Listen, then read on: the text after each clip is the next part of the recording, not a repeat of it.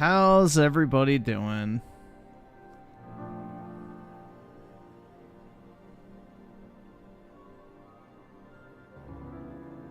Hopefully everybody enjoyed that HD Pepsi crack. Hellblade 2 is a master. Oh yeah, dude, absolutely. Absolute fucking masterpiece. So what part am I here? I have the soundtrack open. Like, this shit's been nice. I've listened to it probably, what, 2.5 times through already? So, already well worth the price, but...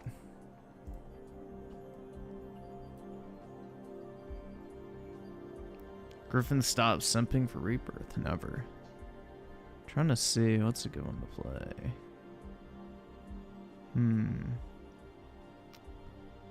Let's see. Oh, I know a good one. Fuck. Like, you have this little miniature player. I'm on Apple Music. I don't really use it, so I'm not really familiar with the interface. But they give you like this little pop-out menu, but it's not very good because it doesn't like load the full playlist, which is irritating. Let's see. What's a good one? There's so many to fucking go through. That's the one problem with it.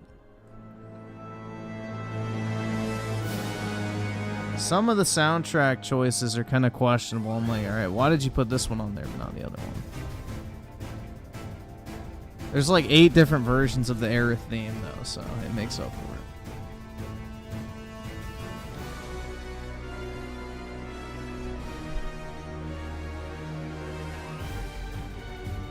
The uglification of women. In what particular instance?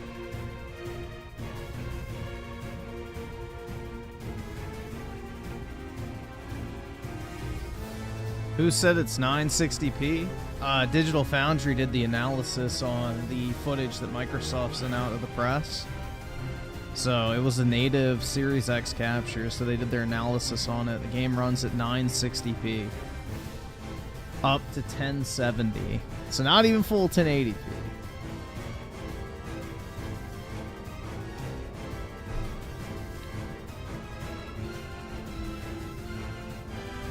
Doesn't even run at actual 1080p, bro. That's pretty bad.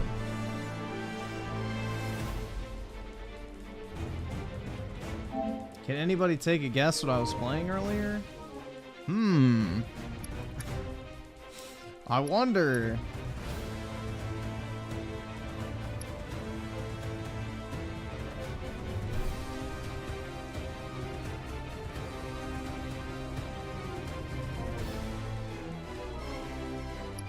Here, let me skip so I can see.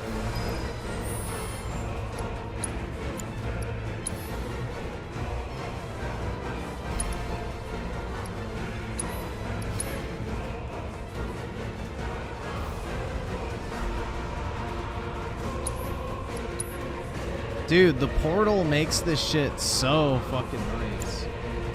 I replayed chapter 13 and 14. Well, most of 14. I didn't get through it all. But yeah, dude, I really like this fucking portal device. It's nice.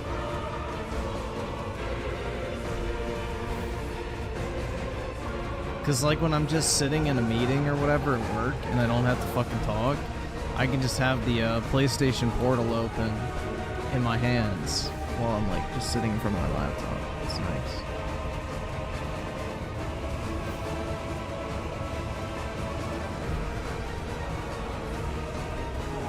Sneak gaming?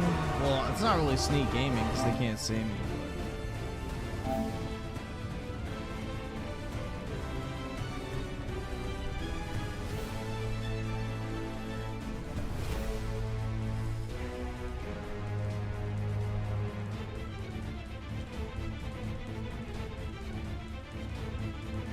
They're begging for Hellblade. Oh my god.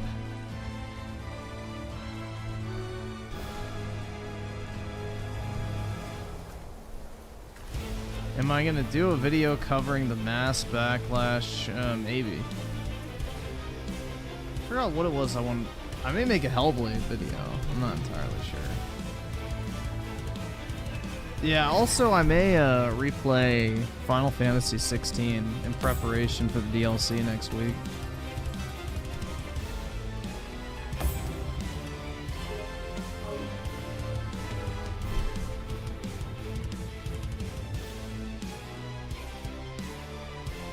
Dude, this soundtrack is just fucking peak.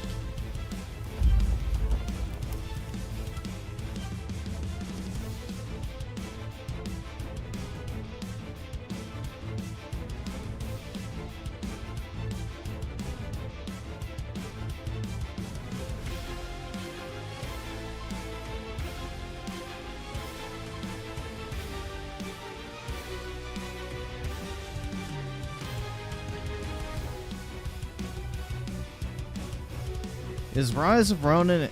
it's okay. I mean, it's not anything incredible. But... yeah, I mean, this is like a $40 game, I would say.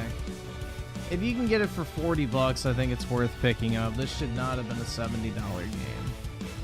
Personally. I mean, it's okay for what it is, but it's nothing like revolutionary or anything like that. It's kind of just a dumb, fun action game with kind of a little bit of get good aspect to it, but I just stuck it on easy, and you know, I'm just sticking around in it, so it's fun, but I don't think it's worth full price personally.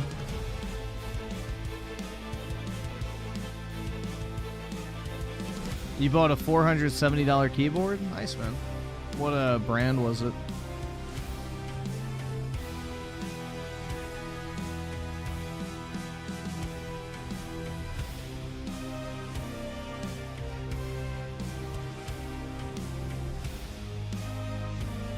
I think this game's more fun than Stellar Blade, personally. The combat in this game is way more fun than Stellar Blade.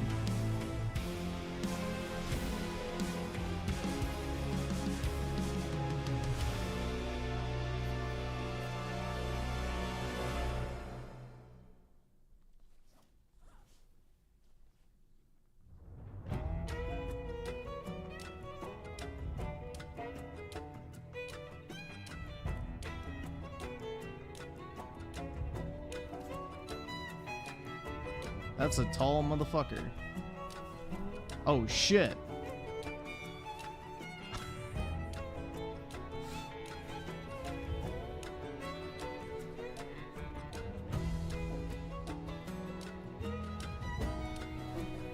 Alright, what the fuck? I countered that.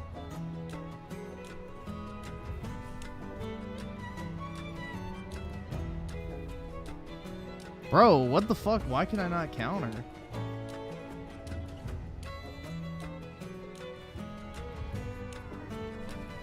There we go. Didn't really stun him at all.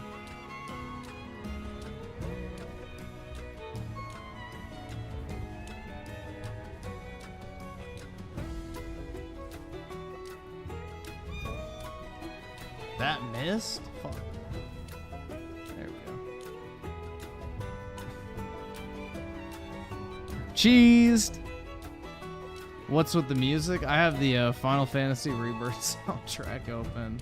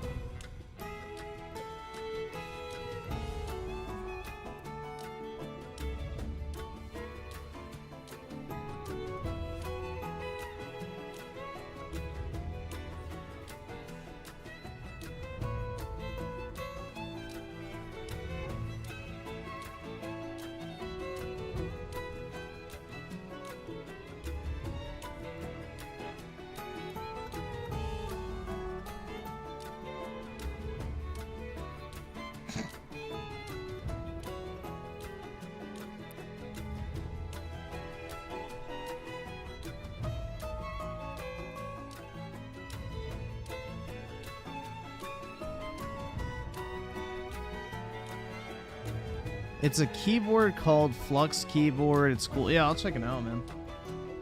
I need a new keyboard. My current one is dusty, and when I get a keyboard that's too dusty, I just get another one. And this one's been kind of crusty and dusty for a while. And Will of the Two, watch Shogun goes up against Cops by Op. Okay. And Buff Garfield with the twos. Oh wait, here we go. 7 inches? That's pretty big. I agree, man. It is pretty big.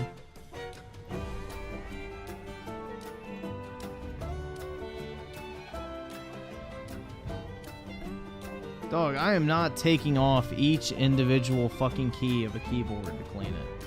That is way too much work. No, thank you.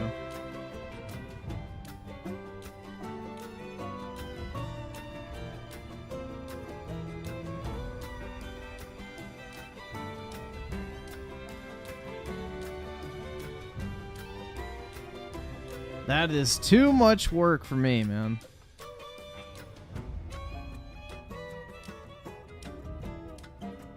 If I were a brokey, I would probably get this. Oh, if you weren't a brokey. I would wait till it goes on sale anyway. I mean, the only reason I bought it is because I just needed to buy, like, games in order to get this 20% trade bonus at GameStop, so.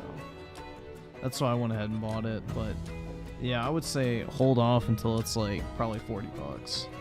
Then I think it's probably worth picking up. Should always do something productive in one day. Well, I work 8 hours a day, so.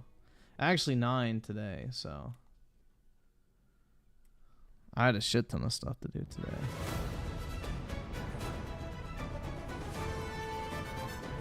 Let's see.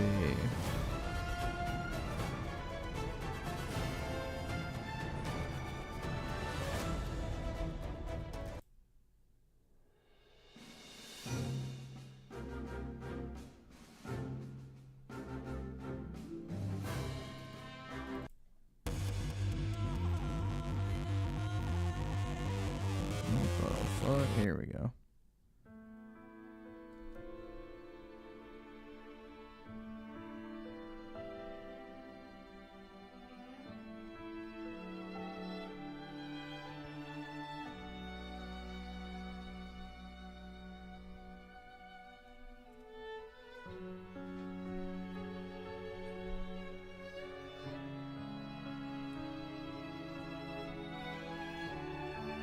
Should be able to assassinate that guy, I feel like. From that distance. Oh, shit.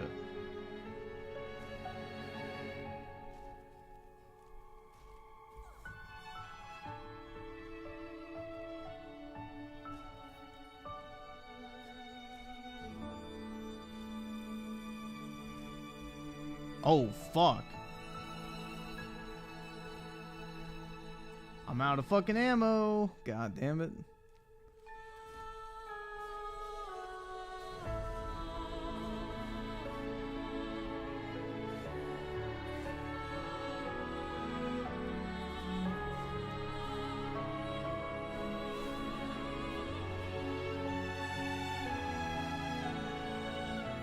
Oh shit, yeah, I'm cooked. I'm cooked! Fuck.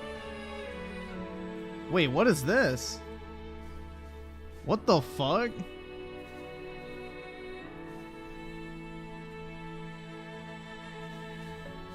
When did I get that? I don't even know how I just got this. But whatever. Alright, I'll take it.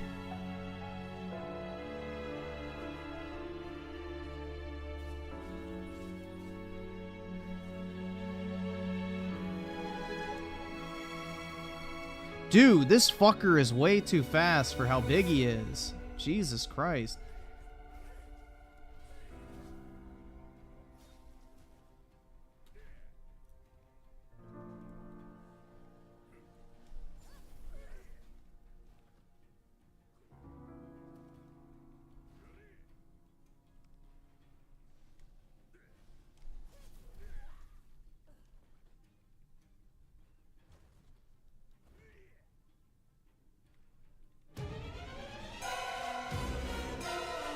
Jeez. Come on.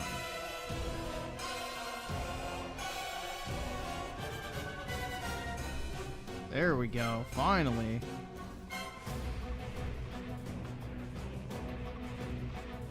That fucker was strong, bro.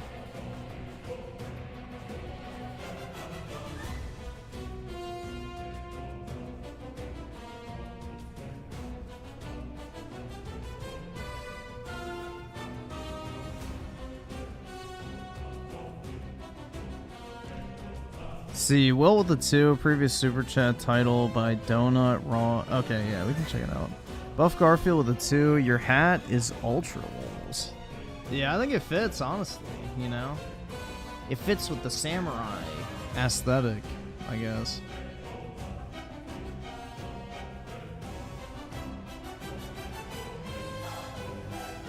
Six years of development only for the game to probably not even pass 1 million in sales. Only a small percent of the people to actually beat the game. Which game is that? If you're referring to 960p Hellblade, that game is 8 years in development.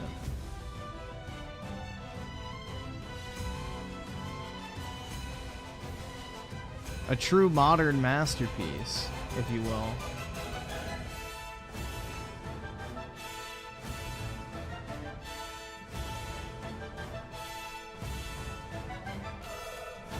But yeah, Hellblade is the typical modern fucking slop that just destroys the gaming industry. A game about cinematics, zero fucking gameplay, visuals over actual gaming experience. Like, it's just everything fucking wrong with the modern industry rolled up into one. That's why I hated the first one, and I'm probably going to hate the second one. Which I'm probably not even going to play it.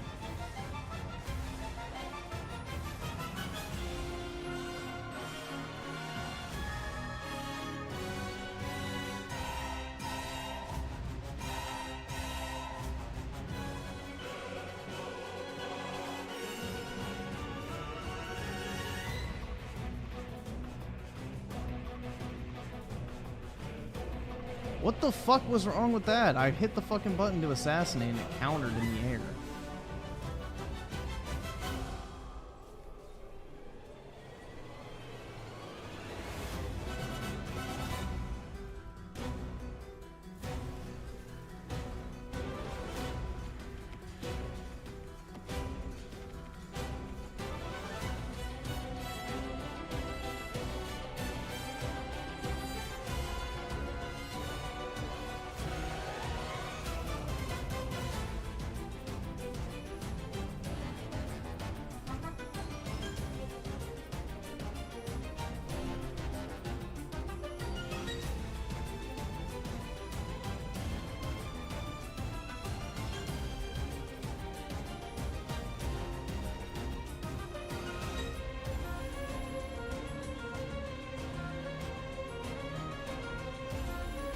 Where can I use that key?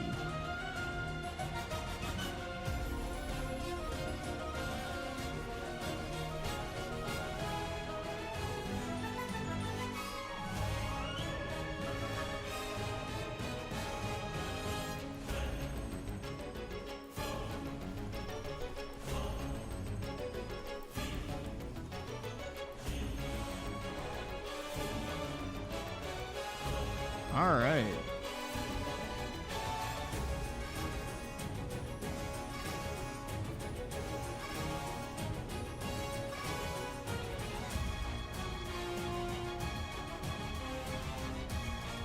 Oh, wait, that's that guy. Just freed. Shit.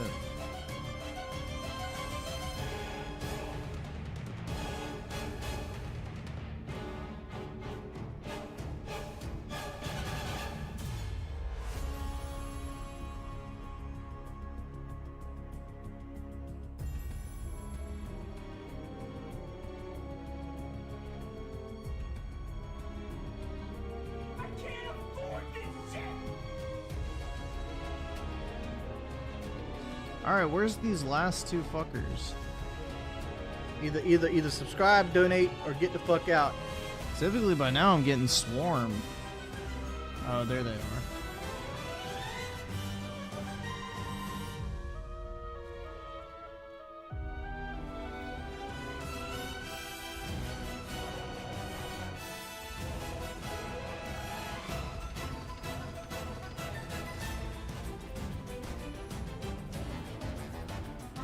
stab.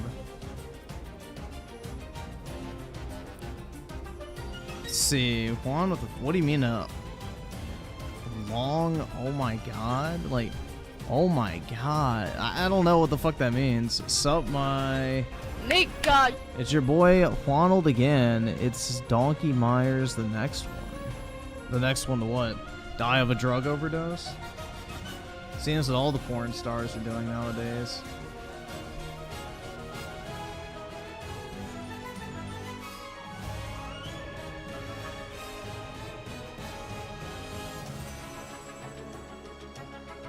And with 18 months, Dead Space 2 remake was canceled.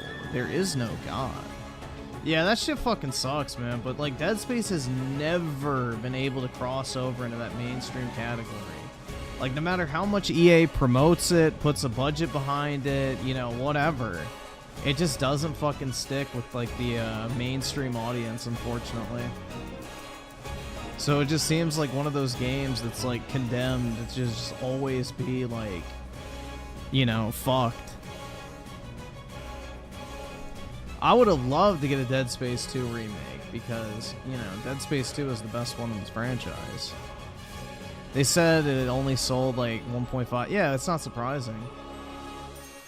Dude, horror games are already niche as fuck. Like Resident Evil 4 remake or whatever sold like 5 million copies in a year.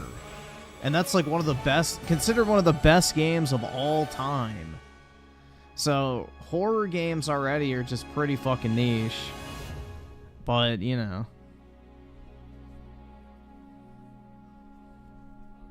But yeah, 1.5 million sales is not enough to justify like a AAA game like that, unfortunately. That's just the reality, man. How much? It sucks, but, you know. That's right, roads. I need that money if I'm going to bring my poor daughter home. Please.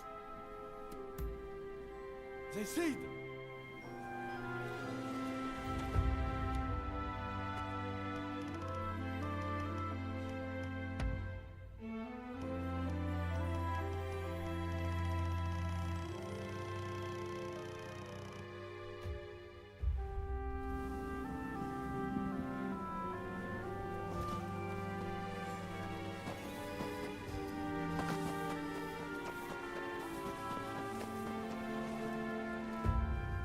No, I don't.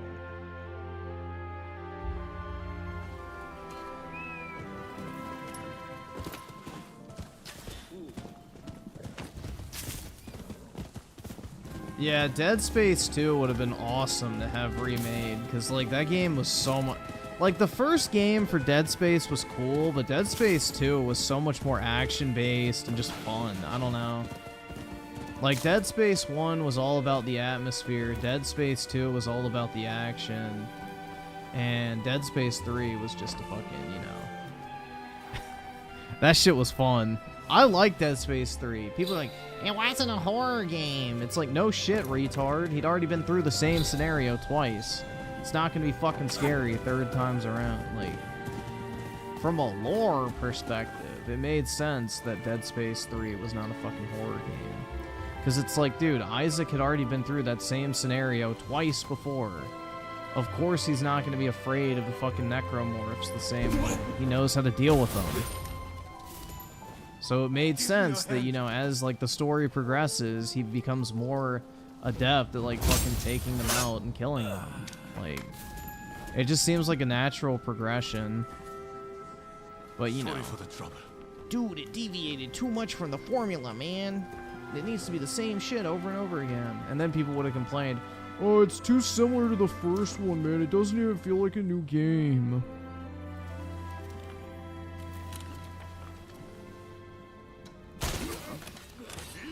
I think the story conclusion for 3 was personally. That's what I think. Could have been improved upon.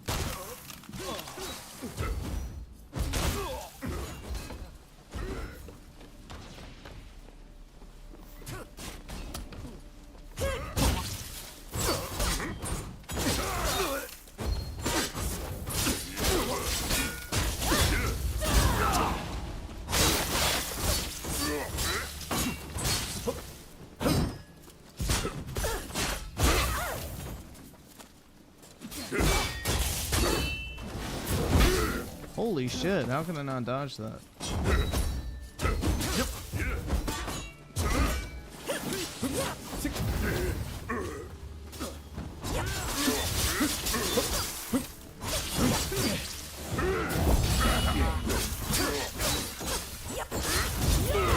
There we go.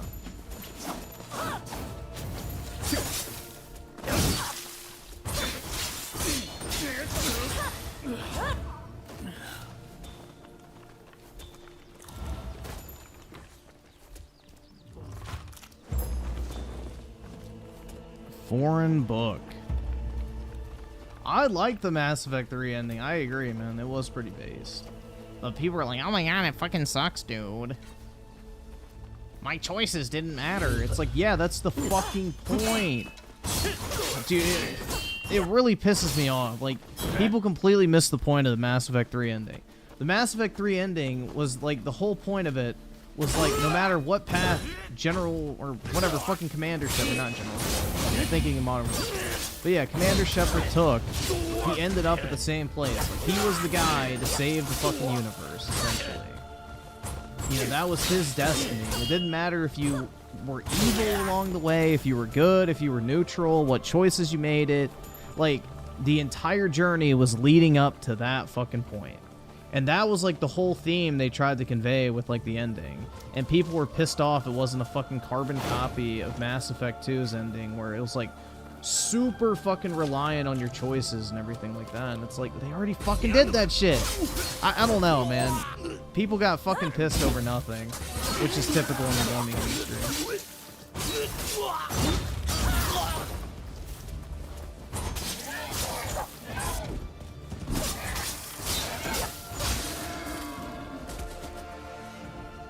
Yeah, this game is good. I just, like, $70 I feel like is a little too much. This is a good, like, $40 game, I feel like. Kind of like Neo was. I mean, Neo wasn't a $40 game when it came out. It's pretty much $40 or less. But yeah, this is a pretty solid game, honestly. You're just looking for something fun to play. I'm having fun with this game.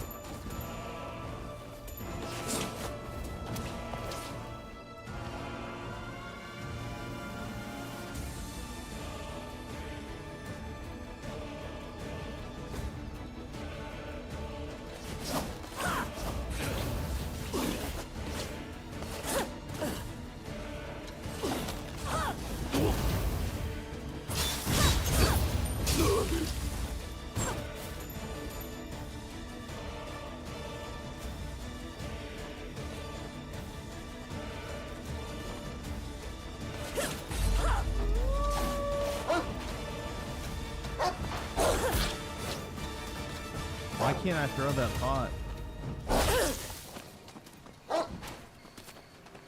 Okay. Just want to toss the pot at it. There we go.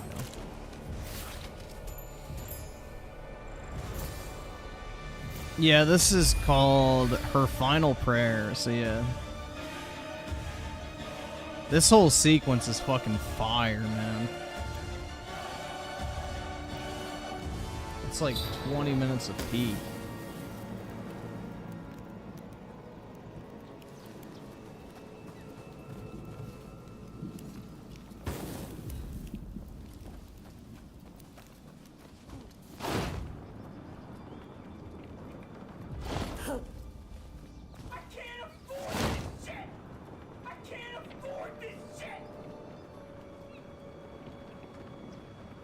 See, I sell it with a 5. Final Fantasy 7 is a flop. It needed to be on Xbox. Oh, I'm sure. Yeah, Xbox would have saved it, man. If only. Oh. Please, release on Xbox next time. I mean, the thing is, I'll buy Final Fantasy 7 Remake on every single platform it comes out on. Period. Whether I intend on playing it or not. Simply to ensure that we get more of them. Like, I bought my 30-something copies of Rebirth. I've bought a shit ton of the merch. I shill for it regularly because I want to get more games like it, so. You gotta put your money where your mouth is if you like something. You know, unlike Redditors, I'm not afraid to support something I actually like. Another great haul. Ain't nothing like highway robbery. Yeah, I have like 35 copies of the deluxe edition. I have a couple copies of the regular edition. Yeah, I bought a bunch.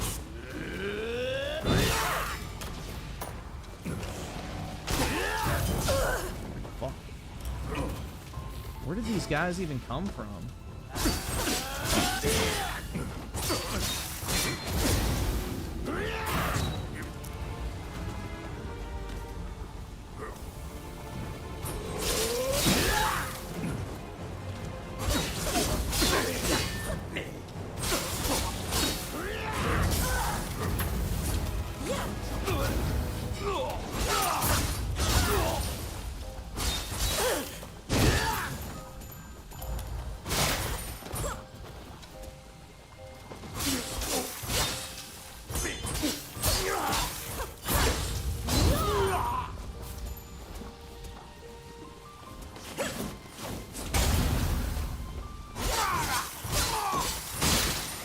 There we go.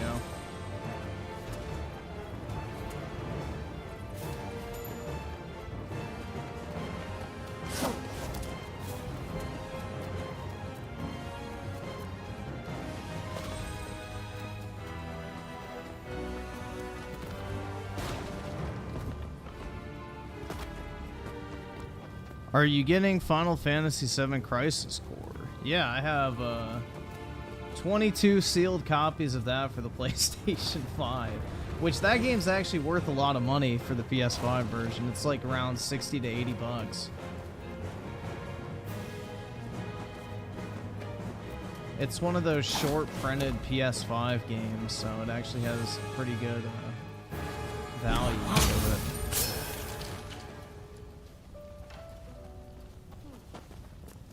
I got all mine for like 30 bucks, so I'm up already 200% on it.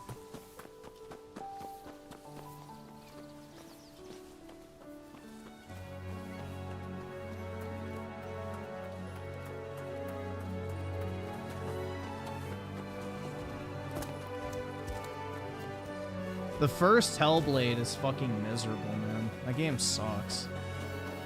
It's like misery porn.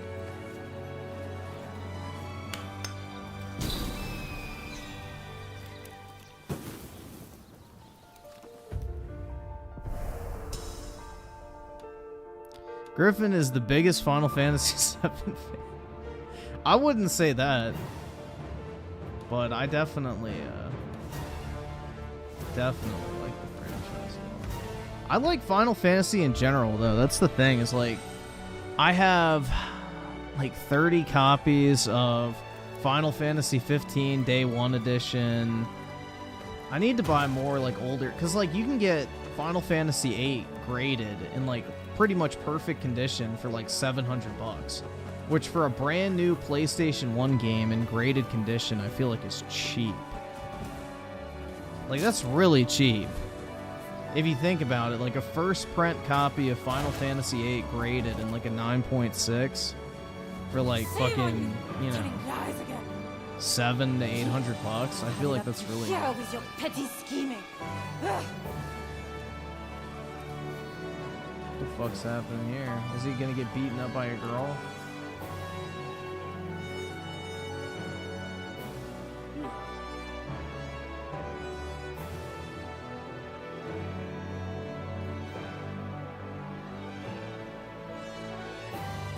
No, typically greatest hits copies are not worth getting because they're super mass produced. With PS1 games, you want the black label ones.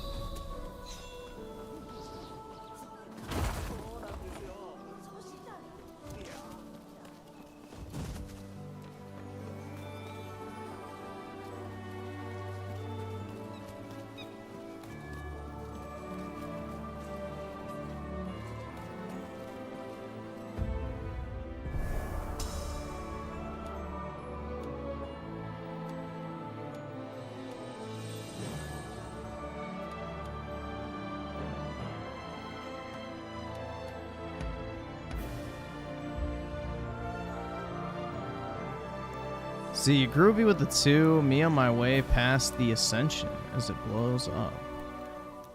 The Ascension. What is that in reference to? And Bamaham Yum with the 5. I'm getting ready for the Final Fantasy 16 DLC. Titan versus Ifrit was the best gaming moment. Yeah, I agree, man. That is the best fight in the game. Like, everybody likes the Bahamut fight. I thought the Bahamut fight was a little too, like, it was a little too anime for me. Like, oh, they went into outer space, dude. Like, it's like, that's a little too much for me. Like, it felt like a mecha anime type shit, you know what I mean? Like some fucking space robots or some shit. The thing that, the thing I really liked about the Titan fight is it felt like an old school God of War fight. Like against, you know, Kronos or something like that. That's the thing, is it really gave me classic God of War vibes, man. It was so fucking cool. Like the multiple phases were all super unique. The boss fight music transitioned as you like, I don't know. I just feel like that fight was really well done. That's like one of the best boss fights I've ever seen in a video game, hands down.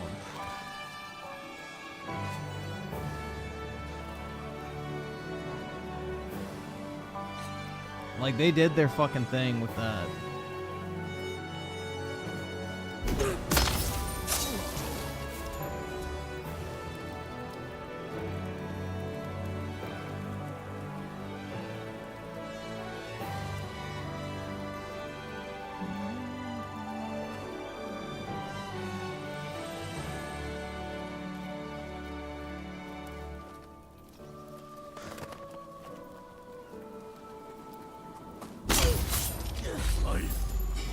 Bro, how did he see me?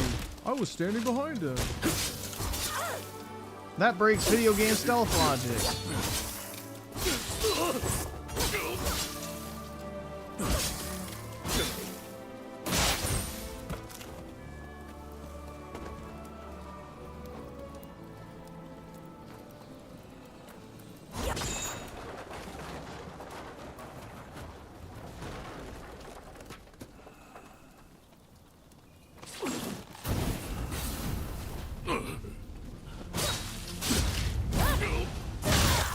This is a really good soundtrack, too.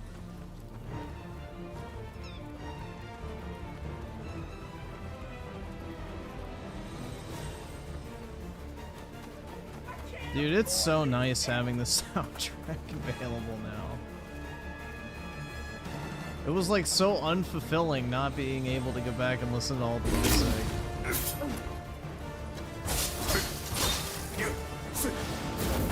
It left a void.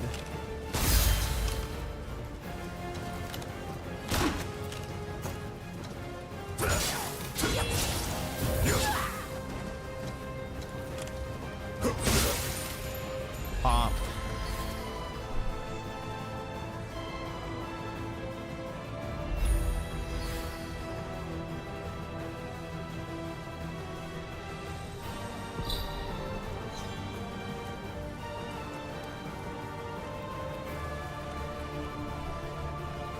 See, Daryl Zone with the 5. How's the PlayStation Portal? I'm getting mine Tuesday. I've pretty much used mine every day since I've gotten it, so would recommend if you have good internet. Again, I haven't used it outside of the house, but yeah, it's really good. I like it a lot. Plus, how's your date last night? I saw you with Low Tier God at the restaurant. Yeah. I took him out to a, nice seafood and steakhouse, and, he busted 6 Matrix nuts by the end of the night.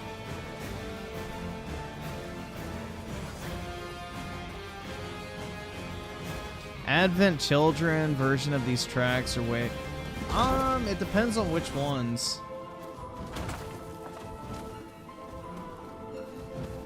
I mean, the Sephiroth theme, I agree. But they're saving that probably for the final Sephiroth showdown.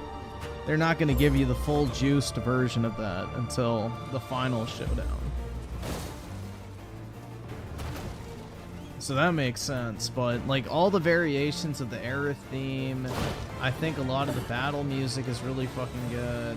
I don't know. Advent Children has some good stuff. Like, what's weird is they don't have a lot of the songs that I wanted them to, but apparently they're making a deluxe version of the soundtrack that'll have 2 to 3 extra discs worth of actual, you know, songs and everything like that. So a lot of the missing stuff is going to be sold later.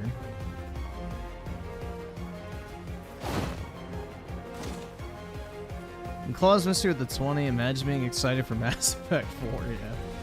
I don't have much faith in that at all. Not at all.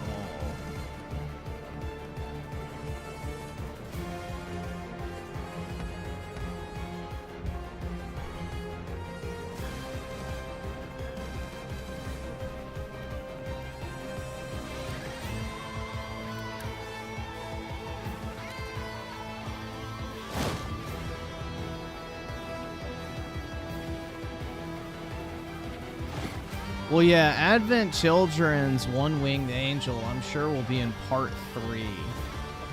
Because that's like, you know, the final Sephiroth showdown type music. Ew, the British.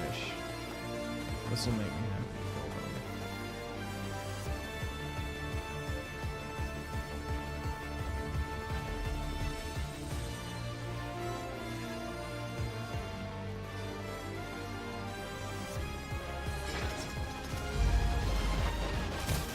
I hope they actually do the Advent Children DLC. That shit would be fire. Or at least find a way to integrate it into the actual game. But I don't know if they're going to stick with that ending, though. That's kind of the thing it's contingent on, is if they decide to keep the exact same story.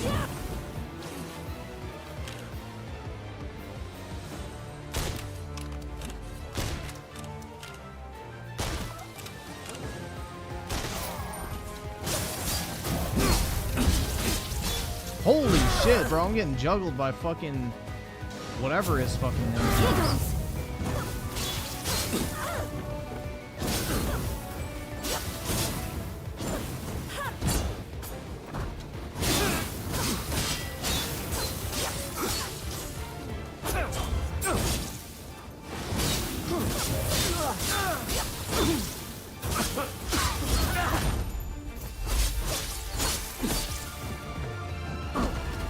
Holy fuck.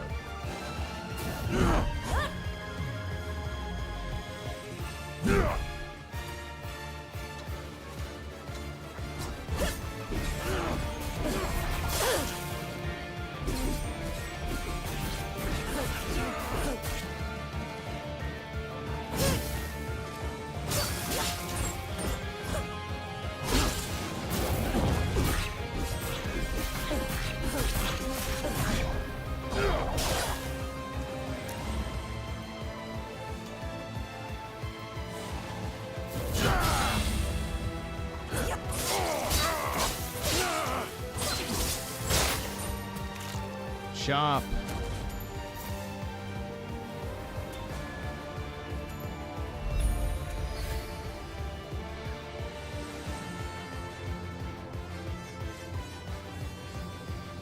Is there another Final Fantasy game you think should get a movie?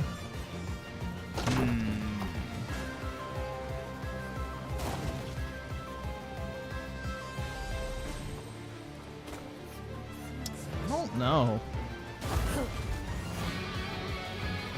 I haven't played like the original 6, so maybe if I played those, my answer would be I don't really think so. 16 doesn't need a movie, it's already over.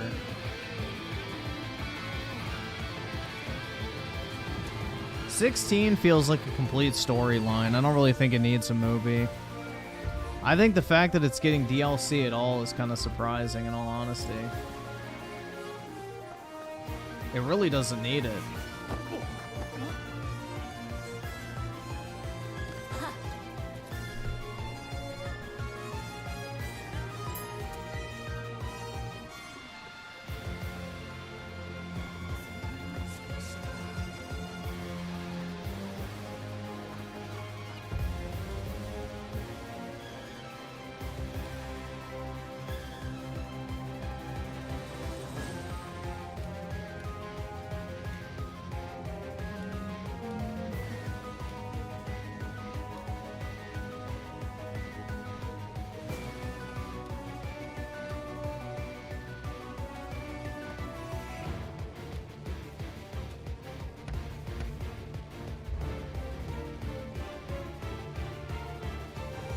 See, Claw's Mystery of the 50, literally every single fucking key member of the people that made the OG trilogy are gone. Pack it up, Mass Effect is never going to be peak again. Yeah, all the talent from BioWare is gone. And on top of that, they recently tweeted out that thing for a Trans Visibility Day, bragging about how they snuck in fucking trans characters that they never actually made, you know, a point to actually say they were trans before.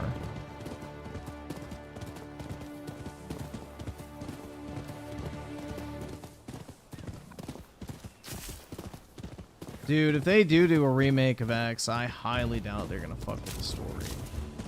Because then they're gonna piss off the women.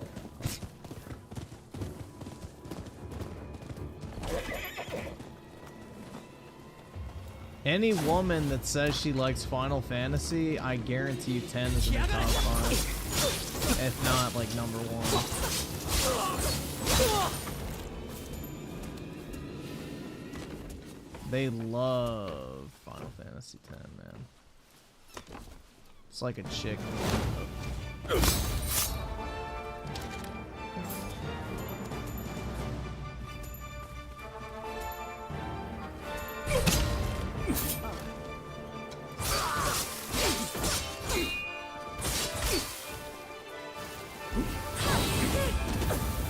Yo, I deflected that shit and it still hit me?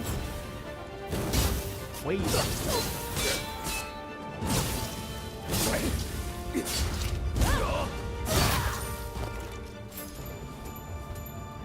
Dude, they're crucified. Damn. That's pretty base. Some shit I would do.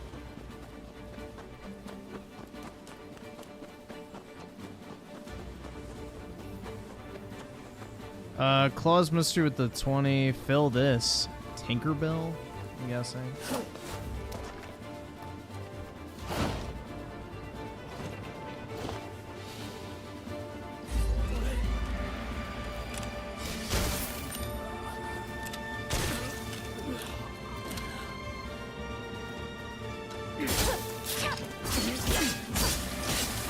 That ground stab does like no damage.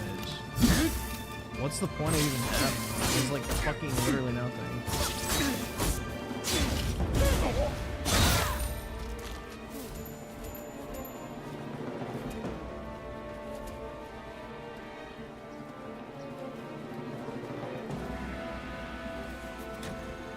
It's locked.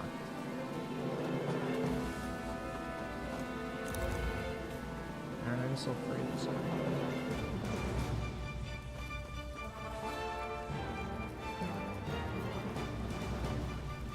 I don't like that when you interact with something, it takes you into stealth.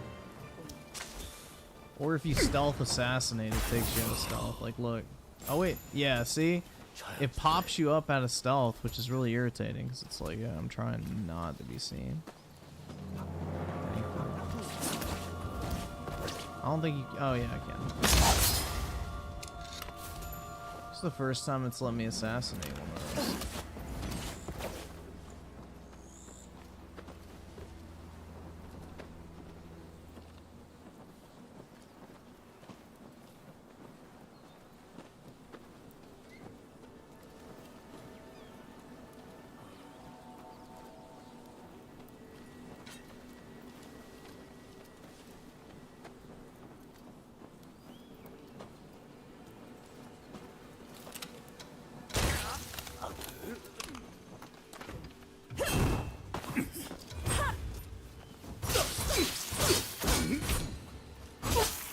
Why it just ignores my prompt half the time for the fucking triangle.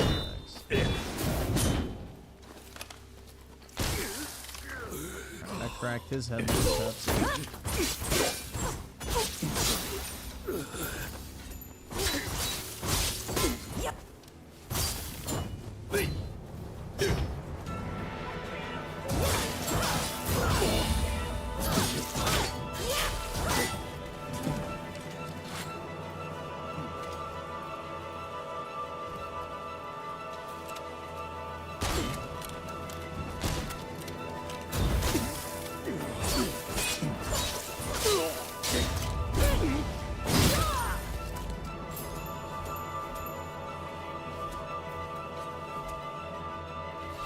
上等だ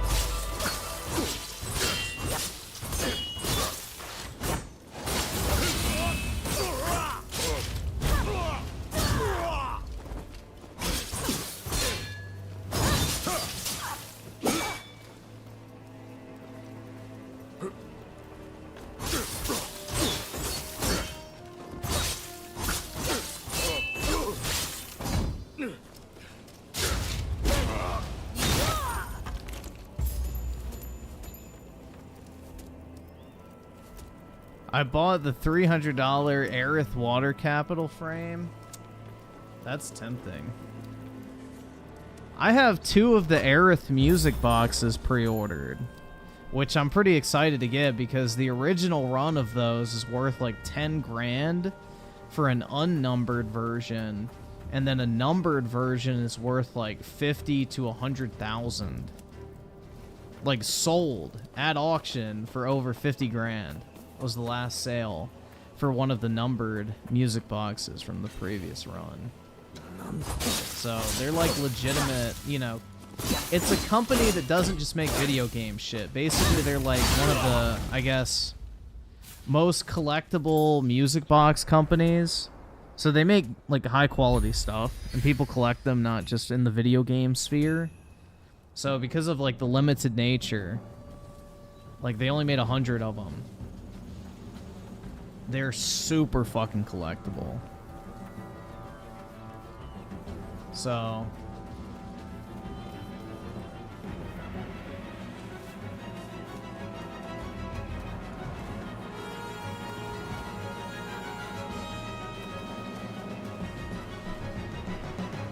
alright, the Sephiroth ones are kind of lame. Do this one, I guess.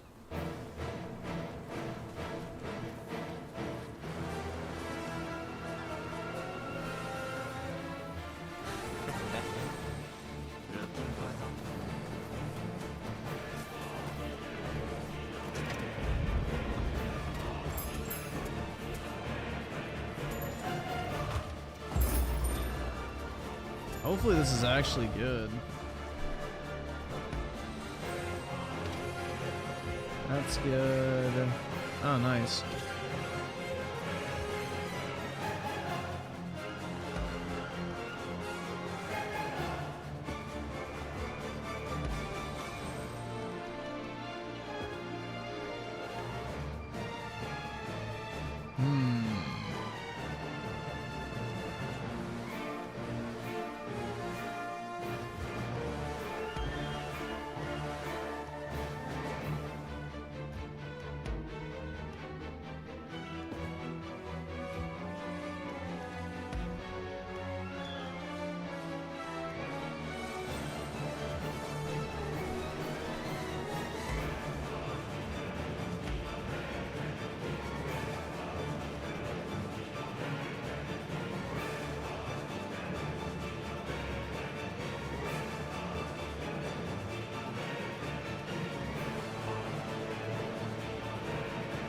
Apollo's revolver.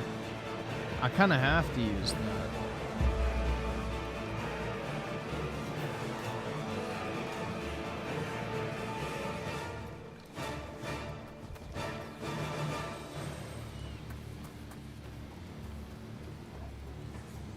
Don't rush.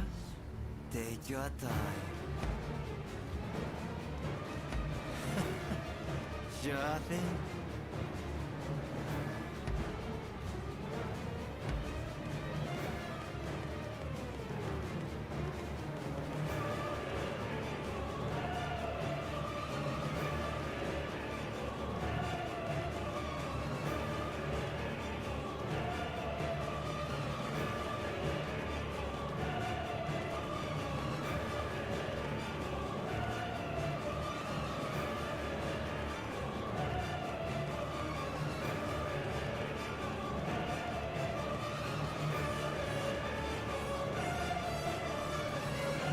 Yeah, this is one of the biggest complaints with the game, is having to manually sell everything. Like, they just give you so much shit to sell. It becomes, like, overwhelming.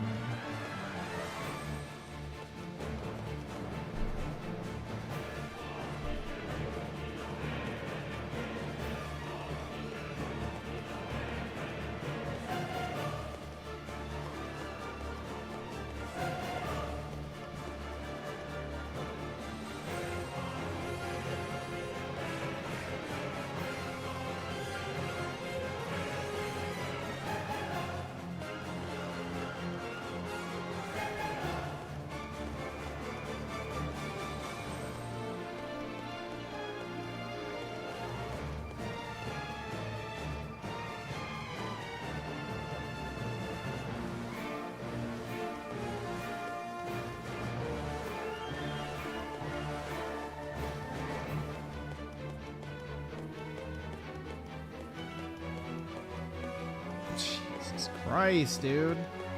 So much crap. It's like Destiny. Confirm, yes. Alright.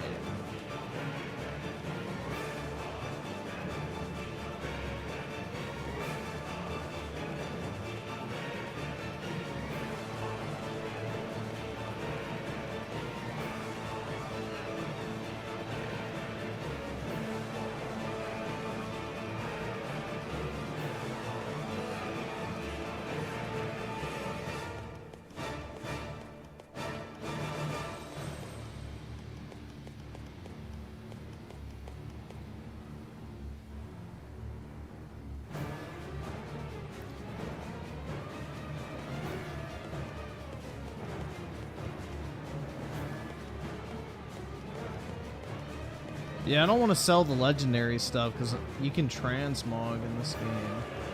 And I assume, like, that stuff is, like, you know, cool looking.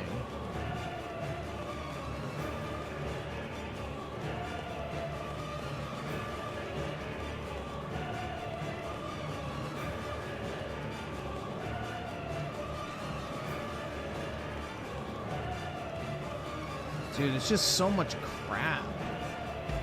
Go and sell those. Like, look at all this shit, man.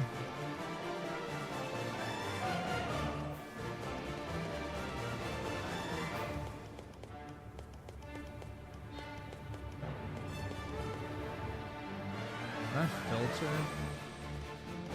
Oh, good. Oh, wait, level. Fuck. Yeah, you can. Okay, rarity. Here we go. Standard to excellent. Fly filter. Is that all?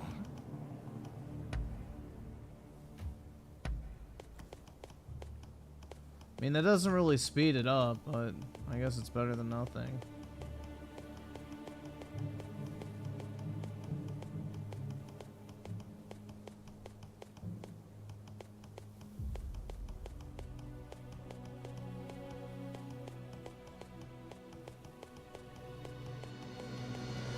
This was one of the negatives people talked about during their reviews, which I can understand why. This is fucking irritating.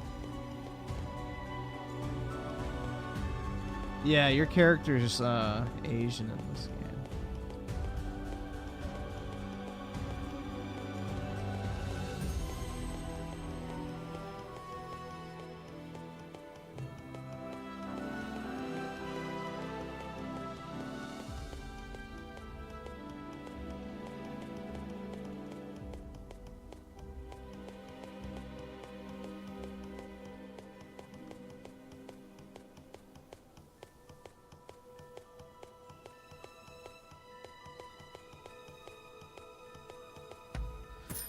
Dude, this is just so fucking boring. Oh my god.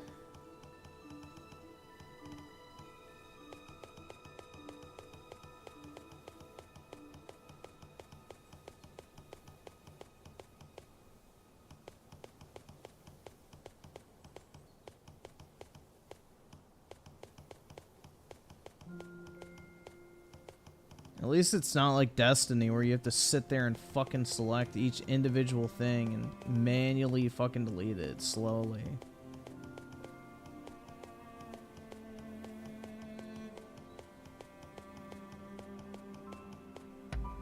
Is that all?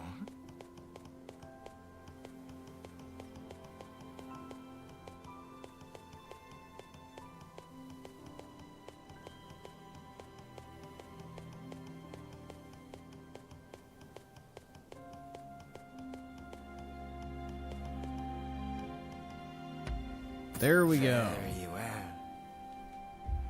Thanks for your patronage.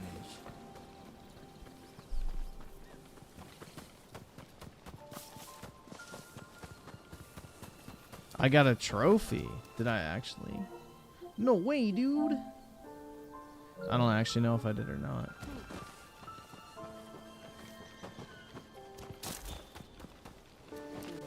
Brandino with the 5. We both love Final Fantasy and Nintendo, and we both work, Griffin.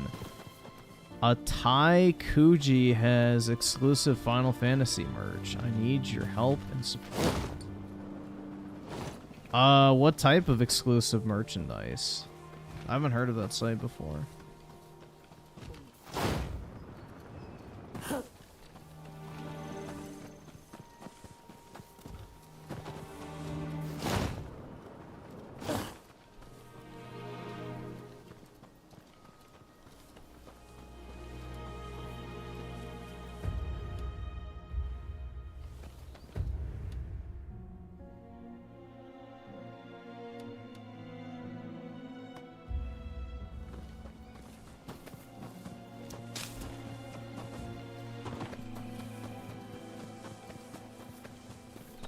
See, Timothy Marco with the 5. I thought the Xbox Series X had 12 teraflops. What happened to games being 4K with options for 120 FPS is suggest? Yeah, or 60 frames per second being the standard. Now we're at sub 1080p, 30 FPS all over again, bro. It's the X-Bone generation all over again.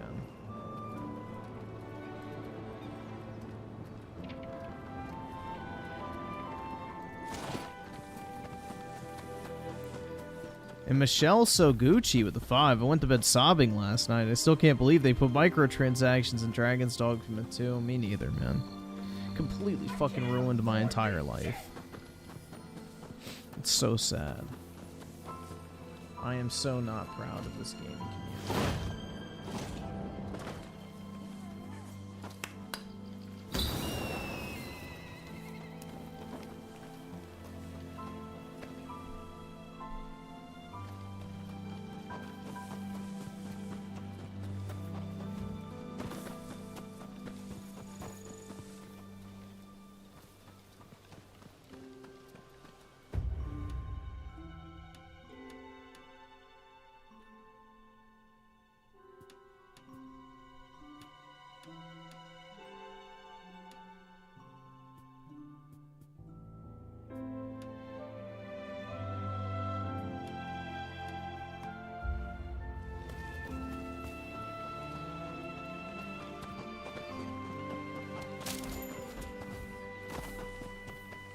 Fighting Cowboy was fighting for his life. Oh, that's the motherfucker that called everybody bitches for crying about the fucking microtransactions, right? Tai Kuji sells the Aerith music box, character portrait frames, figures, vinyl, soundtracks, figures, collaborations, one time. Final Fantasy 4 X Gucci shirt hoodie. I bought a Final Fantasy Ori SOP collectors. What is an Ori SOP collector's box? I'll look it up. I haven't heard of that site before. Let me see. Tai Kuji.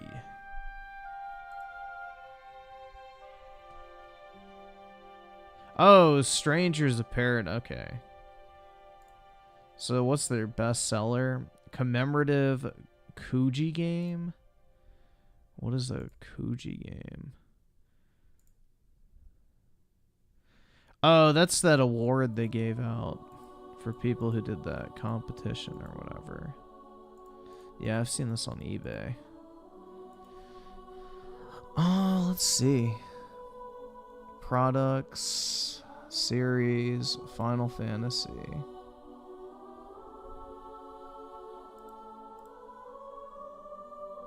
Yeah, they got a bunch of stuff.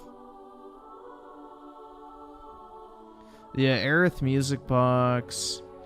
It's a little bit higher than what I paid on Hobby Link, but maybe they don't have as bad of shipping. That might be the other thing, too. Let's see, so the soundtrack is actually a good price. Yeah, that's a really good price on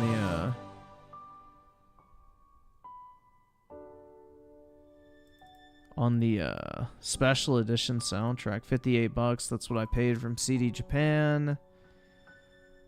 How much is the Aerith album? 25 bucks. That's, yeah, what I paid from CD. Yeah, so they got good prices on stuff. It's all in Japanese still, so they're cheap.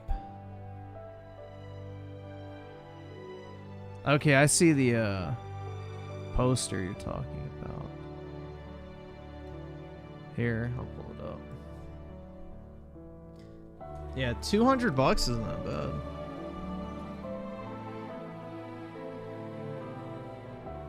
It's pretty large as well. Yeah, that's not bad, man. That's pretty cool.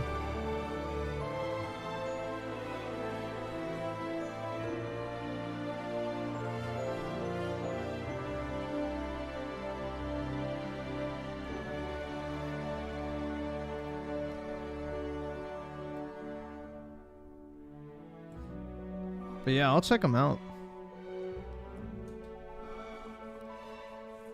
I mainly use, like when it comes to buying like Square Enix stuff, I typically use Hobby Link, but their shipping can get kind of expensive, so I'll take a look and see.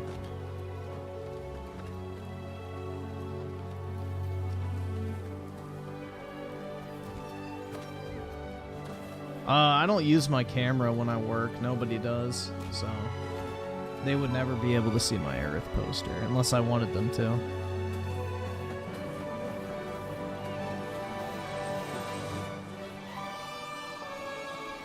Oski Woski with the 2. I got the Final Fantasy VII OST on Apple. Time to listen to the peak. Nice, man. Yeah, I was glad they actually put it on iTunes. I thought it was only going to be on CD. I was like, yeah, I'm going to have to buy a CD player, but not anymore. Thankfully. I didn't really want to buy one.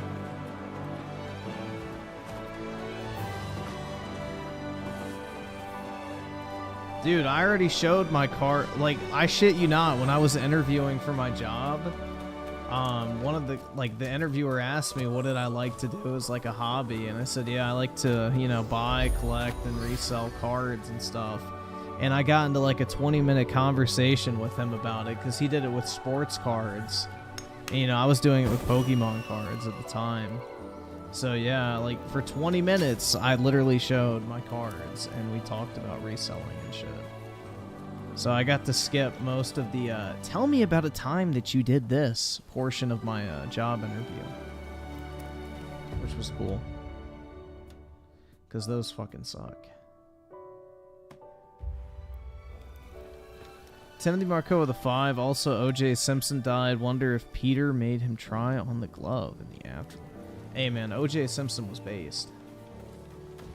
Stop hating on a legend.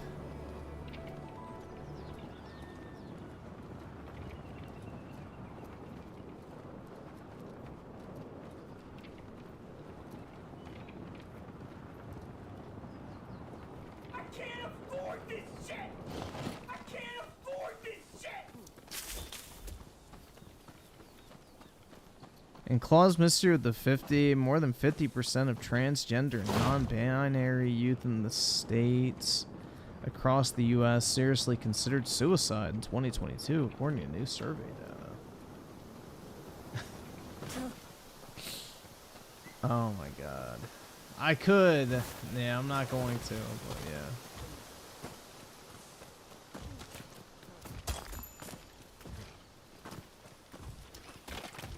Insert, we need to get this number down to 0, and you can take that whichever way you want from the fucking Bill Gates rant.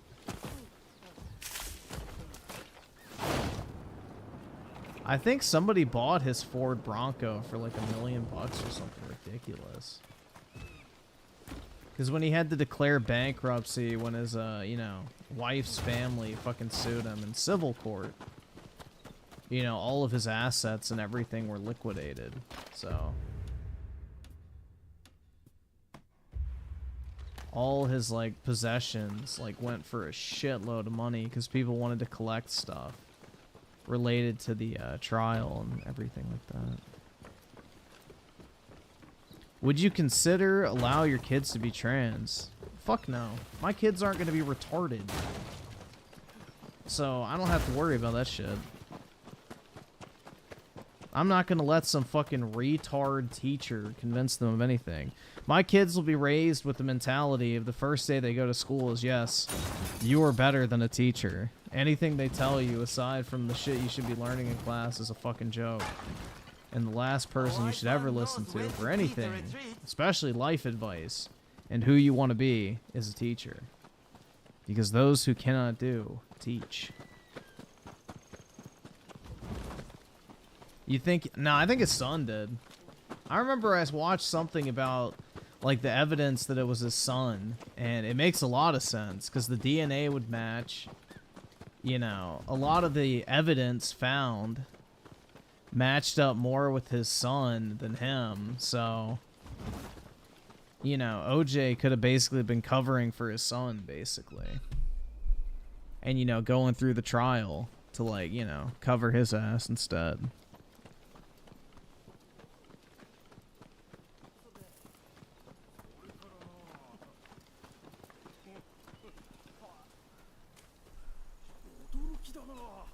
But yeah. Personally, I don't think it was OJ. But I don't really care. If he killed his wife or not, I don't really give a fuck, in all honesty. I didn't know her. I don't miss her. I don't give a shit, man. People die all the fucking time. Like, I have no personal investment in some random bitch getting killed. Honestly. Makes no difference to me.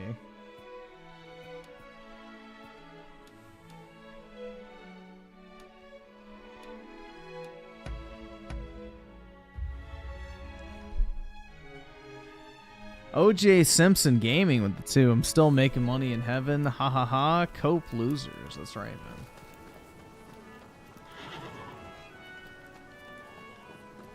In Claw's Mystery of the 20, transgenders are up to 6 times plus likely to have to... Yeah, because they're easily manipulated.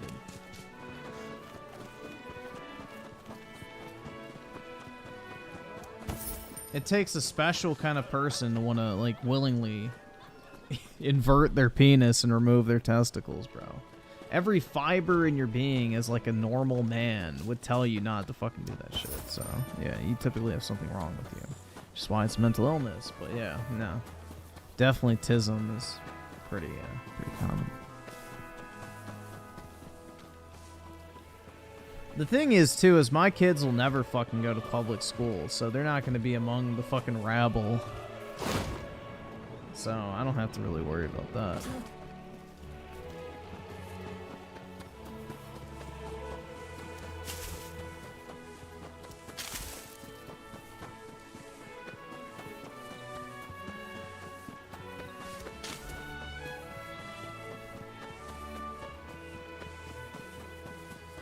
Griffin's gonna become an elitist soon? Absolutely.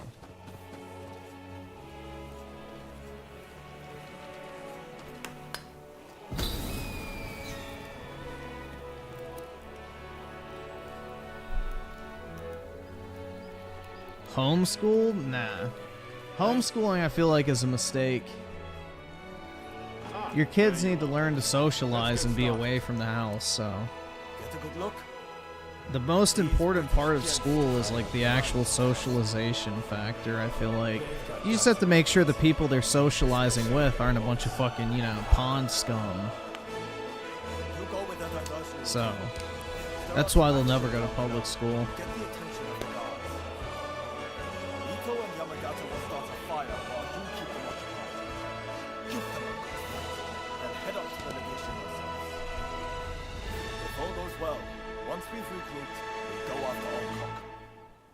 Are you all clear on the plan? Let's see.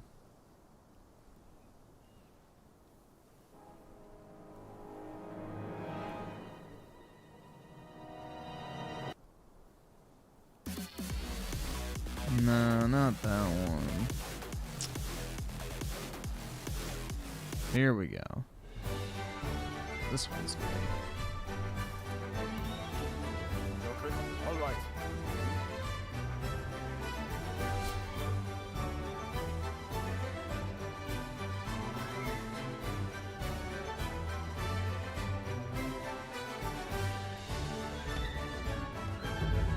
Dude, if somebody tries to play the, oh my god, I wanted to kill myself card, I'm like, well, why didn't you do it, man? Indeed. I'll do my best not to Like, disappoint. that's my reaction to it. Like this one fucking loser who got upset that me and my friends were making fucking wrist slitting jokes about this fucking emo bitch singing like this fucking super depressing song during like the school talent show. He goes, I know people that self-harm. I know people that are suicidal. And we were just basically like, well, what stopped them? It's like, I don't give a fuck. If you have so little respect for your own fucking life that you're willing to take it, why the fuck should I care what happens to you? I don't give a fuck. Kill yourself. It's no sweat on my fucking brow. I don't know you. You're not important to me. Especially on the internet, man. Like, you really think I'm gonna give a fuck if some random says, I was suicidal? It's like, okay. Guess what just changed in my fucking world? Nothing. Literally nothing. I don't fucking care about you. You're some random. Like, I don't understand why people think all of a sudden, because, oh my god, bro, something bad happened in my life, I'm supposed to drop everything and just, you know, feign sympathy for you and excuse all your bad behavior. It's like, yeah, I don't fucking give a shit. It's like the typical YouTuber excuse, like, oh my god, I was suicidal, I was depressed. It's like, I don't give a fuck. Good for you, bro. Like, sick.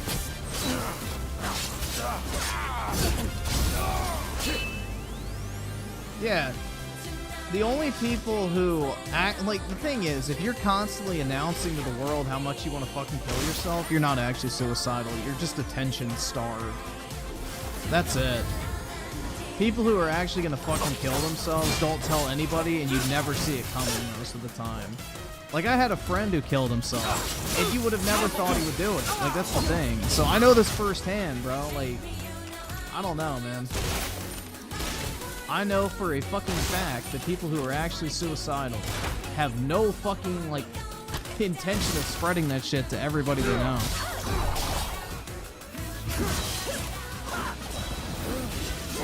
Unless they're just fucking cringe, bro. I don't know. Then there's also that aspect, but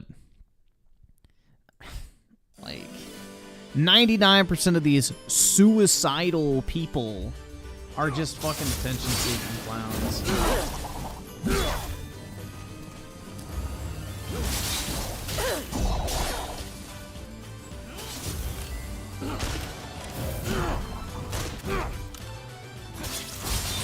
Yeah, like Boogie, prime example I saw there, 100%. If he was actually serious, he'd be fucking dead.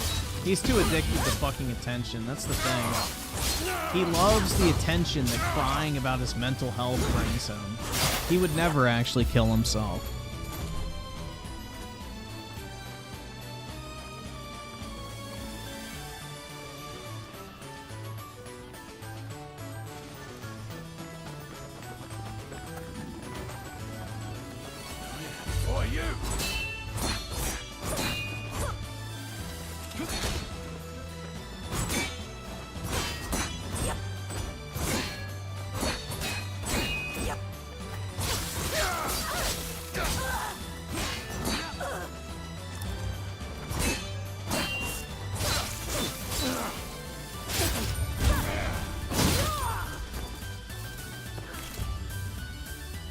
But yeah, I don't know. I can't stand the fact that people are like, oh my god, I was suicidal. It's like, okay, well now I'm going to just excuse everything bad you've ever fucking done in your entire life.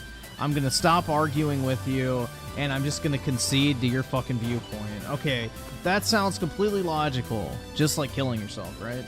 But yeah, it's so fucking stupid, man. Like, people act like that's some sort of fucking get-out-of-jail-free card for whatever the fuck they're doing.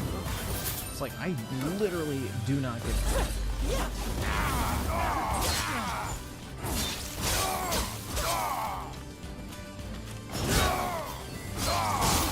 I don't have a parasocial relationship with randos I meet on the fucking internet.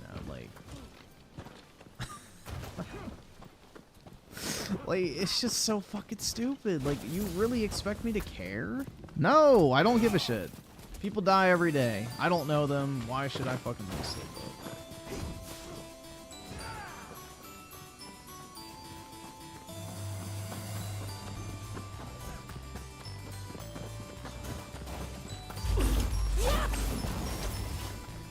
That would have been cool if he could have blown that up.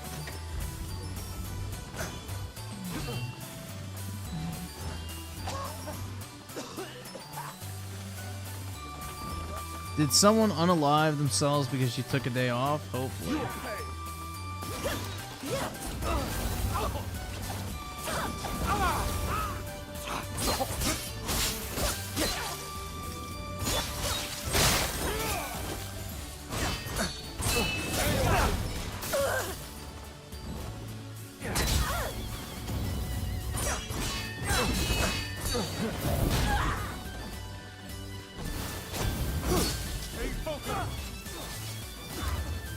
I'm a sociopath? That's right.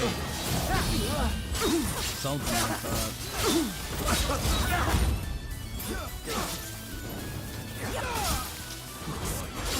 You know, how dare I not have a personal relationship with everyone I interact with online.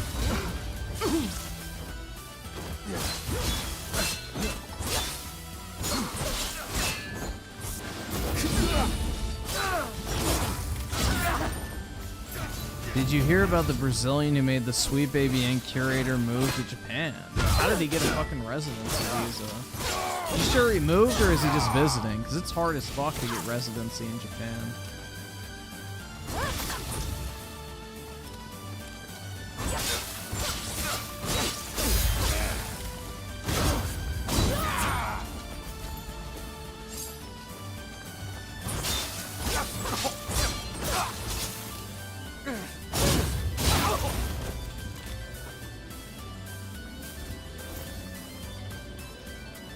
Yeah, personally, I would not want to move to Japan.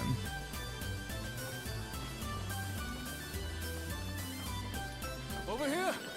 It's done. Unless somebody can, like, fucking microchip my brain and have me learn Japanese immediately, then I'm good. I don't want to live in a different country than the one that speaks a native language. And even then, I wouldn't want to live in a different country other than the U.S., but to each their own, I guess. Meet again. Not bad. Ah, here you are.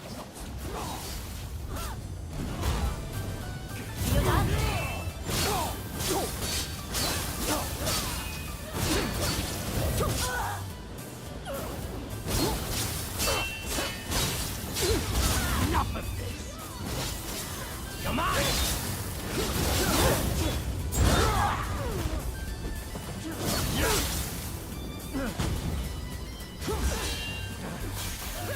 This again. Die!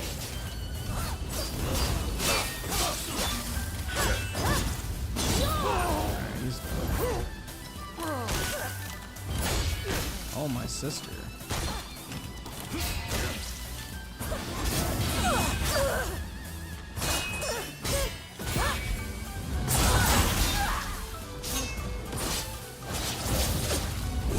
Oh, shit. Dude, how do they get this magic?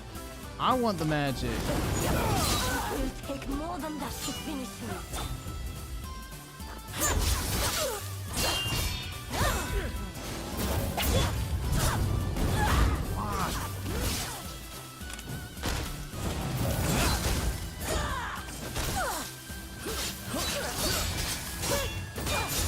Not holding back idea.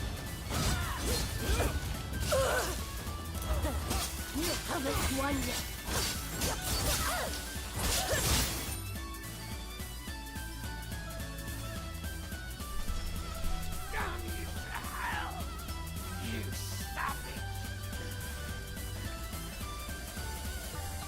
I'm glad you have a talent for arson. Why are you so intent on provoking the British? It saved me the trouble of provoking the Japan open. Oh wait, that's yeah. I forgot about that. They're like importing a slave labor class. Yeah, I heard about that. Yeah, Japan's bringing in, you know, people from certain countries on a temporary work visa to be like slave labor and like fucking, you know, transportation and utility type jobs. Yeah, I heard about that shit. I will make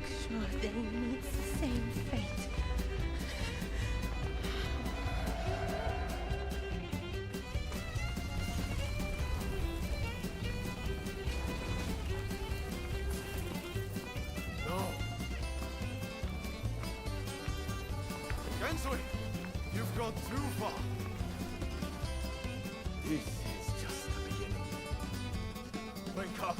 What do you mean slave labor? Basically, you know, poor people to pay a slave wage to do the jobs that nobody fucking wants to do. So shall we?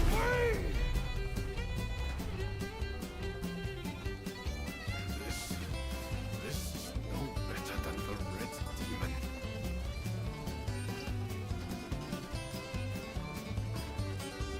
Look, Master.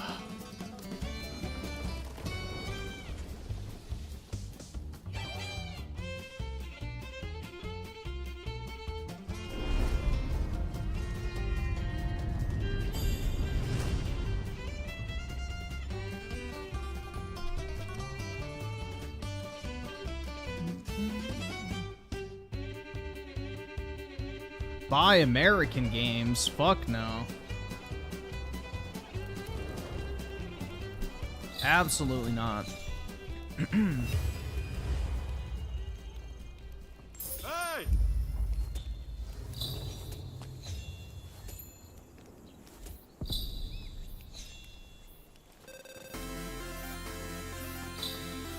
American games can get bent, bro. Maybe again, so he saved deceit.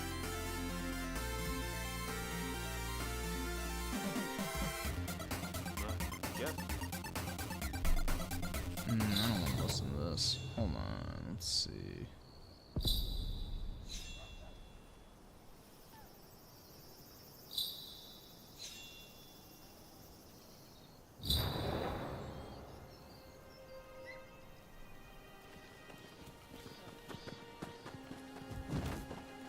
He loves Japan slob. No, I don't.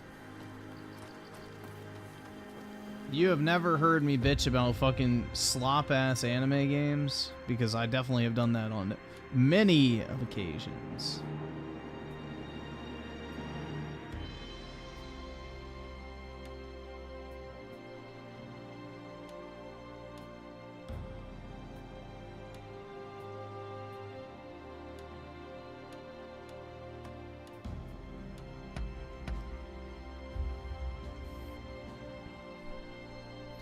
Rebirth is turning me gay? How so?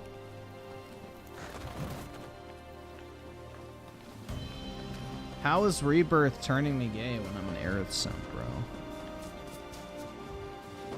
Make that make sense.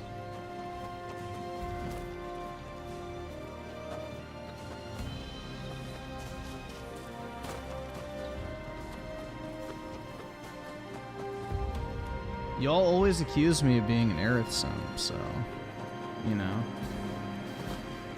How's that gay, bro?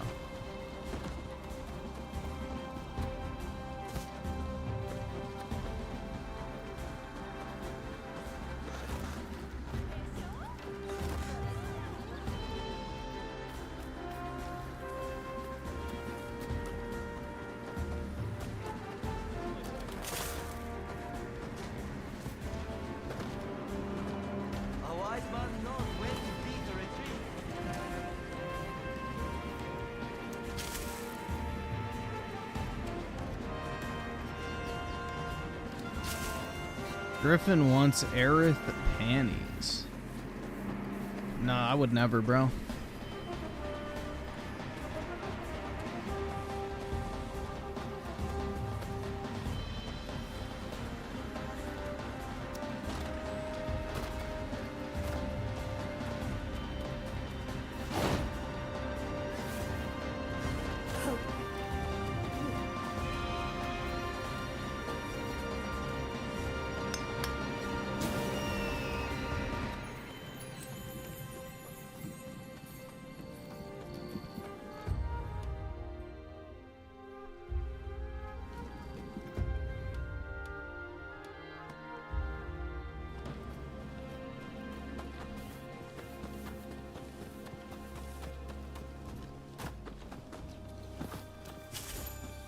She was better in Crisis Core Reunion. Why? 'Cause she was 16?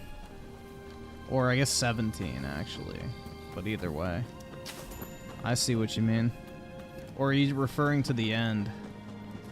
If you're talking about the end before she got nerfed, like her Advent Children form, then yeah, I agree. Advent Children Aerith before the nerf is definitely peak.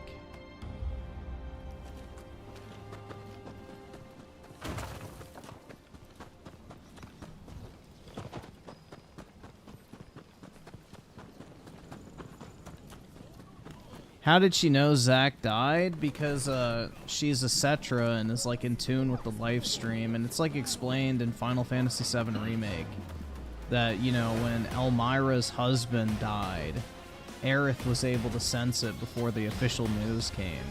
So if Aerith knows about someone, she can like sense through the life stream if somebody dies or not, basically. So when Zack died, she felt it.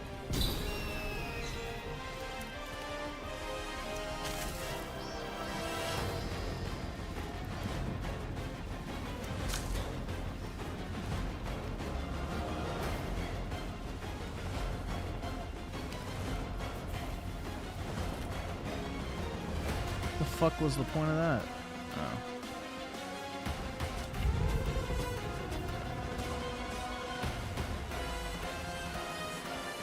Don't stand upset. What brings you here?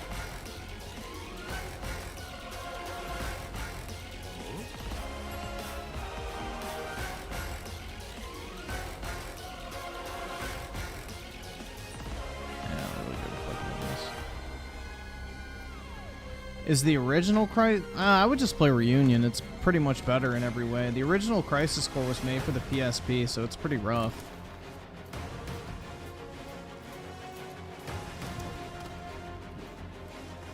Yo, my fucking current shoes have me barefoot?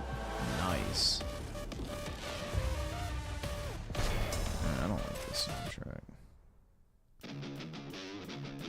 Let's see.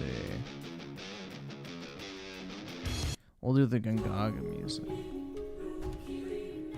Some tribal shit.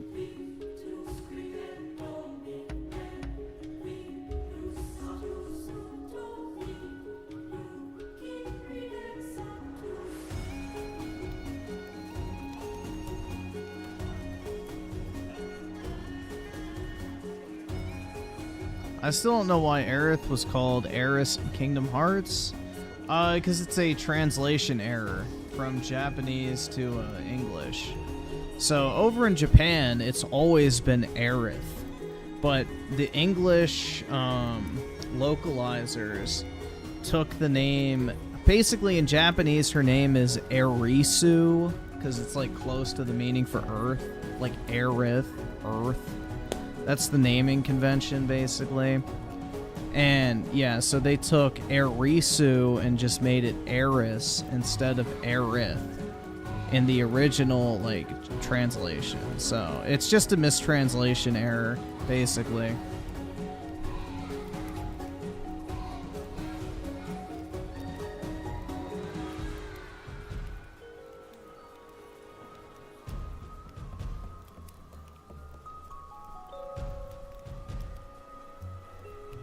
So it was always supposed to be Aerith. If you look at like the original Japanese like marketing, it's like shit. I have this old phone card from 1997 from the release of Final Fantasy VII, and it says Aerith on it.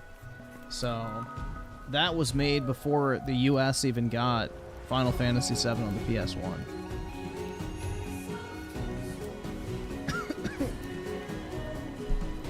Fuck. I just got a piece of ice. Shit, man. I guess it's good I still have my gag reflex, right? I'm not too far gone. I wonder if everyone else has arrived.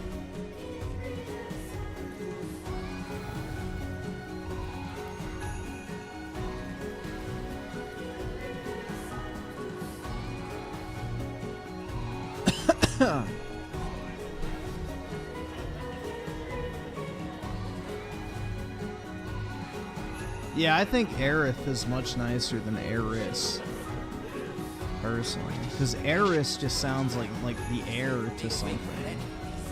And I guess she could have been like the heir to the earth, but you know. Aerith is my queen. Agreed.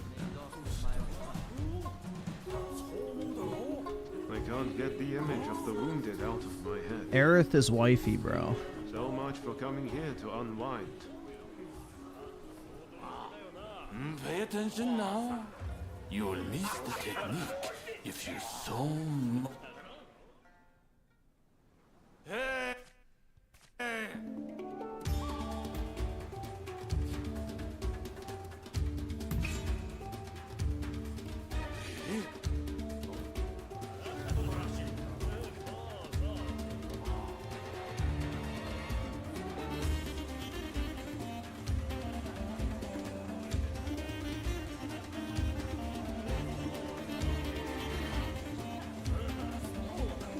Oh, there you are!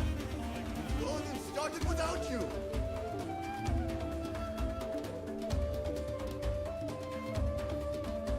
With this, we take one step forward toward realizing Master Shoin's Kanpai!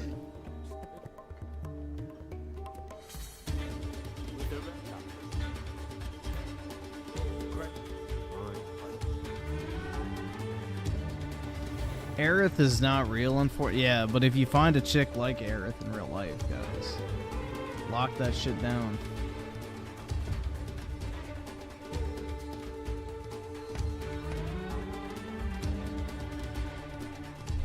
Vendetta with the 5. I heard Japan is dropping Monsanto pesticides since they found a safer alternative in rose oil. Hope you got some sleep. Give us Fanooks a moan. Hell no. I'm not a cheap whore that can be easily bought. But yeah, I mean, Monsanto, like, they have a fucking...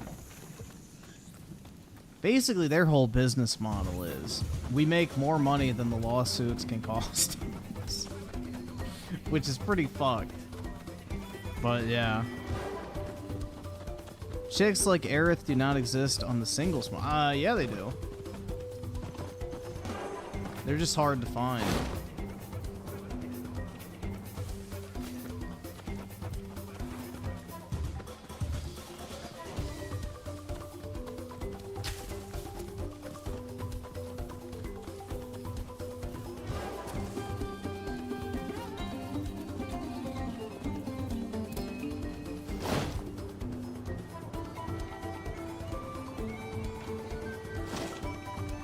Griffin going to a cosplayers event. Hell nah. All I need to do is find a, you know, average height, skinny chick with light brown hair and a good personality. Easy, bro. And is a great healer, dude. Hell yeah. But yeah, nah.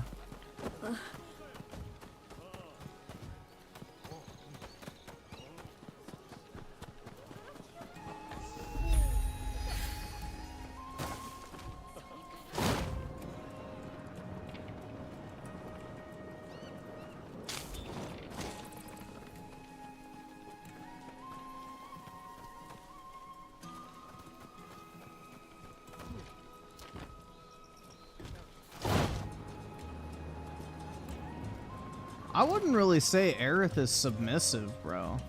Tifa's more submissive than Aerith. Like, Aerith has a pretty strong personality. Like, if she wants something, she just goes for it.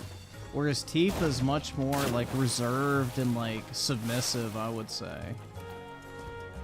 I don't know if I would describe Aerith as submissive. But she's definitely feminine, for sure.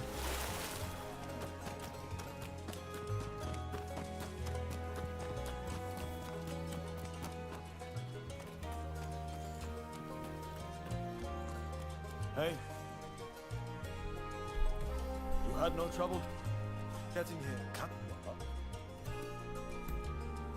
The fight.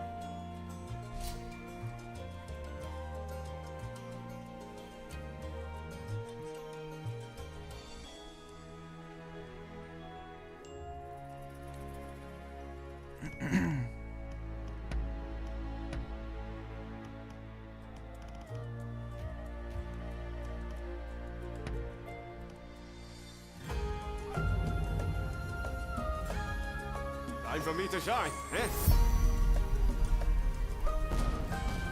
Aerith is a man. Oh my god, yeah.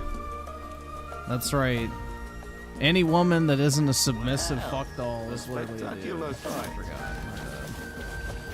This glamour is perfect for our needs, huh? Forgive me. We can raise some hell without being I'll never make that mistake.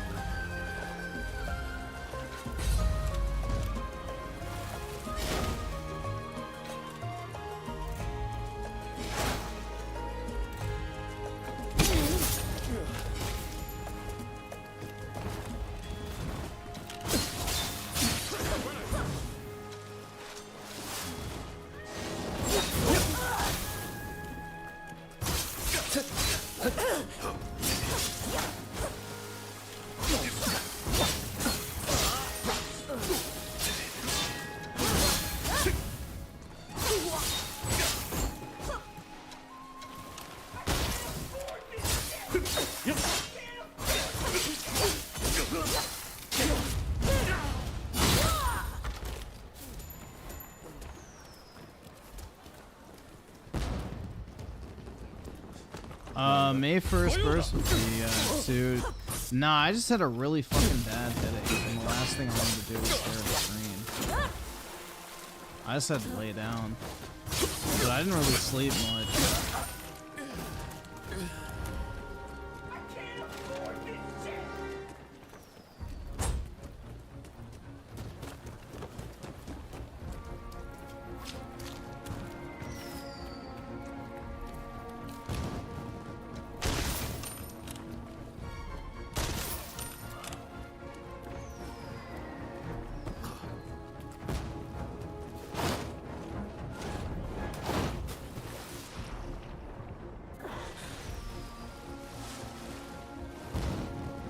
Griffin don't like yellow, sorry. It's definitely not my preferred cat.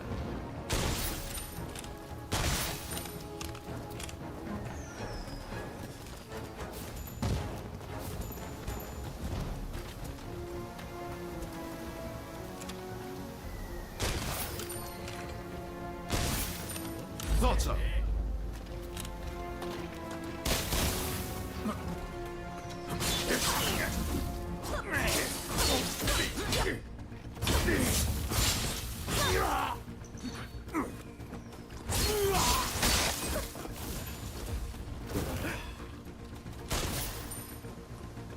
You.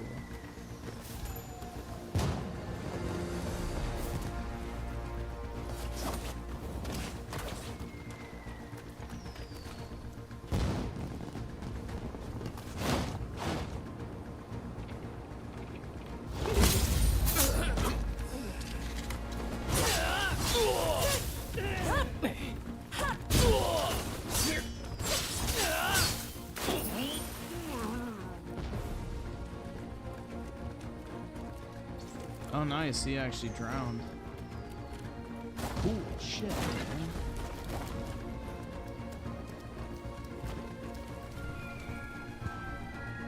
Let's see. EB7 with a 5. Look up Sana Mino Tazaki. Tazaki.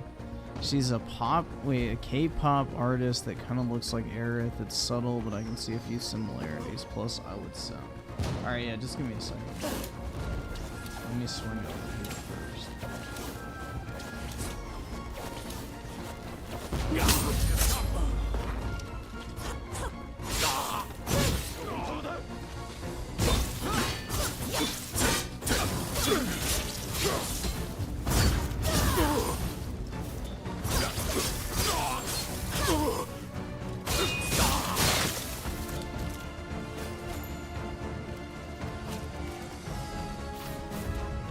Alright, let me see.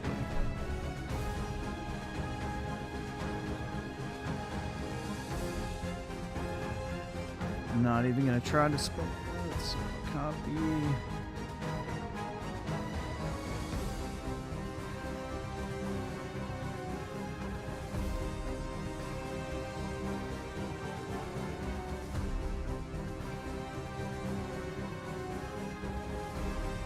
I kind of see what you mean. She has the same hairstyle in some of these pictures.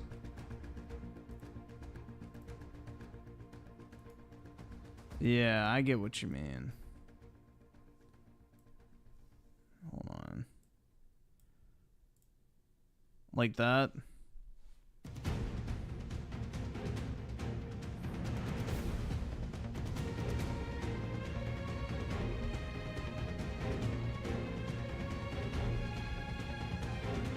But yeah, I see what you mean.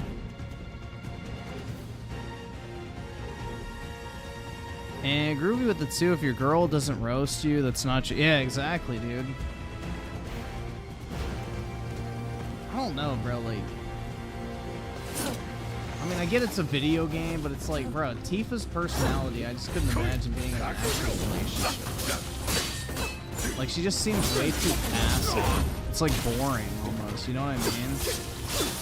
It's like she's just super fucking submissive, doesn't really like ever say any, like, I don't know, man. She just is boring. She's bland. She's a bland character compared to like Aerith, for example.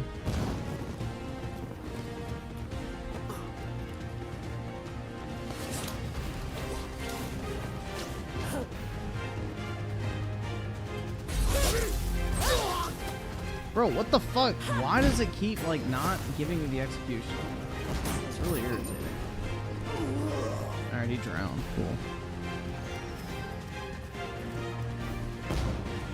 Cool. Yeah, I don't know, dude. I don't want just, like, a submissive fuck doll. So...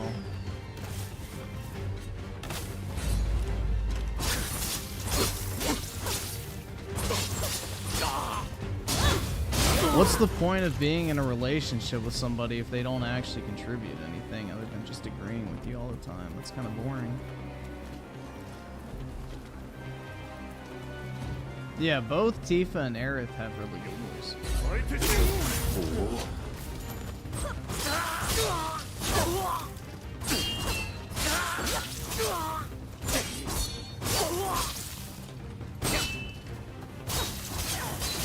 Dude, you can tell a chick is hot by her voice. That's the thing.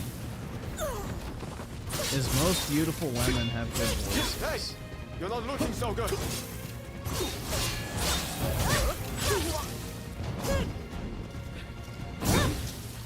Alright, bro, what the fuck? I was literally spamming triangle trying to get that fucking execution.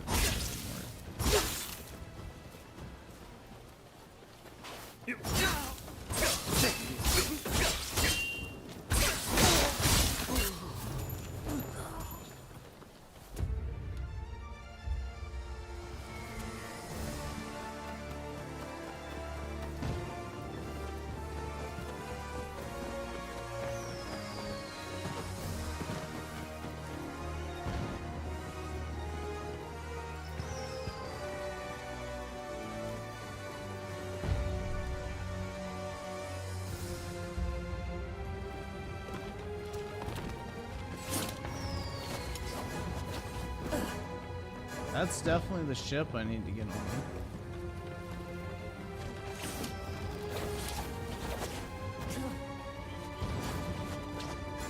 I thought that was a chest.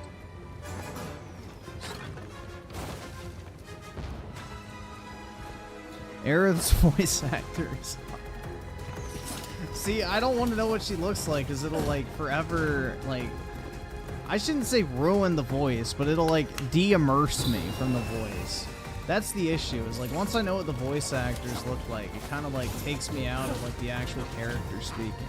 Because I start to picture the actual person and not the actual character when I hear the voice.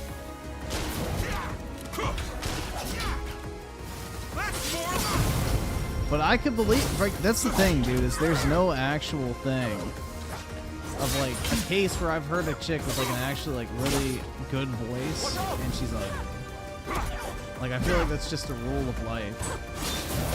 If a girl has an attractive voice, it usually matches her appearance.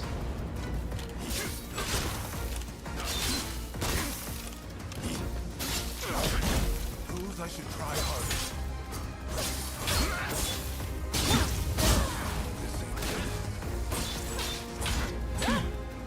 Why won't you draw your sword?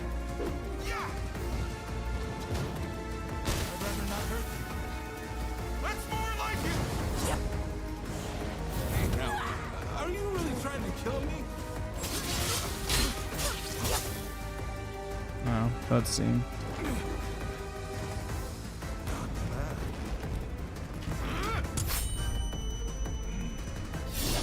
Nah, she's actually really hot. Bro, I can believe it.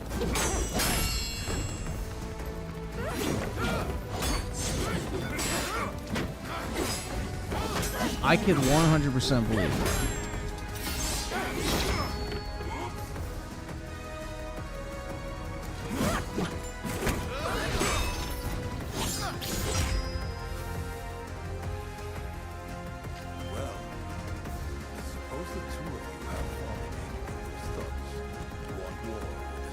Nah, this game plays more like Ninja Gaiden than Souls. Someone should collect all the army's gunpowder. Then we could really have a fireworks display. Or Gaiden, however you fucking say it. Claus Mystery with the 20. I want an Aerith girl so I can schizo rock. Oh my god. The rebels went too far, but they're right to want war. Yay. I Sally with the 2. As it stands, Dogma is getting whooped by Final Fantasy VII. Yeah, I can believe it, man. I mean, Rebirth is just the superior game. Like, it's got great gameplay, great characters, great story, great soundtrack, great replayability. Like, I don't know, man. I just feel like Rebirth is the complete package. There's not really anything I dislike about that game other than, like, select moments.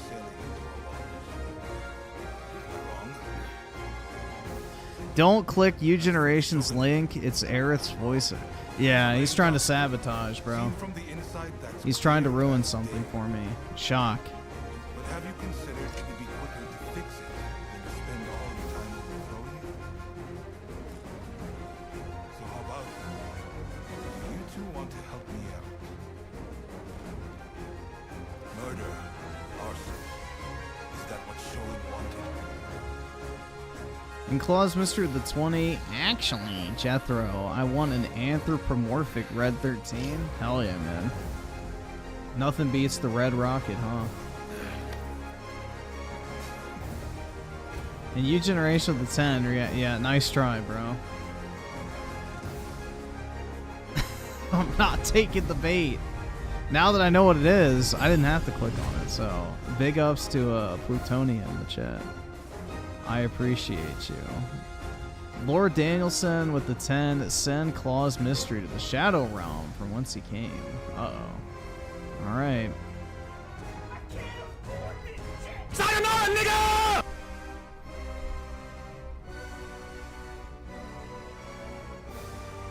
Oski with the 5. I'm not surprised. Princess Peach came second, but I was hoping Dragon's Dogma 2 would sell a little bit. Yeah, I do, because like I enjoyed both of them, so I don't really care. But yeah, Dragon's Dogma 2 is a great game, just with a lot of wasted fucking potential to expand upon the original. Like, they should have definitely improved upon the baseline formula of the original.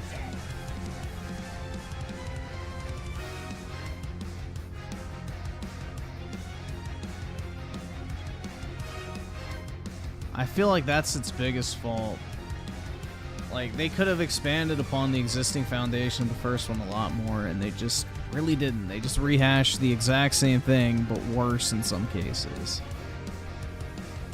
That's right! That's right! You're a crowd, white boy!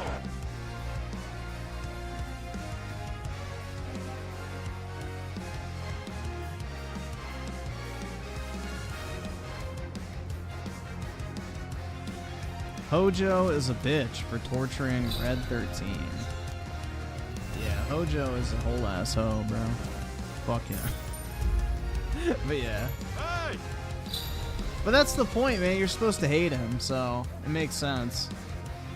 They did a good job of that. Like, you don't like Hojo as a character. He's like supposed to be the evil fucking, you know, I play God scientist type.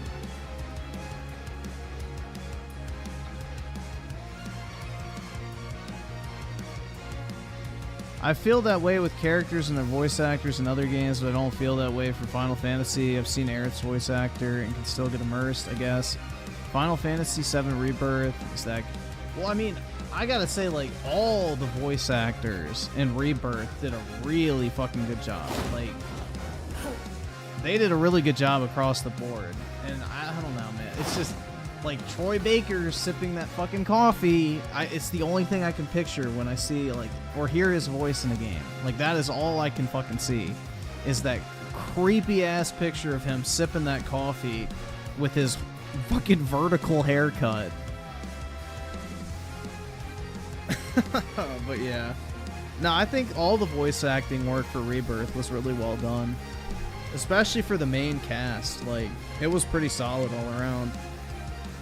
And I'm glad Zach's voice actor actually didn't sound as fucking robotic this time, too. Because in Crisis Core Reunion, he's a little rough, to put it nicely. Zach's new voice actor was pretty rough in Reunion. So, this time around, he was a lot better. So, I think overall it was very well done. I missed your super chat. Give me a second. Yeah, I think I missed two. So Claus missed you with a 20. Actually, my oldest gay crush is Bowser, 17 years. Nice, bro. Yeah, Bowser's probably packing. That's why Princess Peach keeps running away with him. And EB7 with the 2. Luna's voice is really soothing. And 50. Yeah, she's got that peak British accent where it's like not, you know, the chavs or whatever the fuck they're called. The letters arrived from Katsu himself.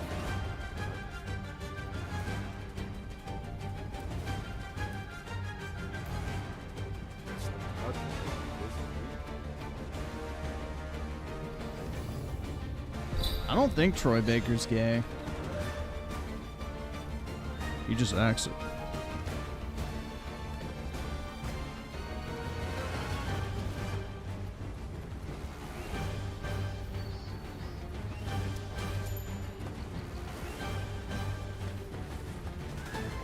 Yeah, there's very few British accents that are actually listenable. Like, all the lower class British accents are fucking horrible. But, like, that high society British accent is very nice. You know, basically, get rid of all the fucking brokies. If you're poor and British, then I don't want to listen to you speak. There you go.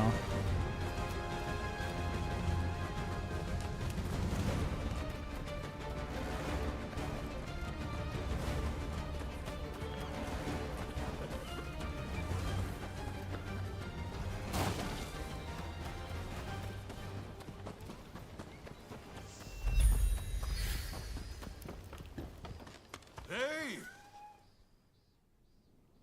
So, you made it. Now, before we go any further, let me make clear that I have no wish to fight. Don't worry. Timothy Marco, the the guy you think is played by Troy Baker isn't played by him. His voice is similar. I don't remember his name. Begin.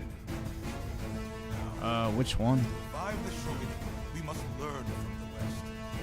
Also call on our nation's strengths. But either the army, medicine, or the martial arts. That's where you come in.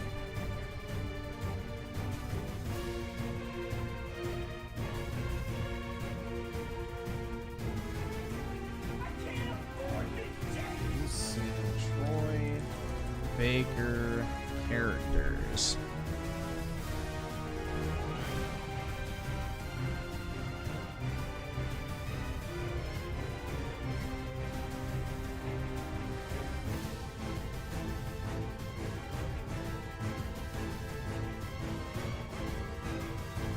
Damn, bro, he's done 409 movies and TV shows. That's pretty wild. Oh, I guess that includes games, too. Okay, shit.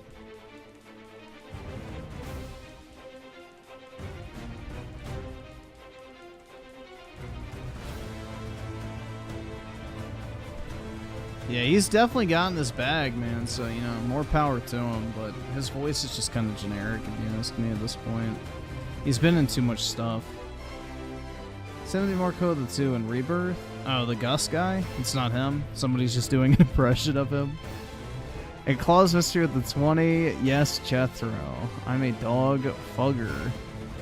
The anthro kind. So you're pulling up the furry con? Checking out the furry sleeper builds? Very well. Now I'm a... Right.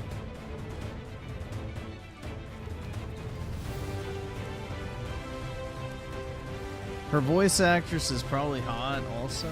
Here, let's look it up. I've already beaten the game, so it won't take me out of the immersion. Luna Freya, voice actor. Amy Shells. Alright, so let's see what she looks like.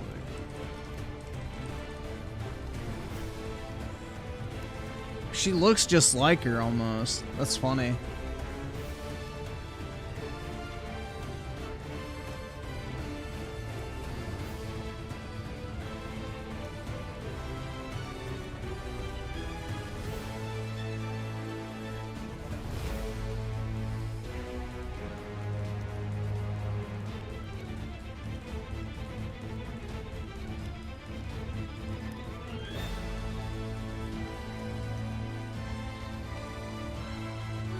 That's what she looks like.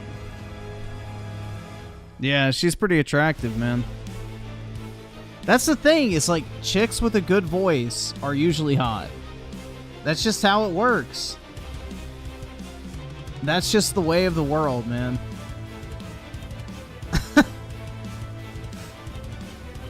Like, if a girl has a good voice, 9 times out of 10, she's hot. So, I don't know.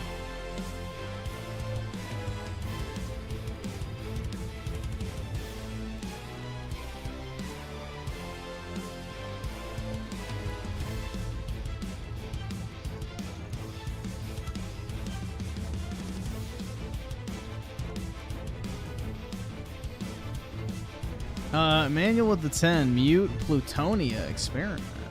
Oh my god. Why are y'all hating on the man that, you know, came in clutch? It's rude.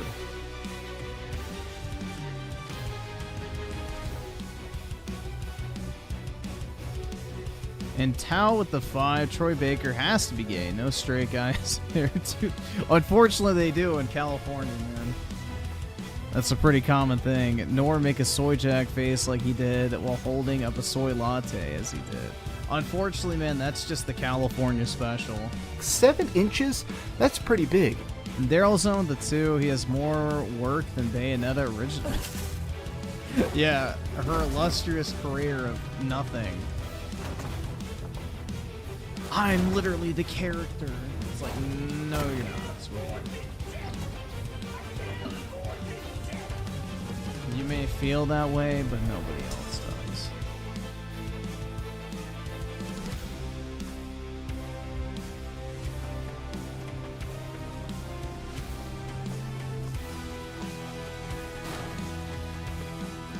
Tiva's voice actor, I think her name is Britt Barron. Uh-oh. Britt. Is also hot. Well, her last name doesn't start with B, so it's not Brittany Dick. But, yeah. I don't know. See, I don't want to know what she looks like because the game still hasn't finished yet. Once part 3 comes out, maybe I'll look her up.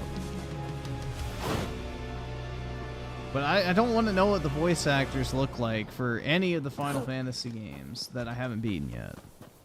Because I don't want that immersion to go away. Until at least I finished it. Because then I don't care. It's like, okay, yeah. I've already beaten it.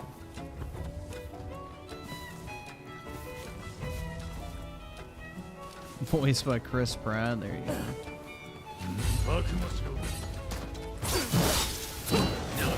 Some dude.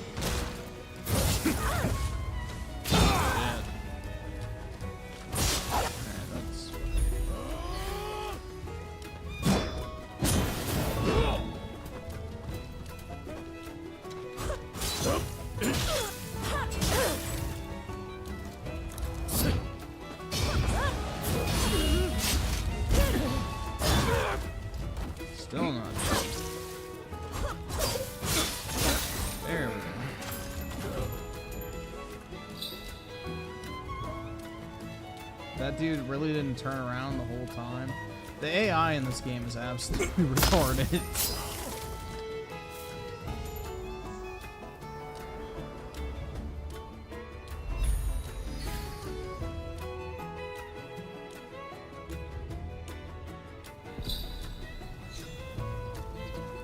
Yeah, RNA becomes an ally in Final Fantasy 15. And Claw's Mystery with the 20, just so Juthro Claws. I like Bark the Polar Bear. Good for you, man. I don't know who that is, but...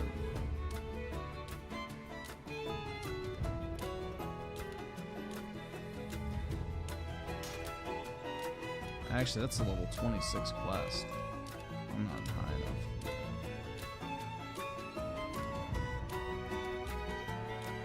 I need easy quests.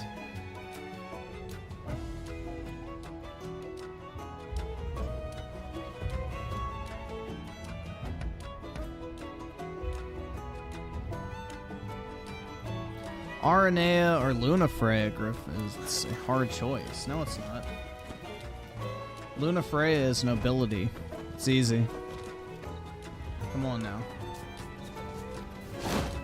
Look past the chest cannons.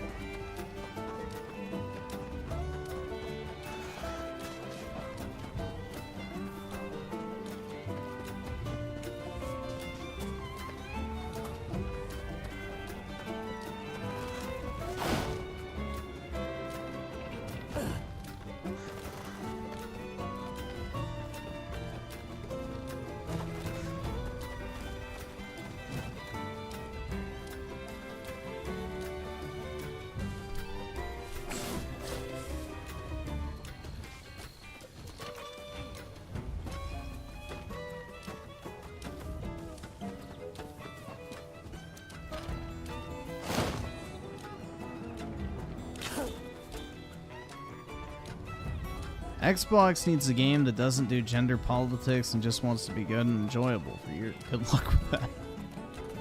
Dude, Microsoft is balls deep in this ESG shit. They're one of the original creators of it, so... They're probably Sweet Baby's biggest customer. It's over, bro. Hey!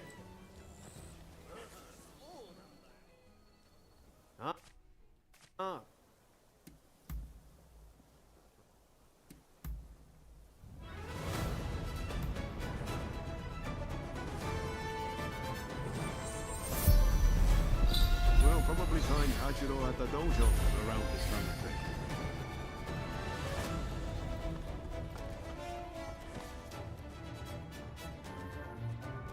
Been a while, Ryoma. True. It's good to see. Why didn't I stream yesterday? I just had like a really bad headache, so... It was like hurting to fucking keep my eyes open, so I just laid down. Like, my fucking head was hurting when I looked at my phone or any type of screen, so I was just laying down. Certainly a lot to chew. Give me something.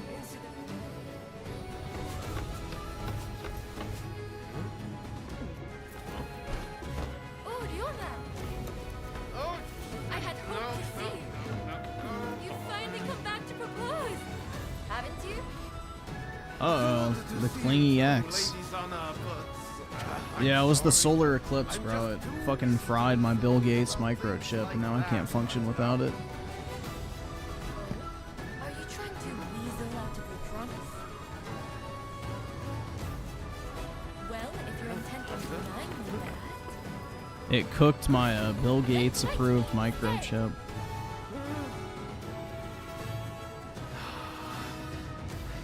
Okay. But you know how I've never been able to stop myself from going easy on you. Well, my friend here is just as strong as me. Why don't you fight them instead? Fight them, you say? I have have my doubts, but if it will finally make you deliver on your promise, I consent.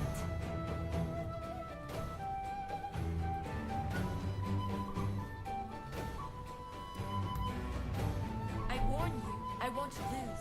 Ryoma will be mine. You can have him. Well, I'd love to stay and watch, but I think you need some privacy.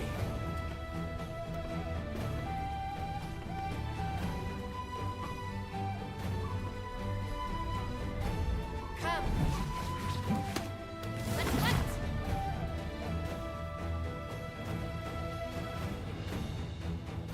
Your opponent is Why doesn't the guy Use want her? Shizuka. On your guard.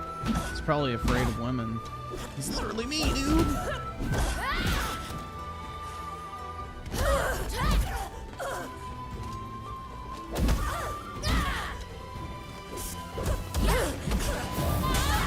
Shit.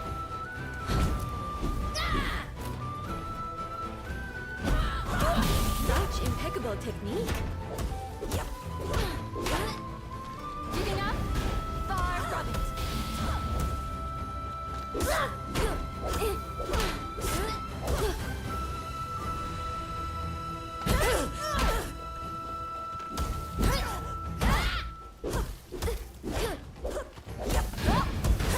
It seems Ryoma spoke true. You are as strong as him.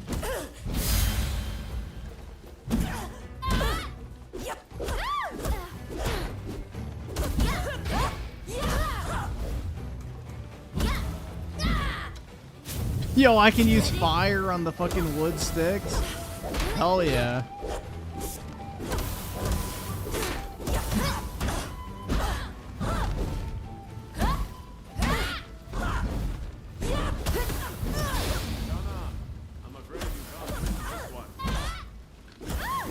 If you think I'm still a little girl, you're quite mistaken.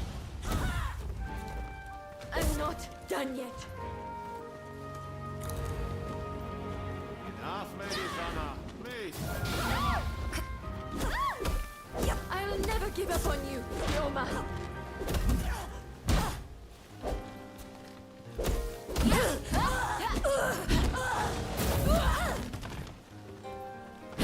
Yeah, I don't know why he doesn't want her, bro. You know? You could do a hell of a lot worse. And always date a chick that likes you more than you like her. She'll never leave you. Hey, Lady Sana. Go after her. Okay, thanks. You really helped me out.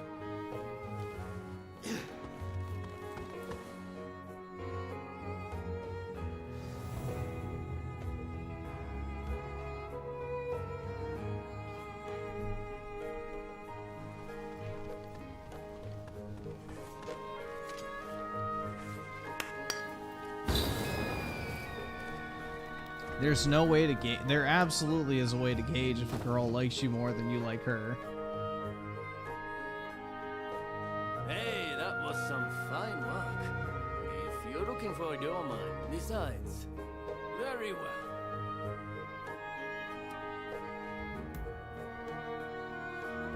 So I gotta fight this guy now? Why? I gotta change my stance. Fuck.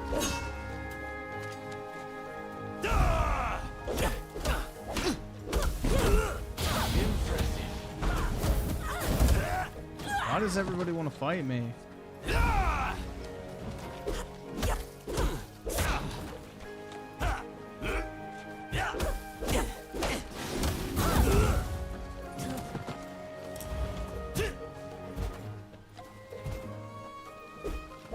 can see why Ryoma depends on you. I didn't expect you to push me so hard. It seems I don't need to hold back.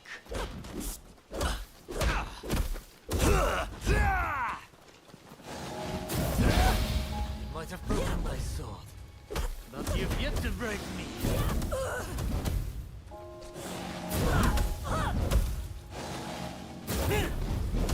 This isn't looking good.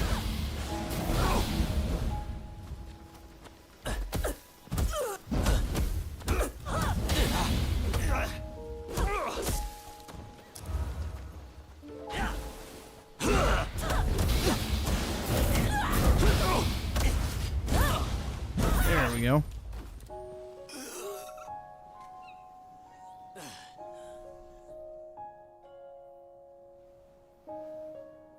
Is the 5 minutes up for what? You win. Samurai are men of their word. I lend you my aid.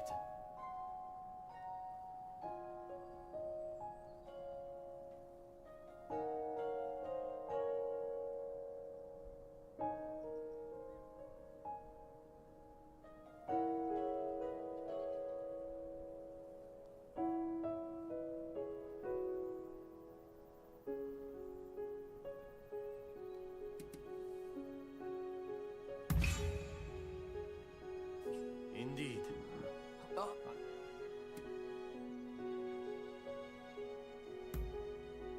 This is... Do come. Of me being timed out? I would guess so. I don't know.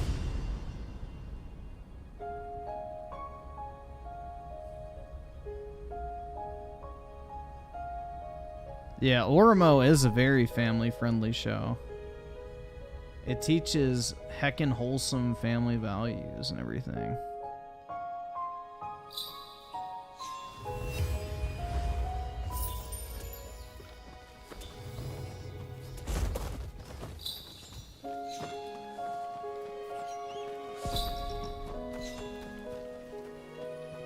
Yeah, Hellblade has those permanent black bars. It's fucking hideous.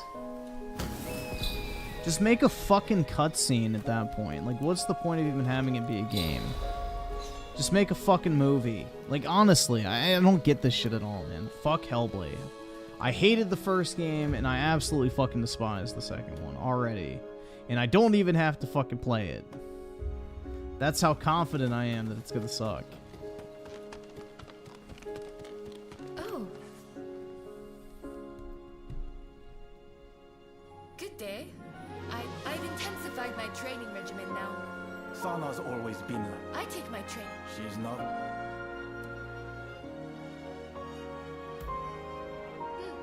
Perhaps you have a point. Please, I'm unsure how I feel about my darling niece being taken to. Yes. Thank you.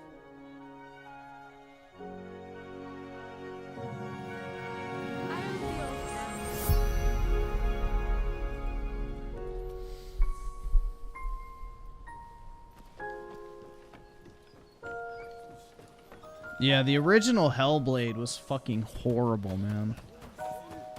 Absolutely fucking horrible.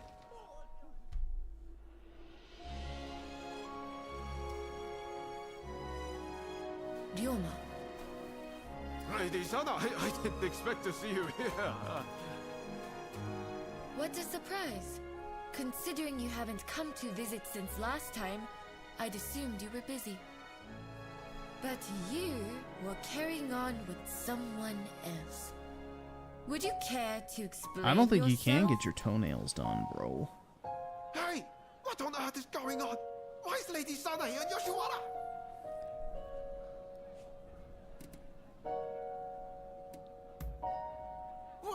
What's that supposed?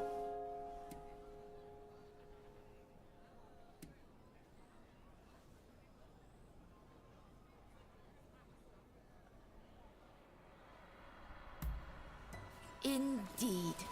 Unless you are... At any rate, I should be... But we haven't... Would you please refrain from further censure of that gentleman?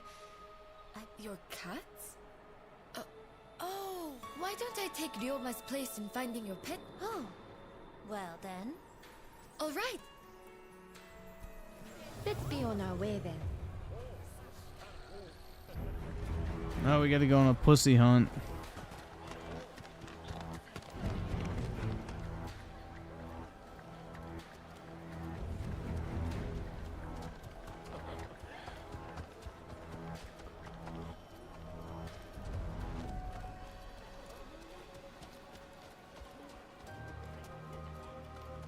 Probably where I'm gonna wish I had game audio on, but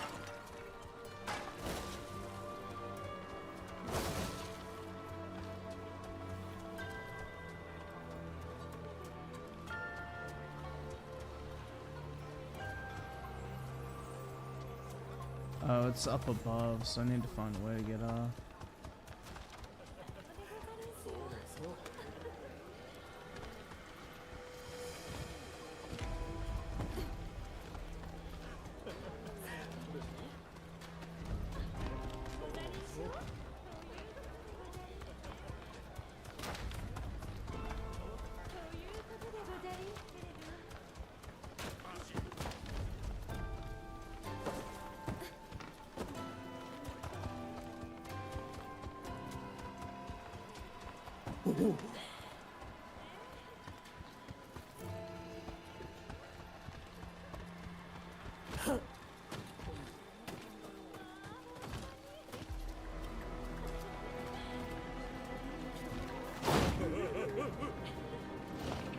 Ah, shit. Fuck.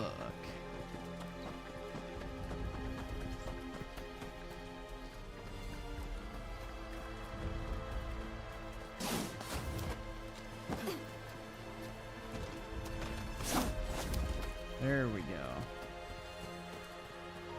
So the cat's up here somewhere.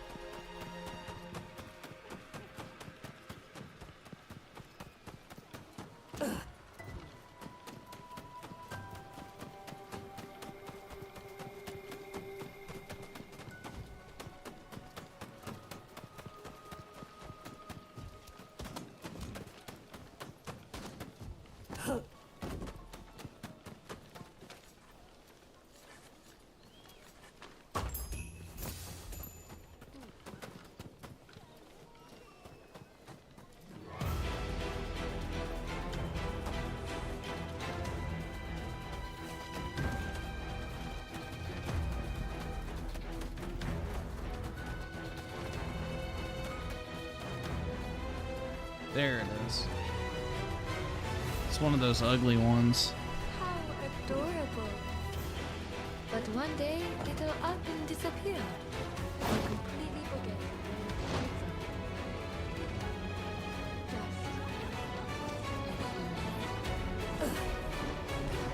There's that cat. I feel as though Odurma has matured.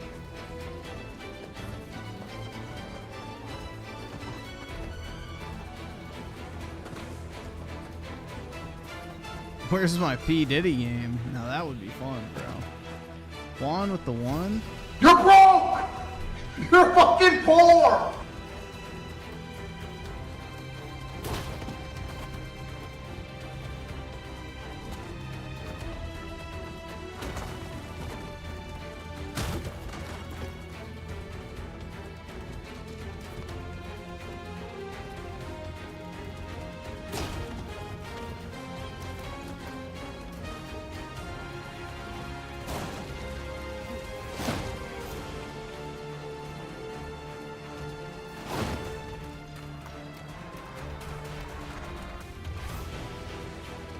Ferrex with a 5. I saw some black dude at work yesterday wearing a shirt that said "I can't breathe," and I damn near almost died laughing in the middle of the store. Bro, you should have said that Far away from me. you laughed so hard that you couldn't catch your breath.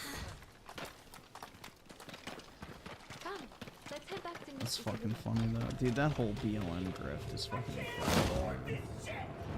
They stole all that money, man. You brute!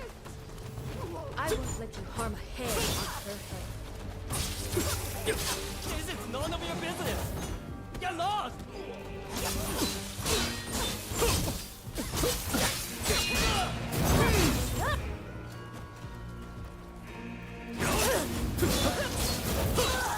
Shit.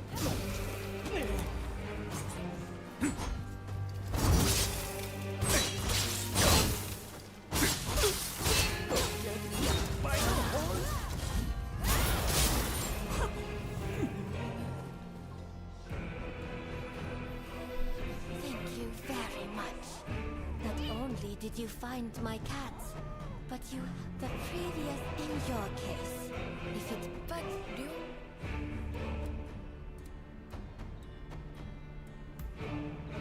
Yes, I've perhaps no more.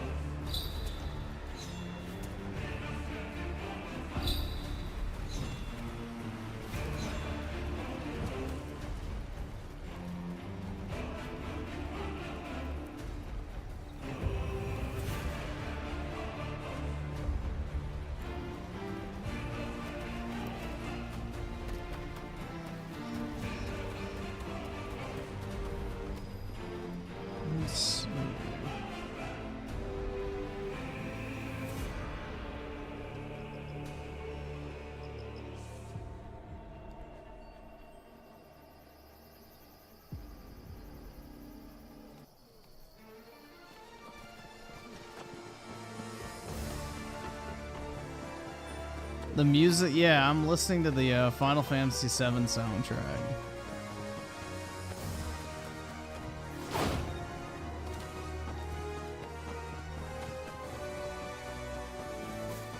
Yeah, I need to get on that grifting level of BLM, man. I need to own the libs by taking all their money for some stupid fucking bullshit cause and then spending it on a big ass house.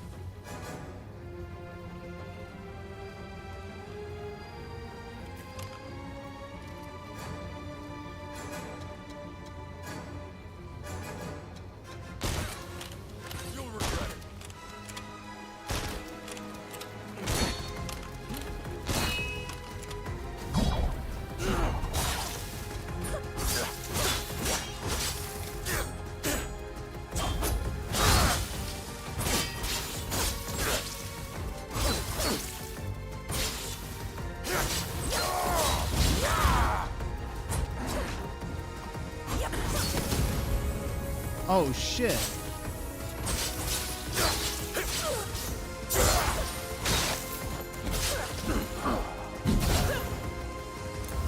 Eat.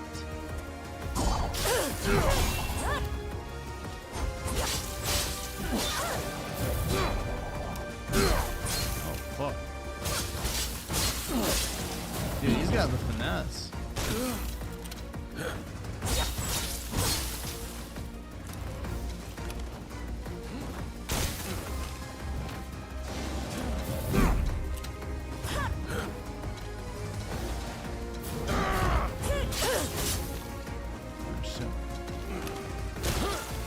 Oh fuck, nice.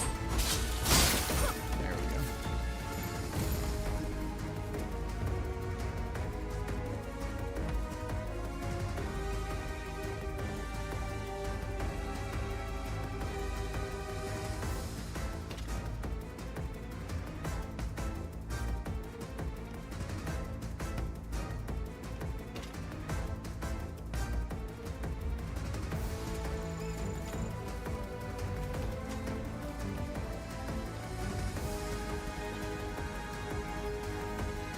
So pistols and rifles use the same ammo? That's not good.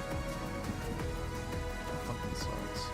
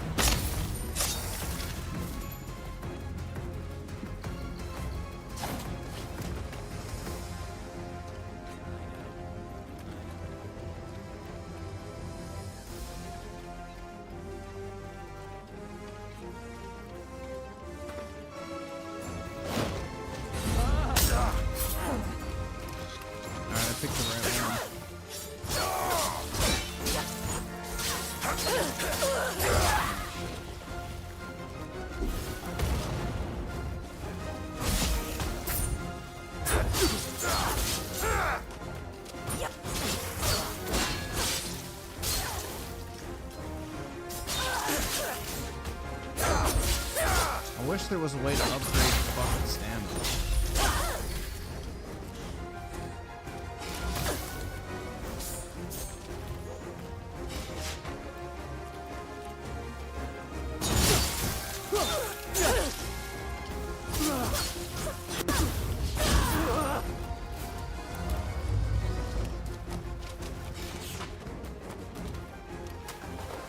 Seriously, I couldn't jump on the fucking ship.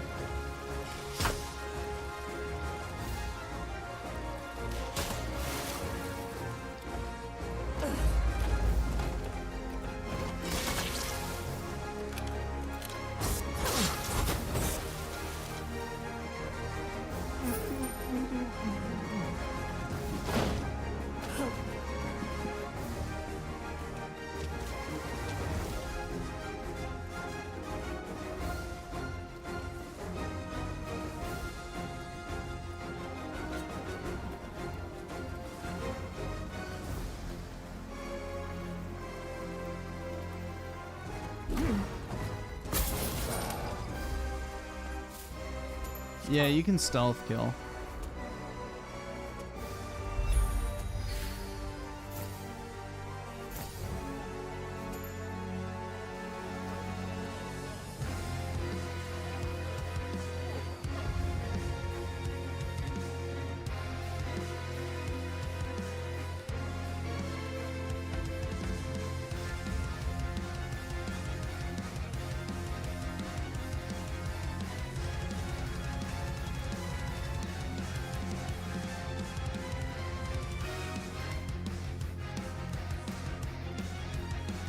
Griffin play Final Fantasy 13-2 and Lightning Returns at some point. Possibly. I want to replay through Final Fantasy 16 before the DLC comes out. Because that'll be the next thing I play, probably. Because that comes out next Friday. Or no, I think it comes out Thursday, right? The 18th? So Wednesday night. I mean, the good thing is I can New Game Plus, so I can fucking breeze through the fucking game. But, yeah. I do want to do a fresh playthrough where I do the DLC.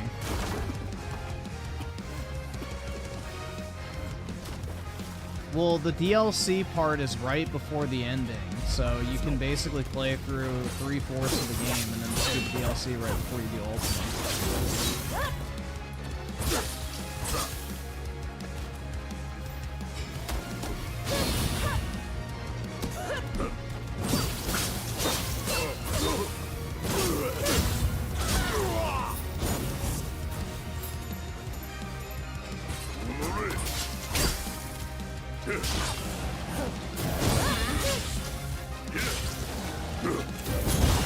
Holy fuck, I couldn't even see.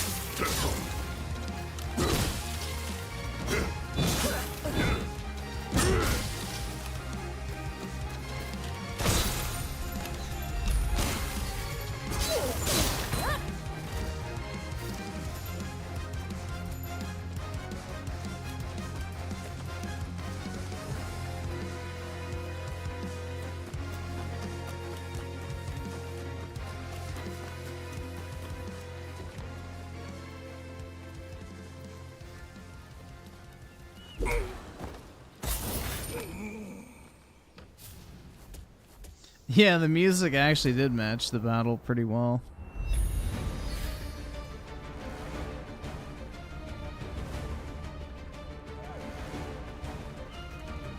Yeah, so what I heard about the Final Fantasy 16 DLC is like it basically takes place right before the final showdown with Ultima. Or I think maybe right before Bahamut. I'm not sure exactly on the placement, but yeah, it's towards the end of the game when you do the Leviathan DLC. So you can do like the majority of the main campaign and then do the Leviathan shit.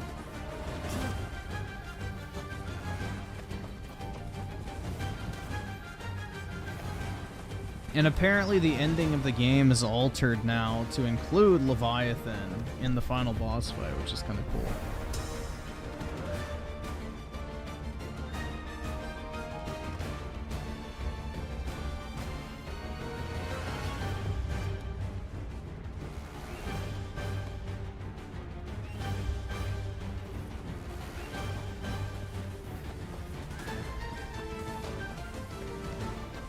The 30 FPS shit is just pure incompetence on the part of the developers, man. That's it.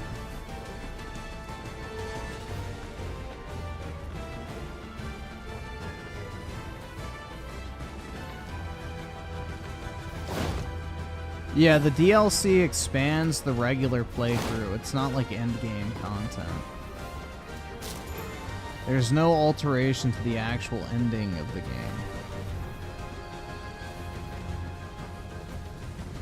Rebirth might have an expansion for something like Vincent or Sid, kind of like how they did with Yuffie, where you get her backstory in like a DLC versus you know, actual segment in the game. So I could see that, but I have no clue, man. They could do a DLC, they may not. I have no fucking idea. All I know is part 3 is going to be packed, bro. Like, there's a fuck ton of content that they have to cover. So they probably should do DLC.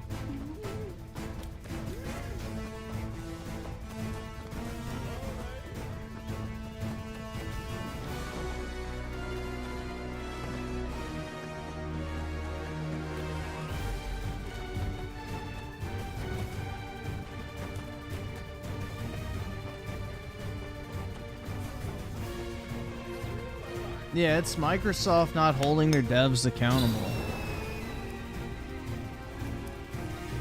Well, it has to be bigger than Rebirth. So, I don't think it's going to be bigger in Rebirth in the sense that it's going to be open world like Rebirth. I think it's going to be bigger than Rebirth in the sense that there's going to be so much fucking story-related stuff they're going to pack into the game. I think it's going to be more in line with Remake, personally, like structure-wise, because we've already done the open world stuff. There's not really anything they can add to that. So I have a feeling that, you know, Part 3 is going to be more like Remake, where it's more linear, but there's going to be a bunch of different environments and things to go to using the highway. That's my guess.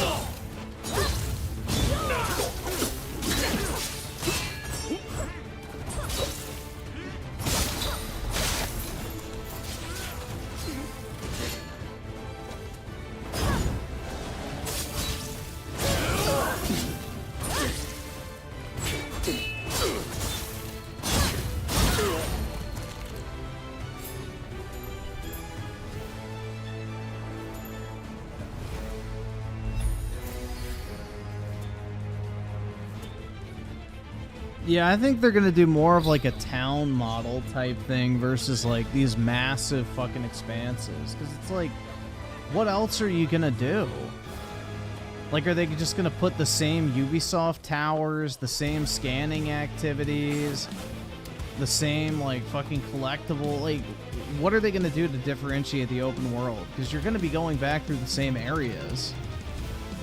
Be kind of stupid. So they're gonna make use of the Highwind, I feel like, to allow you to transport yourself to like just different environments, and they're going to be a lot more curated, I feel like. This Rise of Rōnin soundtrack fucks. That's because it's the Rebirth soundtrack. It's not Rise of Rōnin's.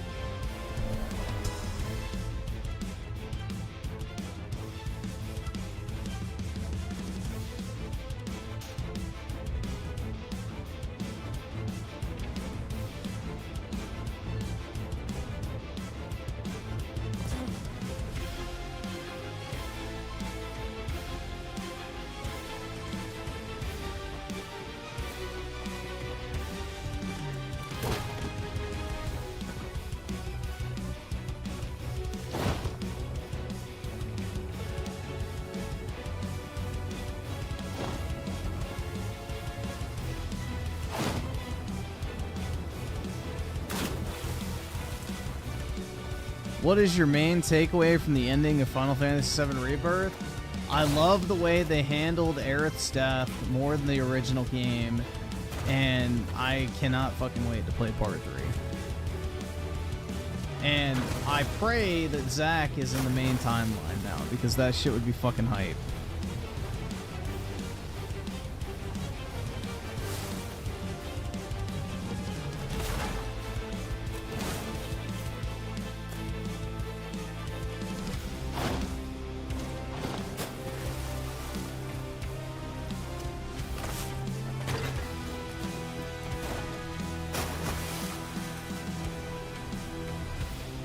The best PS1 Final Fantasy game? I mean, bro, that's obviously 7. The second best is 8. I didn't really care for 9 that much. I don't really remember 9 at all. It didn't really stick out to me, so... I just remember the fucking dude with the monkey tail.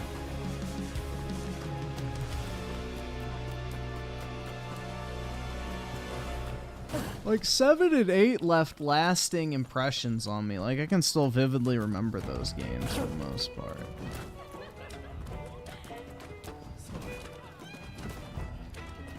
Zack, for real, talk. That's right, bro.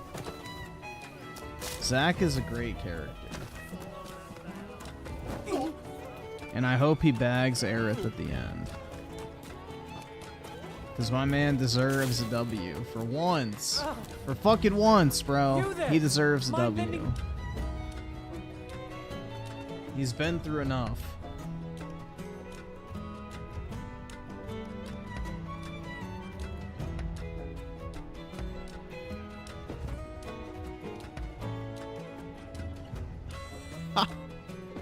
That looks so retarded.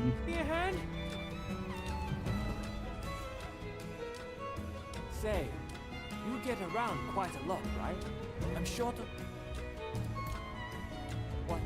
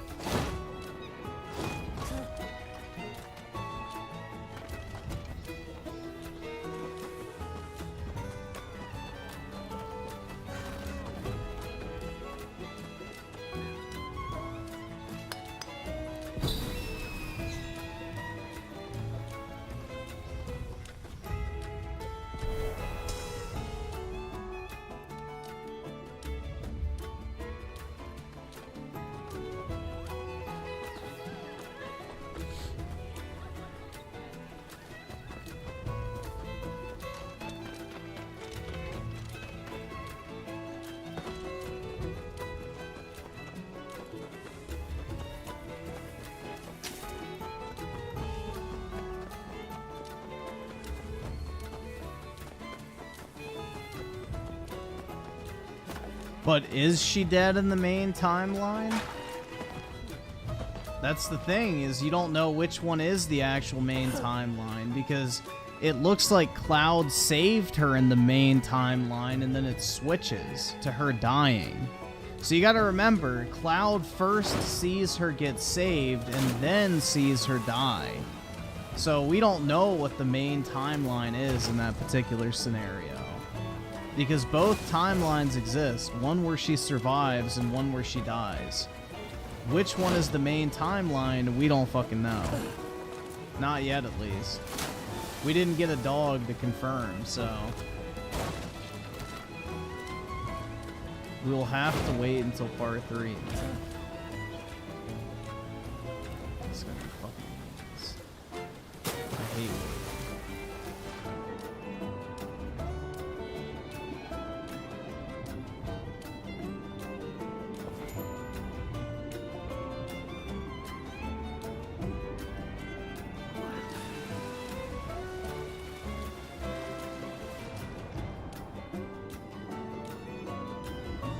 Yeah, Tifa and the others saw her die, but which timeline did they see her die? That's the question.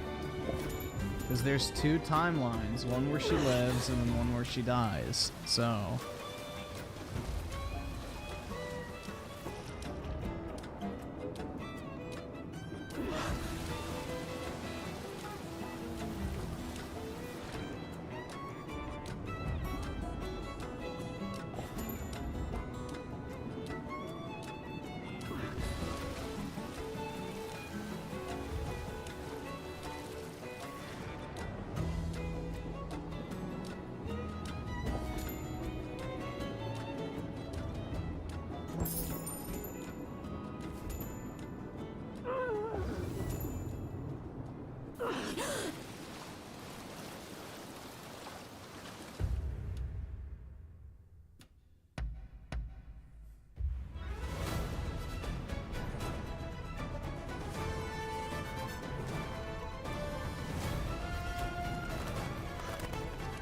Mason from Black Ops? Yeah, possibly.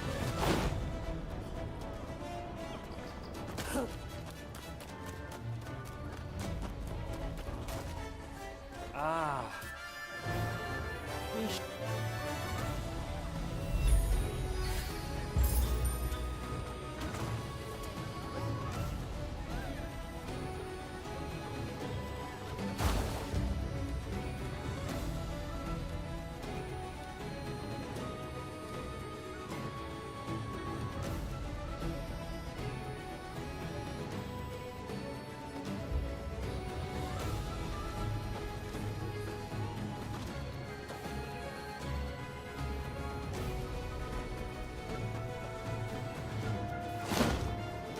Emmanuel with the 5. Griffin, just mute yourself. Aerith is mon. Alright, but be careful what you ask for.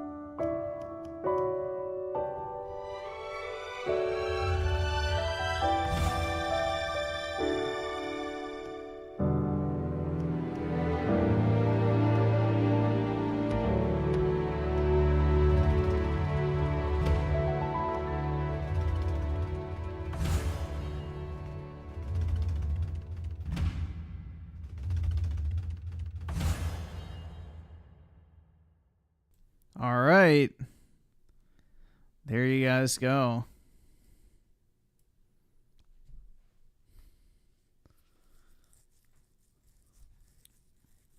Let's see, Oski Woski with the 2, like Cloud said, it's an illusion. Only he can see it. Yeah, that's the thing. Is like there's so many fucking ways that you can interpret the shit that happened at the end of that game. Does that song bring a tear to your eye? Absolutely, man. Especially this version of it. Because this part of the game was really sad, bro. I had to get my tissues.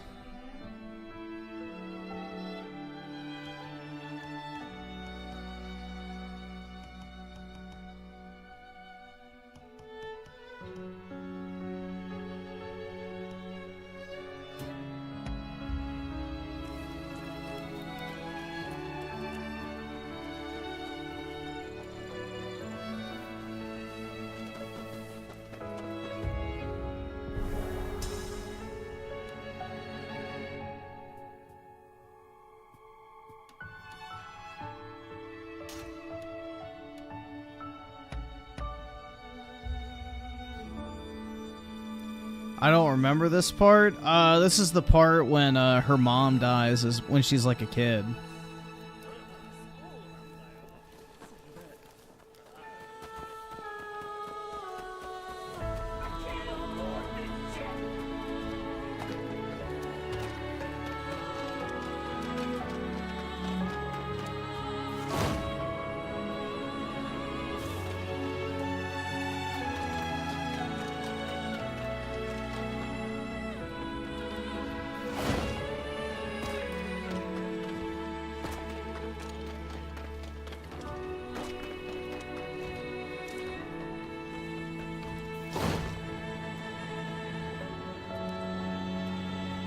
The same harmonies? Oh yeah, there's like 7 different versions of the Aerith theme song in this game. It's great. It's fantastic. And that's in addition to all the already existing renditions of it too.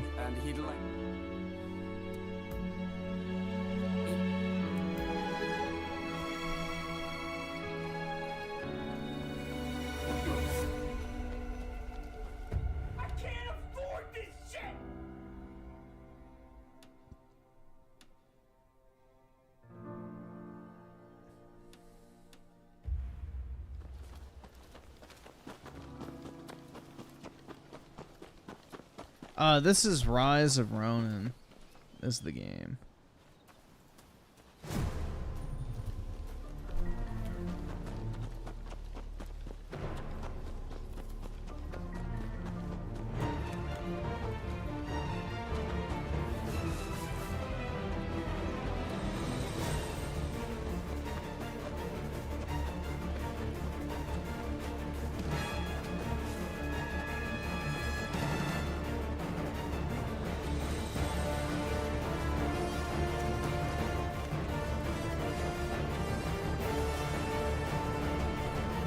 And I'm not paying child support with it too. Sephiroth and Rebirth came from the original time.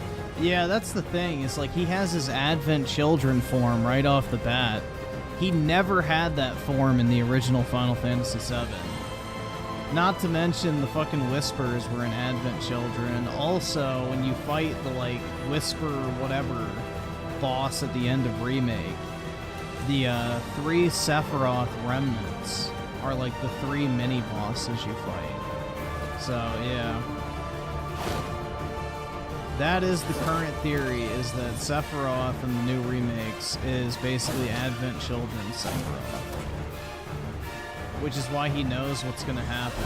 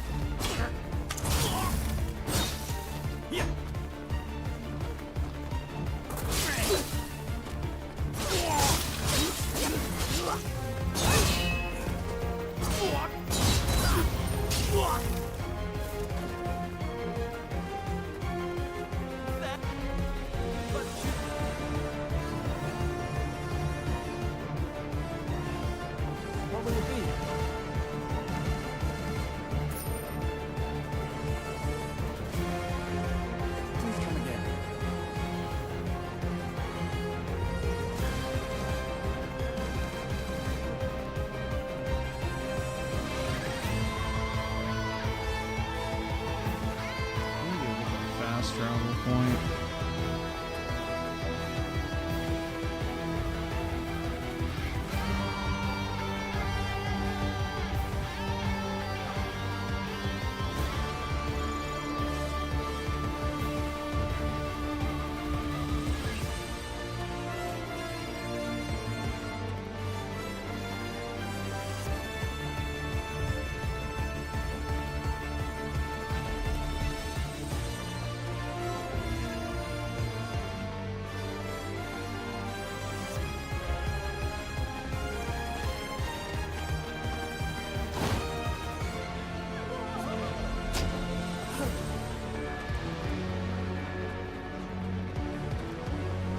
Yeah, I don't really feel like this game benefits much from the open world design, but it's not annoying. I'll give it that. It's like none of the missions I've done so far have been fucking annoying because of the open world, so. It's not one of those open world games that the open world aspect completely fucking ruins.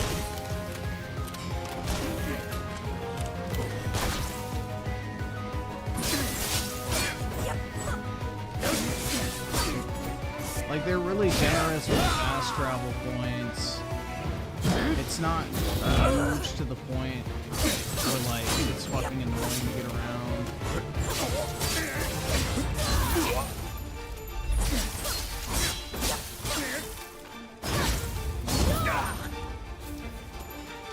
It kind of feels like Elden Ring's open world, if that makes sense, where there's plenty of, like, fucking sites of grace everywhere. So you're not, like, constantly having to fucking backtrack if you want to.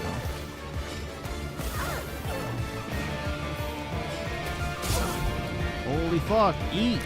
There you go.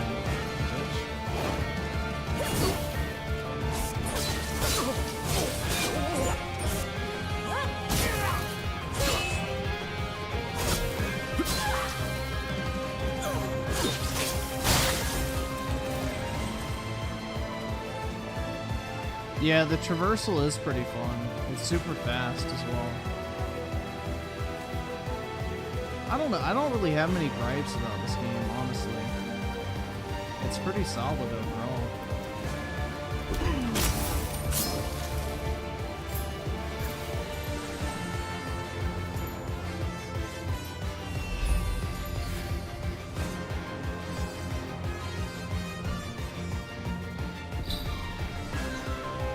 And Daikaiju Pictures with the 5 Game Rant made an article about COD's gunsmith system being being a good fit for Battlefield. I guess it would be better than what's in Battlefield 2042. Yeah, it would actually be good for Battlefield. It'll be interesting to see what they do with Battlefield, because Vince Zampella is now in charge of that franchise, so that should be kind of cool. And I'm not paying child support with a 5. You think after Final Fantasy VII Part 3 is done, Square will do some multiverse type stuff with the other Final Fantasy games like 8, 9, and 10. I don't think they'll do multiverse stuff. I think they're going to do a straight up like 1-to-1 remake of 9. Apparently that's next on the roster, and then also they want to go back. One of the producers wants to go back and redo the junction system for 8, so I think 8 might get a remakes treatment, but I don't think they're ever going to do anything as in-depth as what they did with 7. Maybe 10 might get that treatment because 10 is super fucking popular like 7 was. But yeah, with the more niche ones, I don't think they're going to get the same treatment as 7. 7 is like one of those games that, you know, is considered one of the best games of all time. So they went all out for the remake of this game, and I don't know if they're going to continue to do that with the other ones. Just because of budget and everything like that.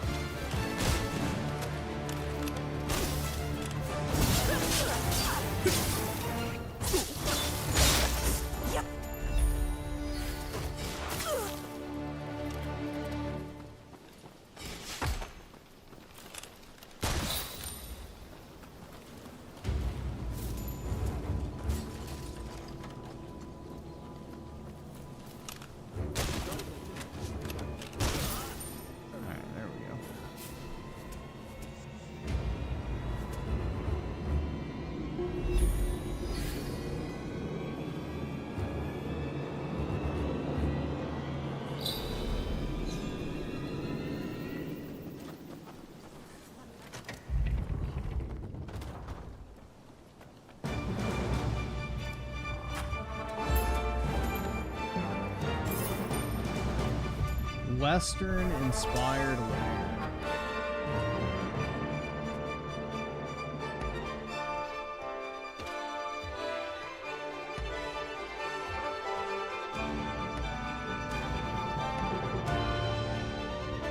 That's oh, hold on. That's Western inspired? The fuck? It looks pretty Eastern to me.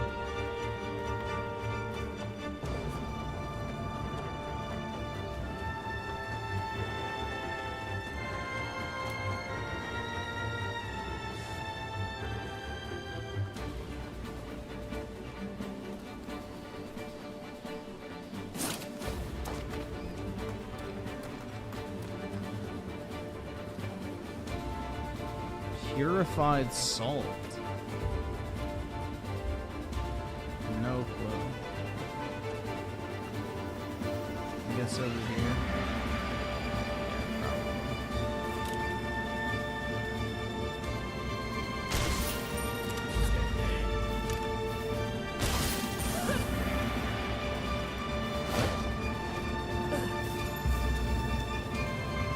Yep.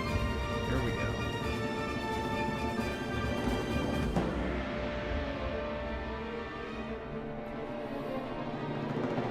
Still waiting for a Final Fantasy 16 remake. That's right, man. Me too. I can't wait.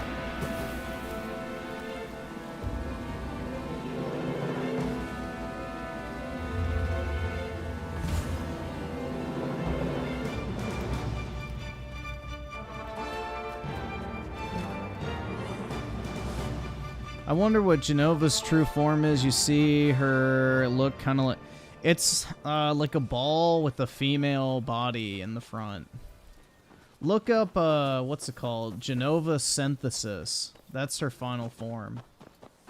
That's what she actually looks like. But Genova is a shapeshifter, so she may not even have like an actual form. That's the thing. And she's kind of just an amorphous blob that takes on whatever form she wants, but Genova Synthesis is like the only documented form that, you know, is technically complete, because, you know, synthesis means like she's come together and is like fully combined. So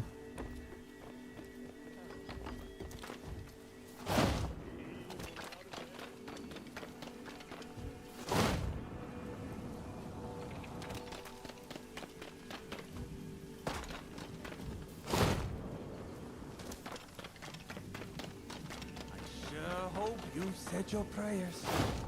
Scarlet, always rooting in the heart. roll a trophy. 100 assassinations. Whole ass trophy.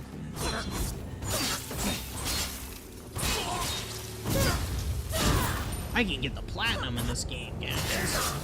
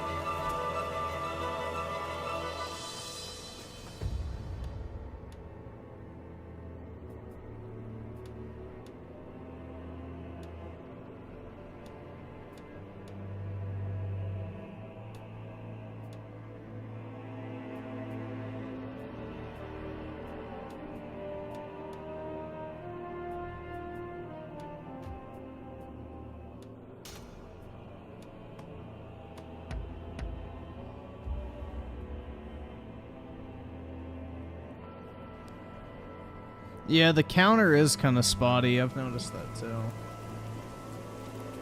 Alright, after this mission, I'll probably wrap up playing.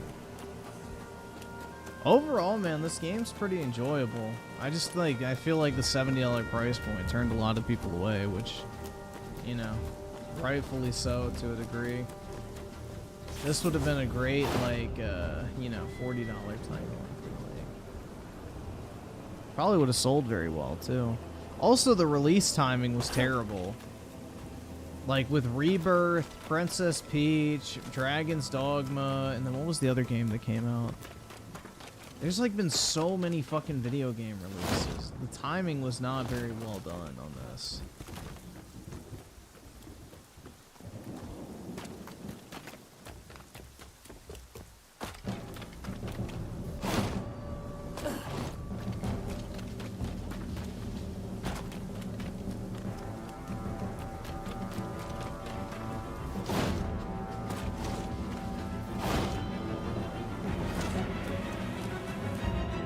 You heard of the new... yeah, I'm not gonna watch it. I don't really give a fuck about Fallout, in all honesty. Like, Fallout's never really been my thing.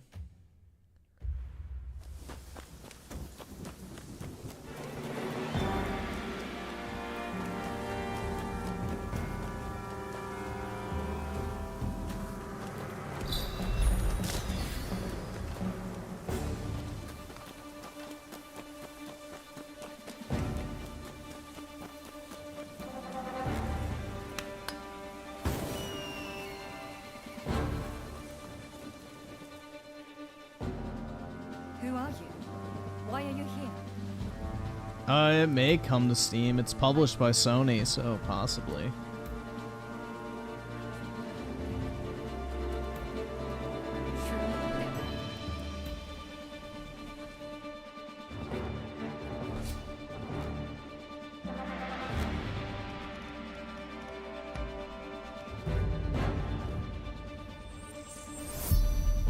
They're here. Whatever it takes. We can't let them destroy the lab. There's poison in the garden.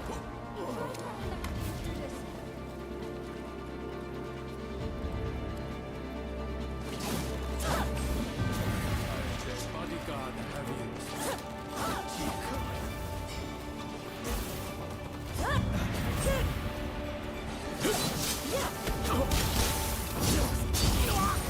Here they come!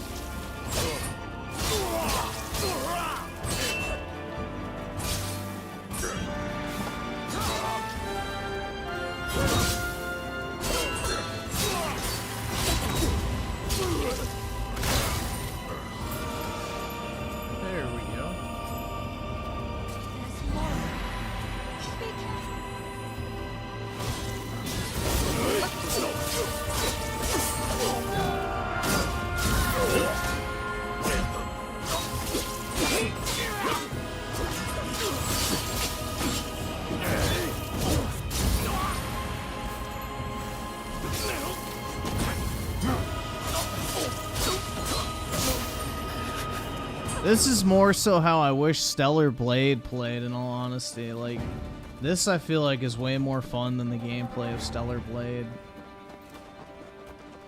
Like, I mean, I'm playing this shit on easy because I don't really want to try. But I feel like I'm having a good, casual experience, which is nice.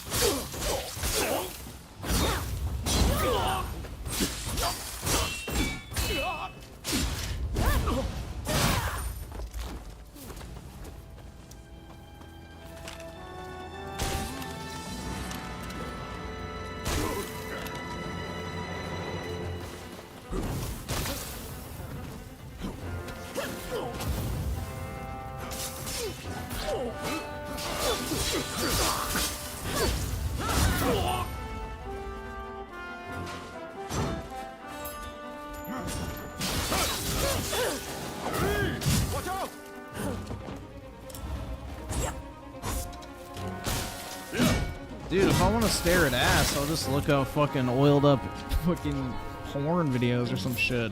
That's better than fucking Stellar Blade. Like, look up fucking, whatever, some chick getting a fucking oil massage or some shit. That's a better view than fucking Stellar Cheeks. Ready and willing.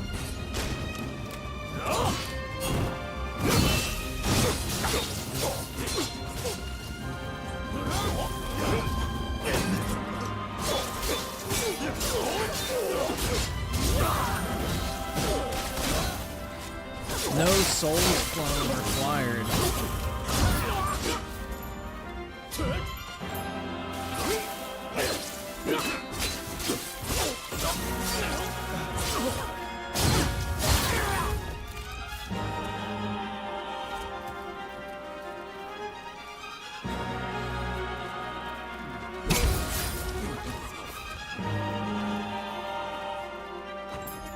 Here they come.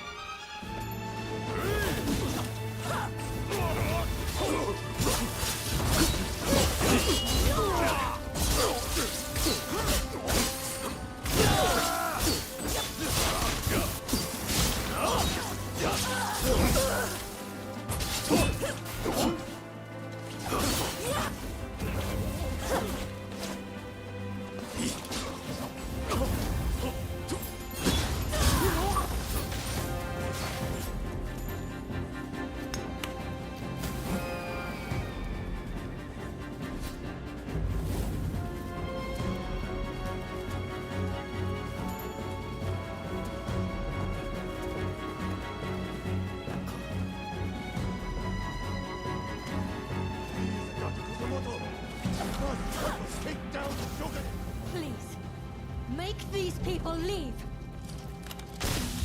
You, by the looks of it, you're not good. You done? Here, we'll have to knock some sense into you. There's some poison. Let me go.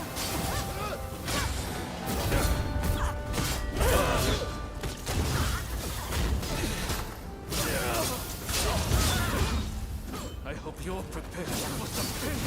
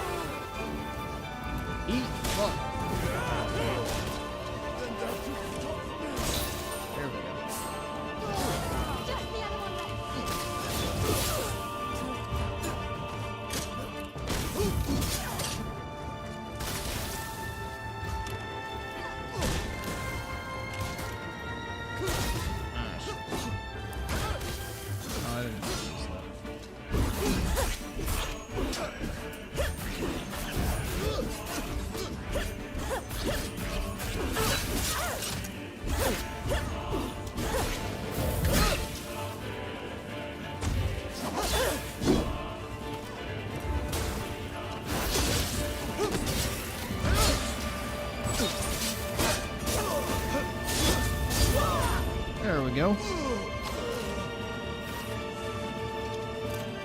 Yeah, that's what they said. Is Stellar Blade's like 30 hours.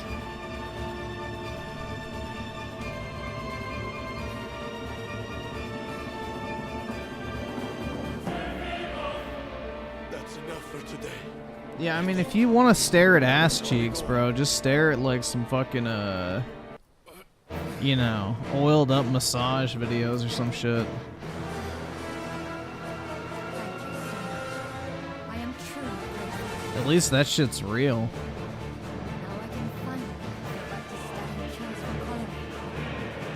Could I ask another? Yeah, basically Twitch. Just watch some titty streamers. To track down Dr. Narasaki. He was rounded up during the recent purge. I heard he had just come up with conclusions that he was sinking. I have my work cut out for rewarding this man. In the meantime,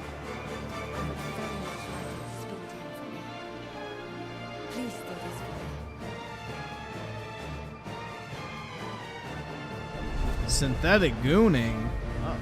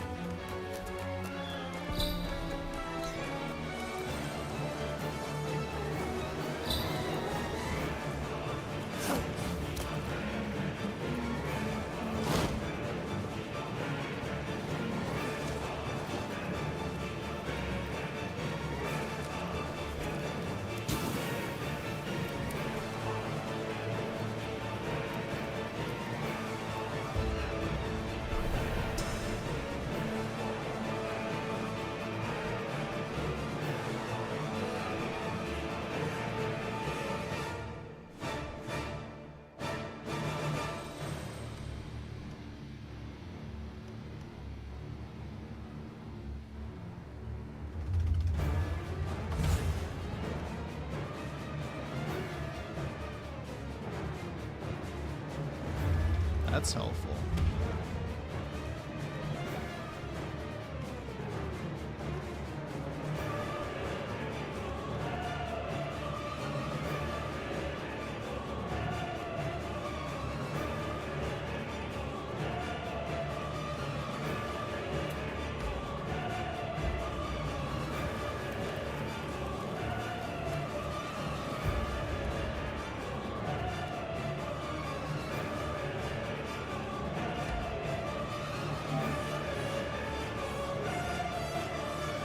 Does it tell you how far you are? Just current activity. It's not like where they tell you the actual completion. Oh no, it says I'm 50% done. Okay. So I'm making good campaign. I mean, I'm extremely over leveled, which is good because it makes it a lot more enjoyable. Because, like, what, I'm supposed to be level 21 to do these missions, and I'm level 29, so...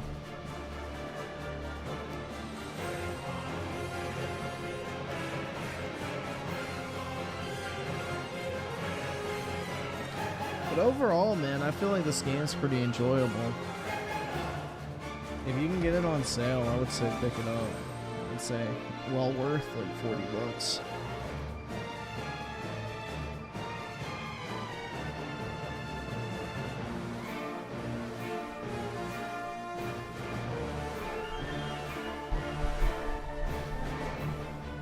Alright, let's see.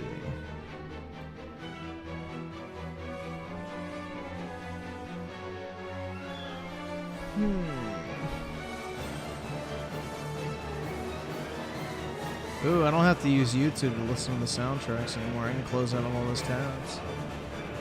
So nice.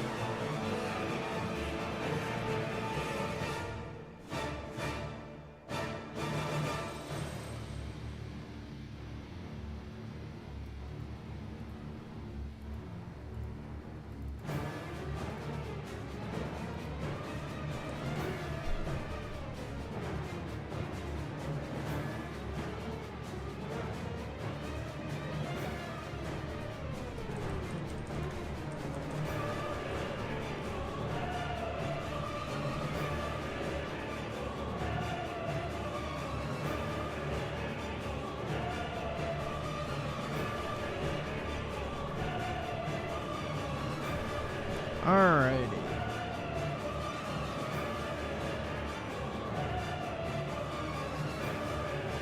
I would give this game a 7.5. I'd give it probably like a 7 so far at least. I think it's above average. I don't think it's kind of like Dragon's Dogma. It could be great, but it's like not quite there. It's just like good. Which, I mean, is fun. I don't mind 7 out of 10 games. Like, I have nothing wrong with that, personally. 7 out of 10 games are perfectly acceptable, in my opinion. Not every game needs to be fucking Game of the Year material. But there are a few aspects that I wish the game would have done differently. But I don't know, like overall it's an enjoyable experience. Like as long as I'm having fun with it, I think that's like the part that matters the most. And it's definitely fun. Like I was definitely pleasantly surprised. I was not expecting to like Rise of Rōnin as much as I am. For sure.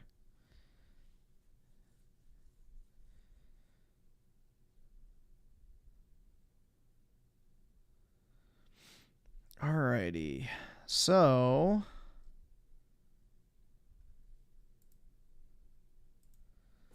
Like put it down, like lay it on the ground, or yeah. We gotta call us. Yeah. he definitely has his fucking Reddit karma account and his fucking Tinder profile or whatever the fuck. Saying that you're screaming, waving the sword and stuff. I swear. What's that? I swear I'm not screaming. No, that's fine. I mean, I didn't hear you scream when I pulled up. That's just what the call is Listen referencing. to me now. Listen to me, Owens. Now you listen to me, dog. Oh yeah. What's going on? Yeah, what's going on, dude? I'm trying to achieve something. Huh? I'm trying to achieve greatness in the katanas. It's not allowed in the United States. Well, I mean, we got people calling. I mean, I'm not telling you not to achieve that. What I'm saying is, I'm a hell of responsible. Unless somebody comes at me and is willing to kill me, I'm not willing to kill them. and that's how it should be. I agree 100%. But what we're trying to understand but if they are willing is, to kill me, and if they don't accept that they're willing to kill me, Dude, this guy is definitely a Redditor. no, I mean, that's not the case, man. Like I said, we're here to see what's going on. All right, it's not every day that somebody's out at a hotel waving a katana. You know what I mean? You're what? I'm related to Dionysus and everything. So what are you doing? I'm practicing my way with the katana so I can become better at combat. Are you not able to do that in the comfort of your room? Yeah, leave it there, dude. Don't f***ing do it. Put it down, I'm telling man. you right now. Put it down. Don't. You're not able to do that in the comfort of your room? Get fucking leave it wrecked. there, Good. One less do it. Put it Redditor. down, I'm telling you right now. Put it down. Don't f***. And people say anime is harmless. 695, shots fired, shots fired. Hopefully he's dead, so we don't have to pay for his medical bills. Jesus Christ, man. Alright, let's watch this, because who fucking cares? But apparently we have to watch something about fucking porn. The fucking porn brain rot in this chat is alarming. Has been awful for the adult film industry. Recently, adult film stars have been dropping like flies. Cagney Lynn Carter Good. dead at 36 from taking her own life. Sophie Leon dead at 26 from a suspected homicide. Wow, who would have guessed? An industry where you literally sell yourself for profits results in people having self-esteem issues, which ultimately results in them killing themselves when they fall off. Crazy. Jane dead at 43 from an overdose. Donna Fields dead at 24. At the time of this video being recorded, Emily Willis is in critical condition from an overdose and her family is expecting the worst. It seems like every week I've been hearing about some adult film star just randomly dying. So what the fuck is going on? Or better yet, what is going on? It's because they all snort coke to stay skinny and it gets laced with shit. Industry secret. The industry. Well, the adult film industry is probably one of the worst industries to work in ever. Now, that really shouldn't be too surprising. An industry as gross and obscure as porn being a really weird place to work, I mean, no surprise, right? But people don't... Gross and obscure? Porn is not fucking obscure. Every single motherfucker on this earth has seen it. Don't really seem to grasp just how awful this industry really is and the genuine terrible effect it has on people and on society. So let's cut the bullshit and just get right into it. So, how exactly is the industry connected to all of Dude, these face cam is adding absolutely fucking nothing to this video. I don't need to see you zoom in on your own fucking face, bro. Well, I think a good start is looking at one of the people that I mentioned earlier. I don't need to see how your lips are so fucking chapped that they fucking literally ripped. Fields. Now, months before she died, she talked about facing serious abuse in the adult industry. It is very difficult to be a woman and create adult content when society is literally in shit. At 24 years old, she was found unalive in her home. But one of the weirdest things is that the cause of her death was not really made available. Now, when she was found unalive, you mean fucking dead? Oh my, dude, I fucking hate this TikTok fucking speech pattern.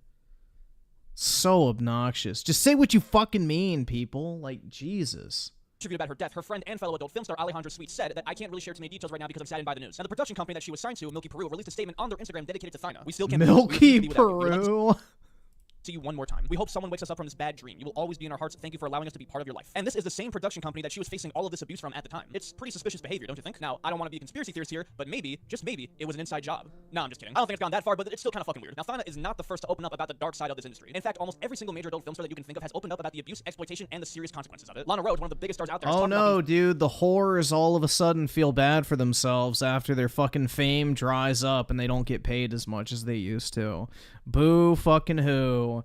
You were willingly a fucking whore. You willingly took the money for years upon years, collecting millions of dollars. Now all of a sudden you're a fucking victim. Shut the fuck up, you stupid whore. Forced to do certain scenes that she really did not want to do. During my short stint in porn, I had to do scenes I really didn't want to do. Then don't fucking do them, retard. Nobody can force you to fuck somebody. Extreme acts were what was popular, and that's why being a #1 performer in the industry at the time, everyone wanted to make money off me, so they pushed me to do these things. And it just gets really extreme, like you're saying, abusive. I don't want to go into too much detail. Like, honestly, some of my experiences are really humiliating for me, and I wish that they never happened. Many adult film stars, both male and female, are often forced to They're really humiliating for me. Oh, shut the fuck up. do scenes that they really, really do not want to perform. Now, not Yeah, more humiliating than literally spreading it for the entire world. every job is perfect. In almost any job that you want to be successful in, you have to do things that you don't want to do. Actors often have to take roles that they don't really like that much in order to boost their career and get recognition. But if you're trying to get your foot into the adult film industry, you don't really get a say. Many scenes often require doing extremely gross and painful things in order to get the job. I'm not going to describe any of those things, but I think you can use your imagination. Now, a lot of these girls start in the industry when they're young as 18 years old. Painful. But oftentimes, many are recruited even younger. Tracy Lords, one of the most successful actresses in her time, was only 15 years old when she started. She used a fake birth certificate and a fake driver's license to claim that she was way older than she actually was and starred in many, many movies. In the 80s, she was one of the highest paid adult film actresses at the time, earning over $1,000 per day. And this was all while she was only 16 years old. But when she turned 18, the authorities finally looked into the tip that she was actually underage, and they discovered that her credentials were completely fake. The owners of her video agency, Excitement Videos, were arrested, and any film that she starred in was now legally considered child porn. In court, the government prosecutors claimed that Tracy was manipulated by the industry and was drugged to do certain scenes that she did not want to do. However, in her autobiography, she claims that anyone who worked with her never once saw her take drugs, and that she was fully aware of her actions. But many of her coworkers and even her sister have heavily criticized the book for lying. Now, this is the most well-known case of underage actors in adult films, and probably the most controversial one, because it's kind of hard to decide who to really put the blame on. Was it Tracy's fault for lying to the company by using fake documents that looked real? Maybe the company... Yeah, no shit. It's the person who faked their identity's fault. Duh. Bro, how the fuck are you supposed to know if somebody fakes their ID? Like, if you check their ID, you do the fucking due diligence and get the documentation, but they fucking forged whatever documents they gave you. How the fuck is that your fault? That's 100% her problem.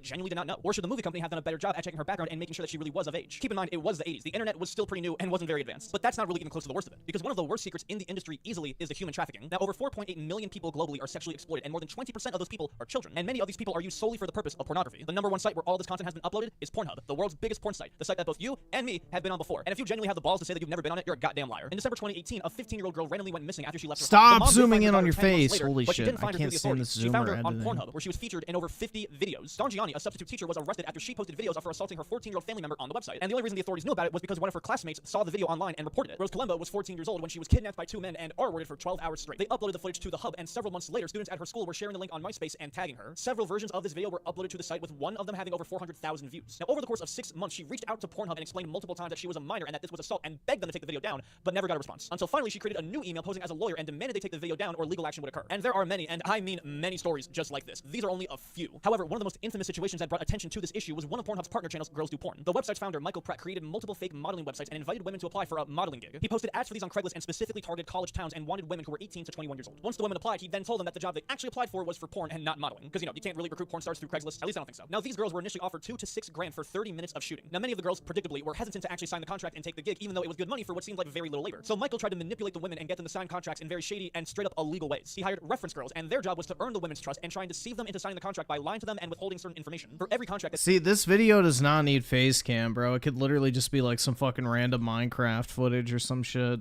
These reference girls got signed, they earned $25 to $200. And Michael had these contracts written in a very, very complicated way to make them as confusing as possible. These contracts never once mentioned the website named Girls Do Porn and never mentioned the fact that they would be uploaded to the website, even though they were. To really try and push the girls to sign the contracts, they would get them extremely drunk or even get them to take hard drugs, sometimes against their will. And they also didn't let any of the girls keep any of the contracts. After the girls signed, they immediately got them to work. Instead of the initial filming for 30 minutes like they were promised, shooting lasted for a whole 9 hours straight. And the content that the girls were filming was so violent and rough that some of them started bleeding down there. The girls were often refused breaks, and the company employees even tried to get the girls to have sex with them, even though that is not part of the business. An employee even forced one of the girls to have sex with him at gunpoint. And even after all of that, more than half half of the girls only received a fraction of the money that they were promised. They made up complete BS excuses to try and hog them out of the cash, like, oh, you look too old, oh, you don't look like your picture, oh, your acting wasn't good enough. Complete bullshit. The girls sued the parent company of Pornhub for $80 million, and this lawsuit was huge at the time. Pornhub has historically handled these situations terribly by providing close to no action for non-consensual and underage content being posted to their website. The way their website worked was similar to YouTube, where almost anyone can post to it, and while they may not have encouraged what necessarily was going on, they were profiting from it, which the parent company quite literally admitted to. It wasn't until the extreme rise of controversy and lawsuits that they finally changed their platforms that only verified users can post videos to their website. Any unverified videos or users were removed immediately. Their history with human trafficking is quite literally so bad that there is a whole Netflix documentary where porn stars talk about the connection from Pornhub to human trafficking, and I highly recommend. It's very much worth checking out. Now, this is all pretty terrible stuff, but how does all this actually tie into the deaths of the porn stars that we've been seeing? Well, if you look at the death of almost every actress, they usually die from one of two things: drugs or taking their own life. There is a very high correlation of people who are sexually traumatized and of using drugs. What's the fucking difference of drugs and taking your own life? It's the exact same shit.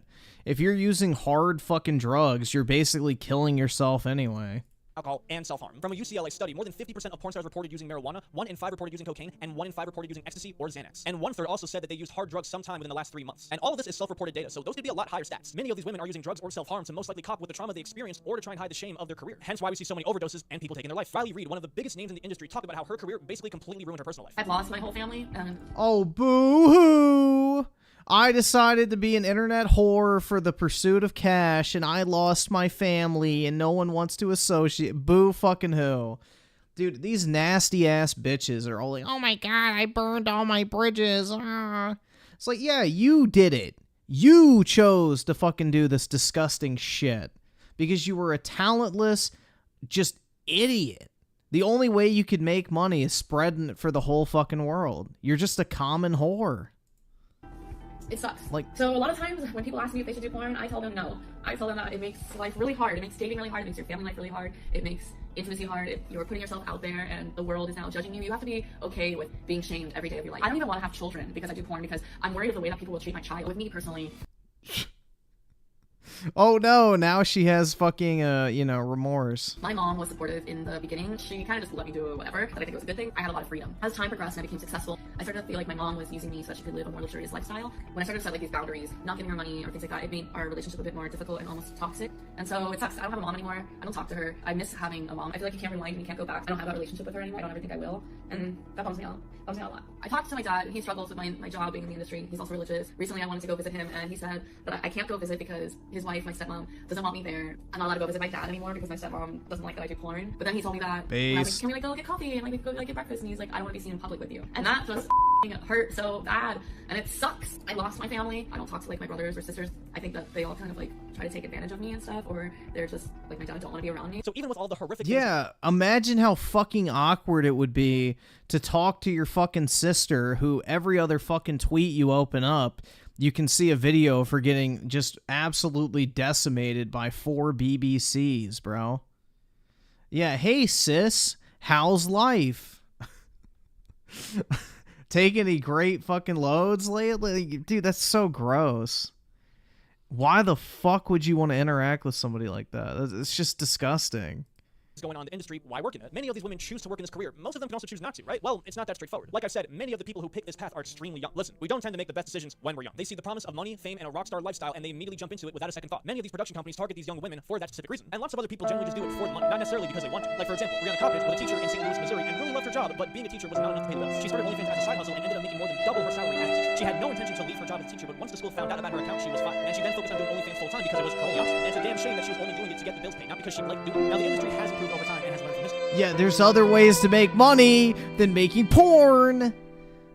It's called getting a second job. It's called learning a fucking trade. It's called going back to school, learning to code, applying for a new position. Yeah, you don't, just because you're a woman doesn't mean, oh my god, she had no other choice to make money other than to get fucked on camera. Fuck off, bro.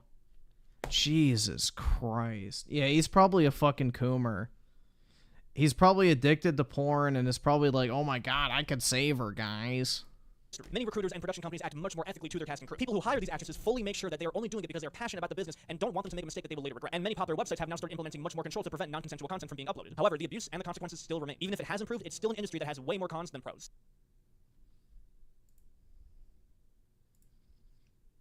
They're victims, dude. Oh my god, man.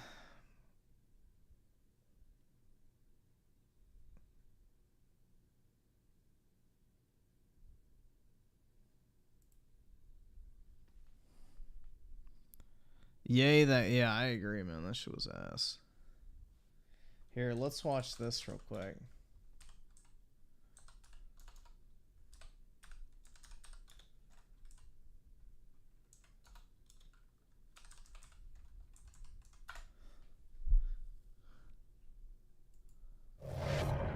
Senua's Saga Hellblade 2 is shaping up to be one of the most visually exciting games of the year. Ninja Theory's cinematic sequel looks to be making excellent use of Epic's Unreal Engine 5, producing some truly stunning results. Look how terrible this looks, man. Like, why are there these massive fucking black bars? Like, it's so I fucking hate that shit. That's why I can't play games in windowed mode, because I get like the fucking, you know, basically a version of that. I hate this shit, man. I don't want to fucking look at massive black bars that almost take up the entire fucking screen. At the same time, a lot of early footage for the game has been brief, hard to follow, and compression ridden, until now. No, it's not that they're lazy. They did it so that they didn't have to render the entire screen because they can't get it running at a decent resolution. Finally have the first 5-minute drop of high-quality Hellblade 2 footage, making a proper preview a possibility. The reason they did it is because they only have to render this much of the screen. This entire space up top and on the bottom is completely resource-free.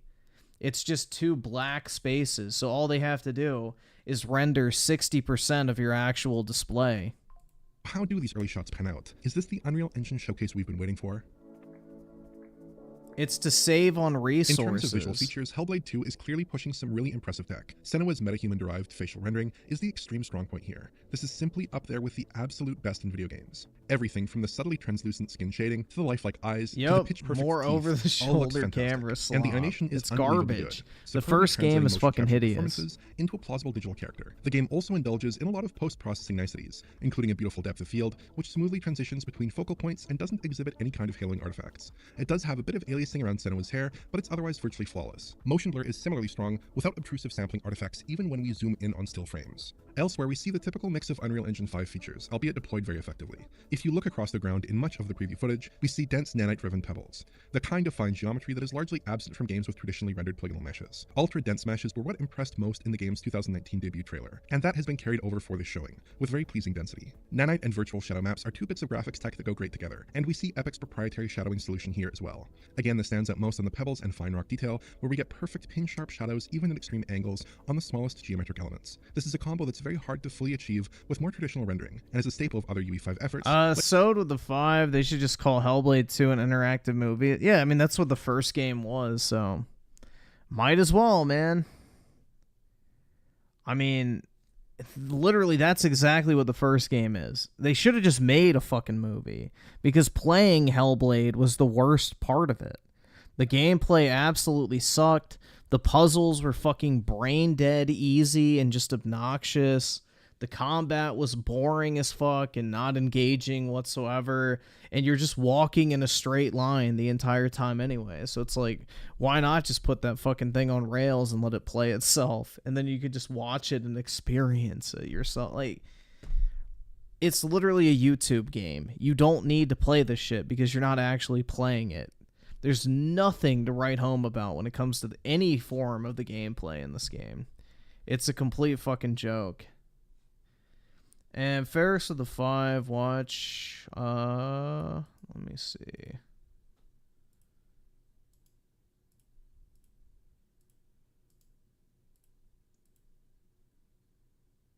Yeah, we can watch that. Like RoboCop Rogue City. Note the super crisp self-shadows on Senua here too. There does appear to be a VSM issue in this shot though, with a very low-res self-shadow transitioning to a higher resolution version as the camera closes in. We also see more softly diffused shadows, depending on the source. The game's indirect lighting characteristics are a bit tougher to make out in this footage. A lot of the trailer takes place in near absolute darkness. Look how but when we boring can this make out indirect like, lighting detail, ooh, we do walking, find a good gradient in the shadows, which would be characteristic of Lumen. And throughout, there's really no standout visual issues with indirect lighting, which again would suggest an effective use of Lumen. Prior trailers have featured great-looking indirect lighting as well. Reflections are a bit tougher to judge. It's possible there's some screen space effect in the puddle Walking. here, but the larger pond doesn't exhibit any SSR occlusion issues at all. Earlier trailers did exhibit some SSR issues, and one appeared to prominently make use of a planar reflection. So at the moment, I think the results are a little ambiguous, suggesting a mix of techniques are likely in play here. The animation is another strong point. Fight sequences here are composed of this isn't even a video game at this point. motion captured attacks, dodges, and finishing moves, with Senua tackling foes Look in how one-on-one fucking combat. boring There's this a sense shit that this looks. is probably a less flexible combat experience than a lot of other games. More like the first title, in other words, than something like God of War. But each bit of combat movement feels tightly choreographed as a result. To make the hits land just that Look how extra bit more, the fucking developers have boring chosen to this pause the shit animation for a looks. couple extra frames when an attack connects. Relative to 2017's Hellblade: Senua's Sacrifice, this is a I just profoundly like, I don't understand how you can be a gamer and be excited for this fucking movie game garbage. Like, Hellblade 1 is one of the worst offenders of being a movie game, and now all these fucking Xbots all of a sudden love this shit. Sequel, and a game that is generationally advanced beyond its predecessor. Senua's Sacrifice was a good-looking title, and looking back, only some occasional lower fidelity assets really date it, but it's clearly a game that was built around last generation constraints and technology. Hellblade 2 is just on another level in almost every respect in terms of core technology. Compared to earlier showings, I think this footage is on par with recent trailers of the game, and is possibly even a bit ahead of Hellblade 2's first gameplay trailer, which isn't quite up to the same level in terms of character rendering. The initial 2019 trailer, with its almost unbelievable fidelity, is a bar this footage probably doesn't quite clear, though I'd really want to see a more varied slice of Hellblade 2 before saying anything dispositive. There's also the matter of image quality, and here the results are a bit complex. Recent Hellblade 2 footage, likely including the preview footage we have right here, is from Series X, but it's been hard to evaluate image quality because of streaming video compression. Generally, the game has looked soft, but it hasn't been possible to really nail down how the game looks in typical play, until now. In the high-quality preview footage we have, a few things are evident right away. The game is definitely quite soft, especially in motion, though a lot of this seems to stem from very aggressive post-processing. The usual crew shows up here: motion blur, depth of field, chromatic aberration, and film grain, which do end up blurring the image somewhat. Hellblade 2 is Oh, great. Film grain. Love it. I don't understand why anyone uses film grain, man. It never fucking looks good.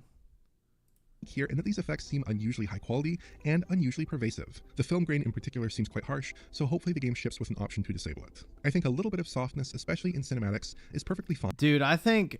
Alright, I just figured this out. So apparently Sony has dropped the price of the PlayStation 5 to $450 for the disc drive Slim, and you get a free copy of Spider-Mid 2 with every console. So basically, you know, if you want to play Spider-Man, you're paying $400 for a fucking PlayStation 5 Slim. The Xbox Series X with 0 games bundled is $500 still. Microsoft has completely fucking given up on this console generation, man. They have completely given up. Like, how the fuck is your, like, competitor selling their, like, superior fucking console in terms of popularity for $50 less with a bundled-in game that people actually want to play in a lot of cases? And, you know, Microsoft is still charging $500 for just the base console with nothing else. Pretty wild, man. They have, like, completely just given up at this point. Basketball with the 5 gaming journalists are going to love this. Oh, yeah, because they don't have to play it. You know, walking simulators are their best friends. Fine, and the game does have a bit of a film. That's why they gave that shitty fucking game, and I use game very fucking loosely, Journey Game of the Year back in the day, because you literally don't even play it. You just fucking press forward on the left stick, and it plays itself. Creators' freedom with it, too. What happened to Castlevania? Konami just doesn't give a fuck about it anymore. They're more interested in their money printing business with Yu-Gi-Oh cards and then, you know, the pachinko machines as well. I think it'd be cool if we got like another Castlevania. What was it called? Lords of Shadows? I thought those games were pretty good. So it's a shame they didn't continue that series. Those were pretty good. An even star with the 2. Did you see PETA tweet on Final Fantasy VII Remake side? Oh, the chicken side quest? No, I did not. They have a problem with it? look at times as a result. But there's also some image breakup in motion, which is most noticeable in the action scenes from this preview. Hellblade has a blurred, slightly artifact-prone quality in fast motion, which holds especially true when Senua activates an ability to slow down time here, which turns off the motion blur that otherwise helps to hide some of these artifacts. The preview encode is fortunately high enough quality that we can make out individual pixel edges in a few moments. I got counts on geometry from around 1296p to 1440p or so, though when you factor in the letterboxing, it's more like 2304 by 964 to 2560 by 1070, or roughly in that range. However, in Castlevania is one of the founding games of Metroidvanias, so 2D platformers, and then they transitioned into this like new era with the Lords of Shadow games, which were basically God of War clones, and they were pretty good, honestly.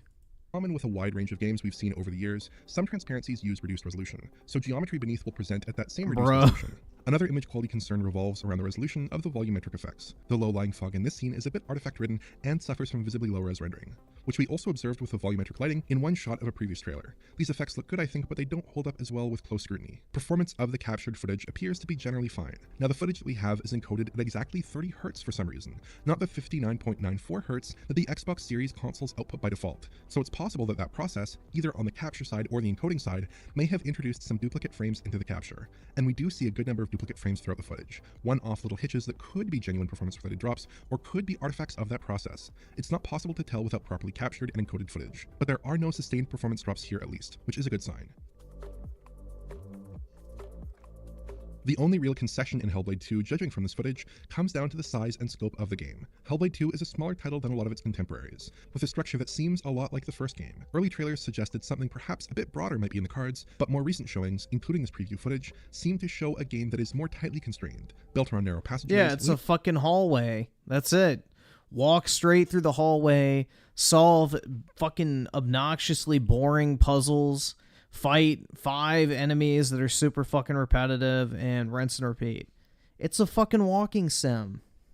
There is nothing special about this game whatsoever. It's garbage. Literal fucking garbage.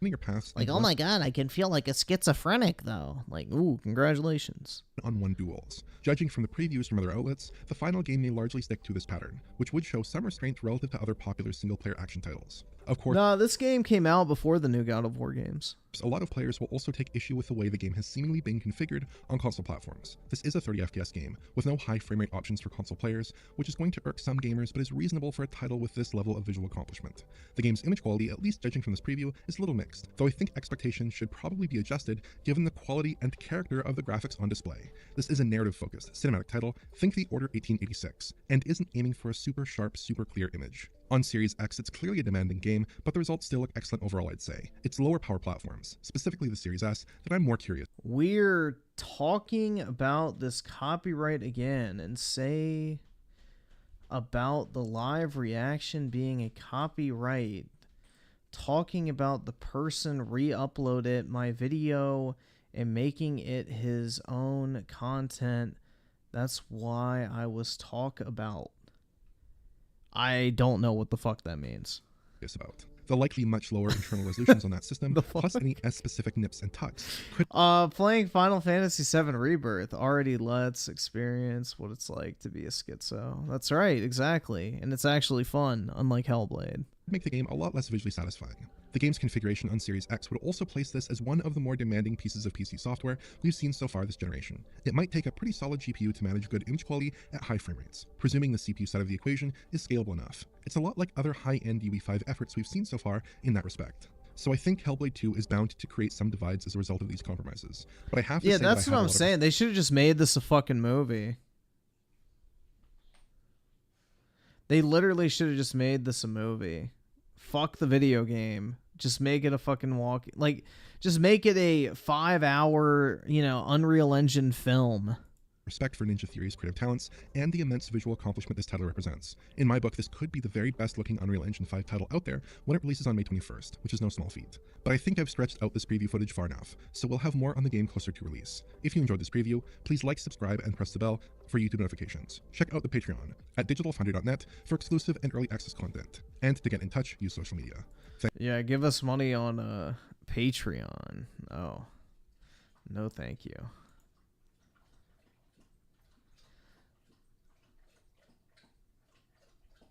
Yeah, this is not a video game. I hate everything that it represents. In May 2020.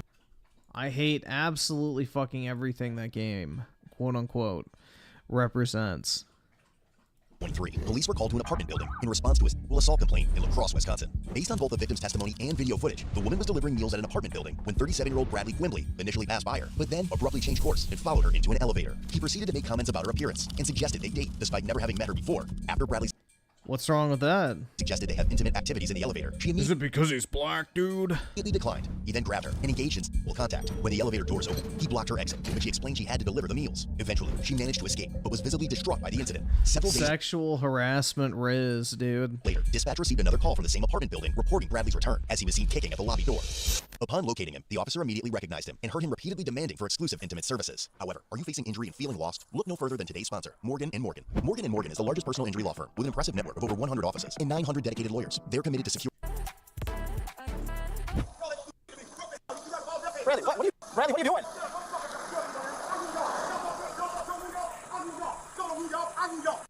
He's extremely escalated outside Stoffel Court now. Wait, what does that say? Do you want die alone? Is that his Chris Chan attraction sign? 94, he's extremely escalated outside Stoffel Court now.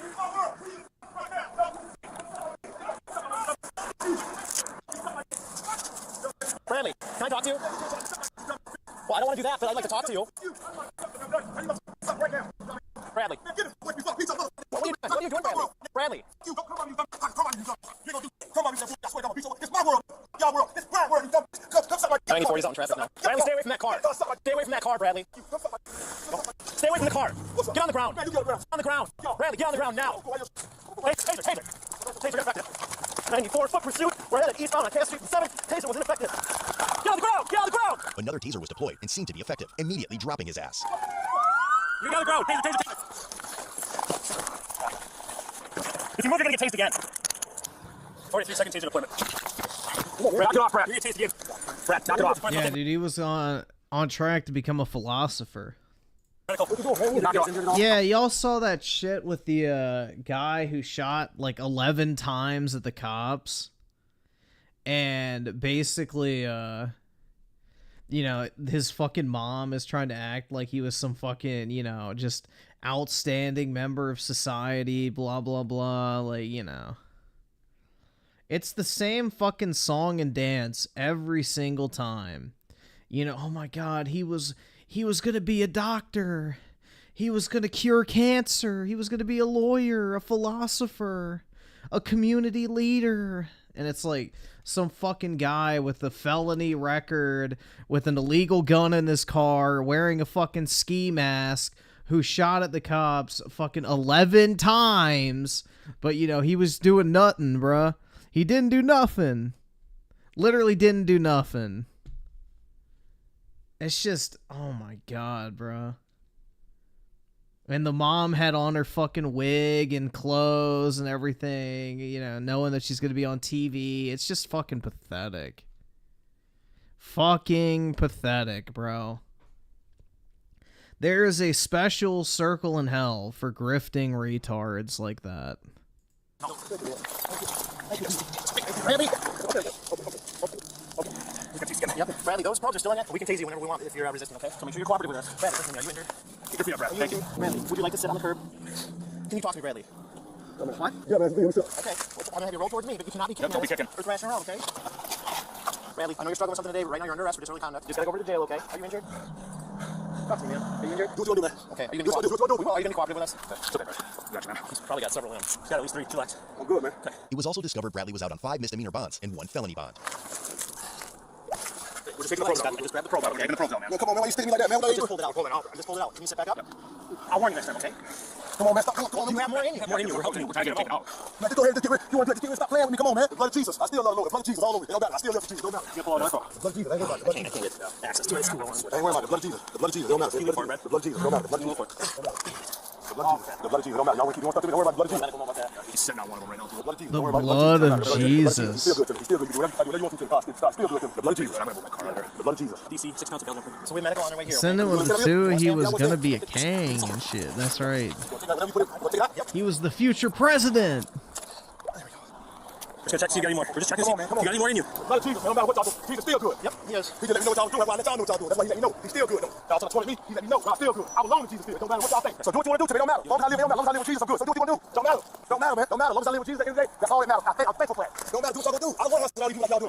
Guess what? He's too good to me. We're not rapping. Man, I ain't got nothing, man. Blood of Jesus. God still good. Y'all want to go to hell. I ain't worried about it. I ain't worried about it. I'm okay. I want to do things y'all doing anyway. So do whatever y'all want to me. He's still good. Praise God, ain't it? Praise God, right? Praise the Lord Jesus. Ain't it? Praise the Lord Jesus. Matthew 6:33. Praise God. Hallelujah.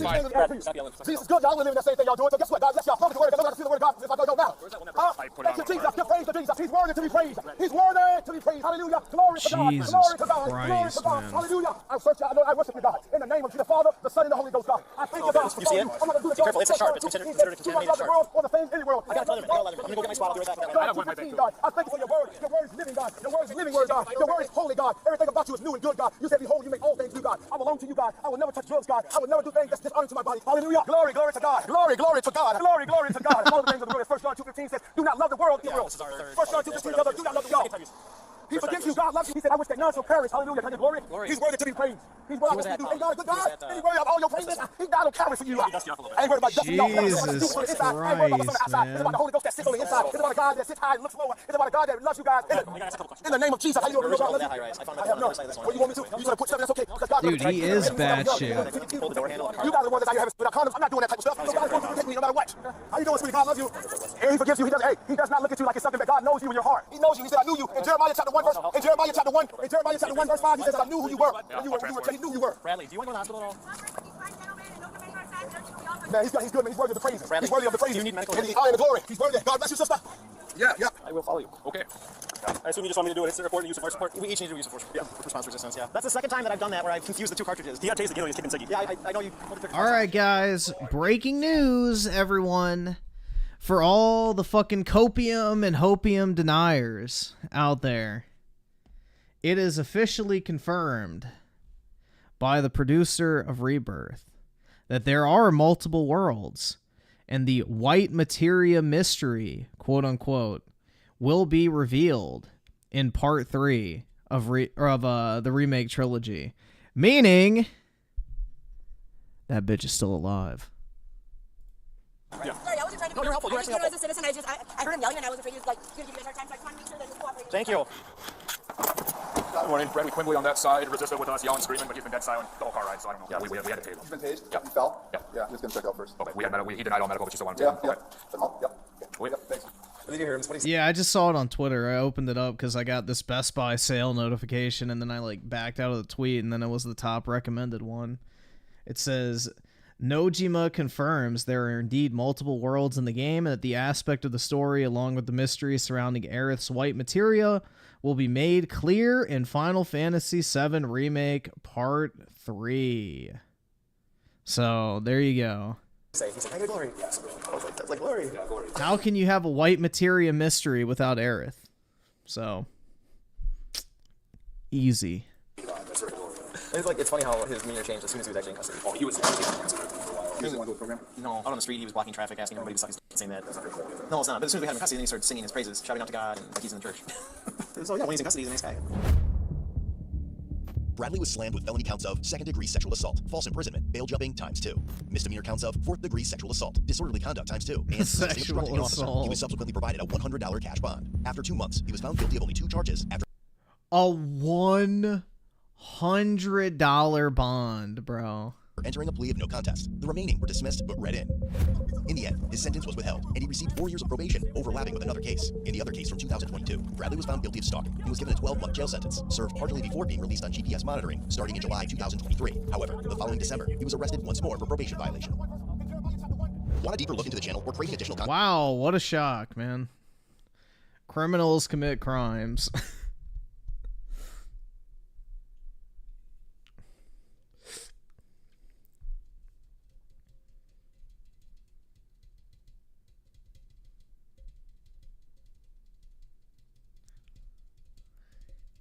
What a shocking chain of events, you know? Truly surprising. It's almost like, you know... Never mind. What's up, gamers? Guy here, and today we're going to talk... Oh shit, that was too fast. Oops. There we go. About the Dead Space remake, but not necessarily this one. There have been rumors that we were going to get a Dead Space 2 remake. This first game is incredibly freaking perfect. I gave it a 10 out of 10 when I reviewed it. I ended up doing 5 separate playthroughs on every single difficulty. It was one of those games that when you played this first Dead Space remake, it was clearly lovingly crafted. I mean, every single part of the new weapon tweaks, the new storylines, just every part of it was incredibly good, but everybody... Nah. They made his wife ugly. Bro, they made it look like she was his mom. They made Isaac's wife fucking hideous, dude. Also, the bathroom shit was stupid as fuck, so... No, some of the changes were not fucking great. Of course was thinking, okay, what happens next? Well, today we got some leaks. A big official leak that the Dead Space 2 remake is canceled. So that yeah, I'm gonna be honest, bro. Like, I've seen a bunch of fucking neckbeards and shit on Twitter. That fucking Grums dude keeps getting recommended to me.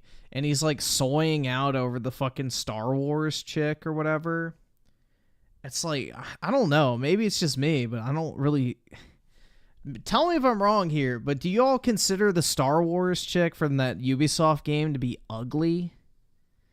Because I don't consider her to be ugly. She's not, like, hot, but she's not ugly. I don't know, bro. That doesn't scream ugly to me. Here, let's do a poll.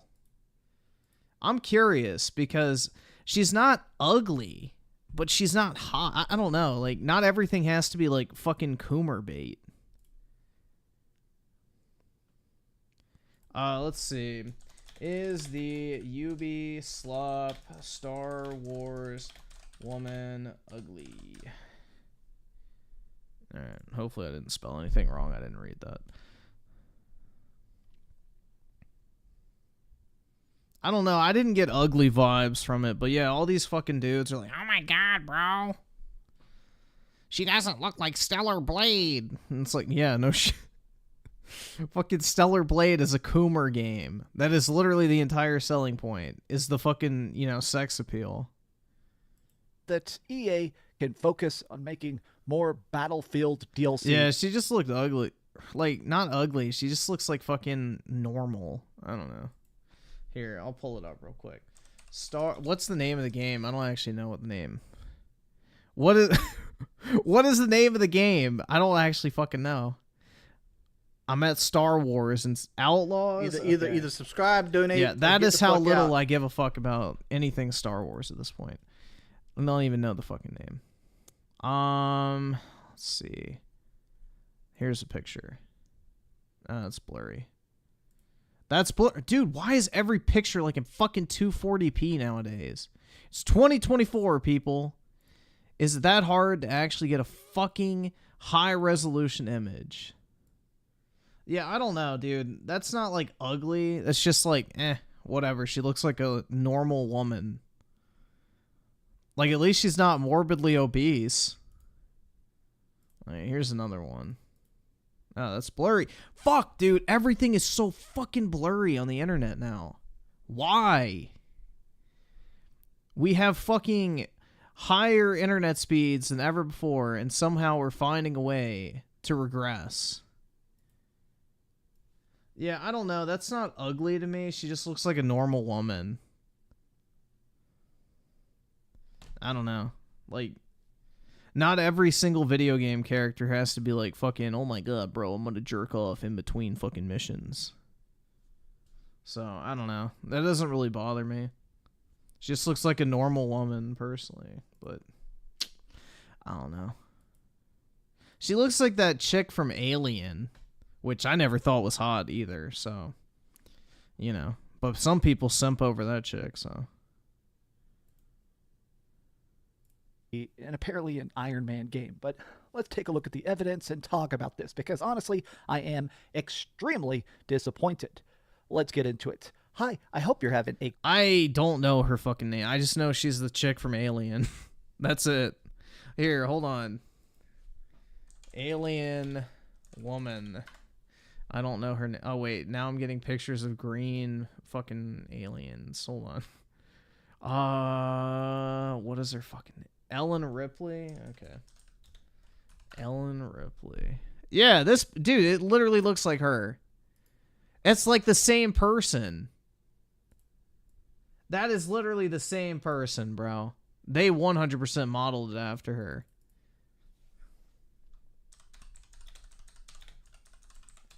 That's like the exact same fucking image.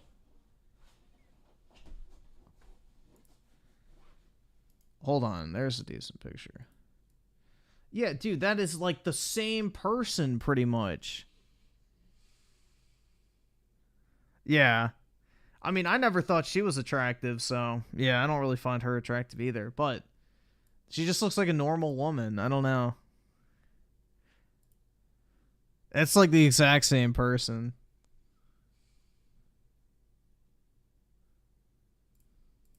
A great day. If you could, give this video a like and subscribe if you haven't already. By the way, there's about to be another video that's posting on this YouTube channel today where I look totally different. I technically filmed it like a week ago, so don't pay attention to the fact when I talk about that secret project, my face looks a little bit different. Secret project. But, okay, so here is the leak itself. This is Jeff Grubb, the king of leaks himself. He talks about a lot of stuff that probably... In gameplay, yeah, well, if you take a screenshot at the right moment in any game, you can make it look bad, so I don't know. Is not supposed to talk about, and a lot of times he does his leaks on his morning show, Game Mess. Dude, the girl in Star Wars Outlaws is hot, and I don't think so. Mornings. Let's start things off by listening to what he says about this entire, well, mess. I'm not into the 80s aesthetic. She just looks like a generic 80s woman. I guess that's the best way to put it. Like, she just looks like an average 80s white woman. There you go. Like, what the hell is going on over at EA? So they said that they're going to be a 2-project team going forward, and that's going to be Iron Man and Battlefield. Lex, Luddy, what does that leave out that came out last year? Does that leave out like maybe a Dead Space game? Yeah. Literally the second I saw this was, oh, we're never getting that Dead Space 2 remake, are we? So they were working on it. No, we are not. They were working on Dead Space 2, and they are no longer working on it. It is on the shelf because the first games had lackluster sales, is how it was phrased to me. Yeah, Dreamcast guy, you didn't buy it on every single platform, you dumbass. If you would have bought 4 copies, then we would have been able to get a sequel. We're going to get into that in depth, but man, do I hate this concept. We're going to shred that apart. Of course EA is going to shoot down the rumors. What are they going to come out and say? Yeah, we canceled it. Of course they're going to deny it. Duh. That's PR 101. Second, let me let him finish. Yeah, bad. So if you were looking forward to a Dead Space 2, it's bad news. It straight up is just bad news. Does this mean it never happens?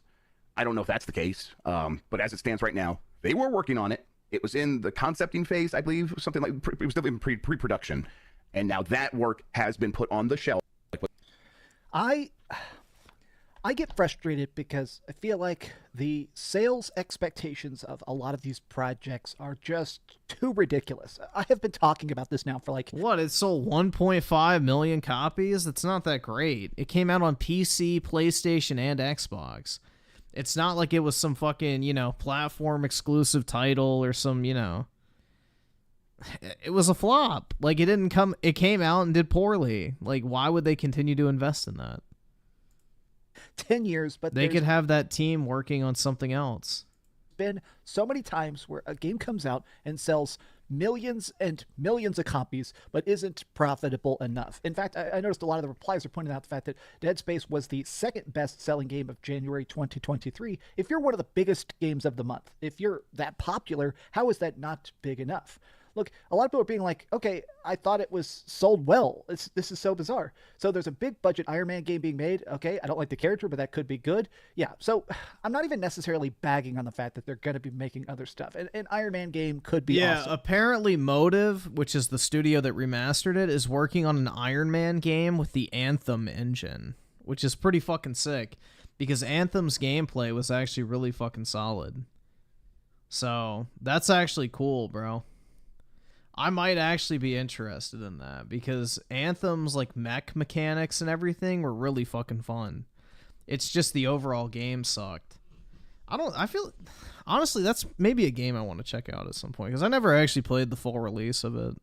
And you can get it for like $2 or something fucking ridiculously cheap now. Maybe I'll check out Anthem at some point. I kind of want to.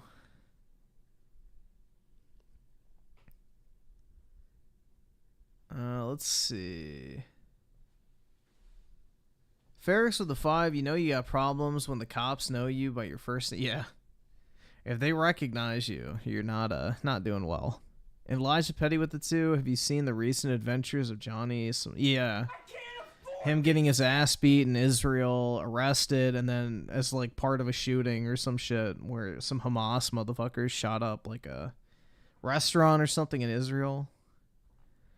Scotty Man with the 33 months. I guess Gabe Newell lost a bunch of weight. Yeah, I saw the pictures, man. He looks good, so glad Gabe will be around for a little while longer. And Daryl's on with the 2. She's better looking than Aerith. Yeah, keep coping, bro. Keep dreaming, right? And Daryl's on with the 2. Dreamcast guy better tear his shirt off again. Yeah, let's see those pecs, bro. You know, flying around, shooting lasers, I'm definitely on board with it, but I decided to tweet this out as well because I am just still stunned that a game that is so good with a team that is so passionate, that is so proven with their skill would get canned. And a lot of people actually were talking specifically about the price point. The price point killed it. I assume that's a typo there. A lot of people are being like, hey, this is something interesting. I did notice apparently on PC, it ran incredibly bad at launch. Nope, it did not. I played it on PC and it was perfectly fine. So people saying it was a broken, unplayable mess. I Nope. did not experience that. That's some fucking poor piece of shit who had a shitty graphics card and blames the fucking games for his own inability to actually purchase fucking actual hardware. He probably had a fucking 1050 Ti and was like, I can't run it. It runs like shit. It's like, yep, that's because you have a piece of shit. So, yeah, I don't buy that for a second. I played it on PC and it worked perfectly fine. Again, this price point comes up again and again. If the Dead Space remake was cheaper than $60 when it came out, it would have done much. It only made $105 million roughly on $160 million. Well, that's assuming that every single copy sold for $70, and that's also assuming that there was no platform fees removed. So you have to subtract 30% for, you know, selling on Steam, Xbox, and PlayStation. So technically, best case scenario, it made $70 million. So that's horrible. Absolutely fucking horrible for a AAA game. Much better. Remasters and remakes should always be more budget friendly unless it's a complete total overhaul like FF7. Okay, well, yeah, this is one of the things I hate about PC gaming, bro. Is like you'll have a bunch of these guys in the community bitching about games running like poorly, and then you ask them like, "Oh, well, what graphics card do you have?" And it's like some fucking like, "Oh, I have a 970." It works fine on most of the games I play. There's no excuse why this brand new game that released in 2023 shouldn't run on my fucking 2012 graphics card. It's like, oh my god. Oh my god. Like, that shit pisses me off because it, like, floods the market with a bunch of misinformation and shit. It completely, like, you go on Steam reviews and you'll be like, all right, well, does this game actually run like shit? Or does this person just have a piece of shit for a computer? Like, I feel like Steam, when they have reviews, should put the fucking GPU next to, like, the hours played. Like, when you post a review on Steam, it should scan your hardware and tell people what GPU you're using. Because if some motherfucker with integrated graphics is complaining about a game running poorly, then I don't want to fucking pay attention to that guy's opinion. Because he's a fucking clown. Or, you know, some dude on a 1050 Ti complaining that, I don't know, what's a good example? What's a game that came out recently that's like really graphically demanding? I don't even know. Fuck. Shit, man. What's a game that came out on PC recently?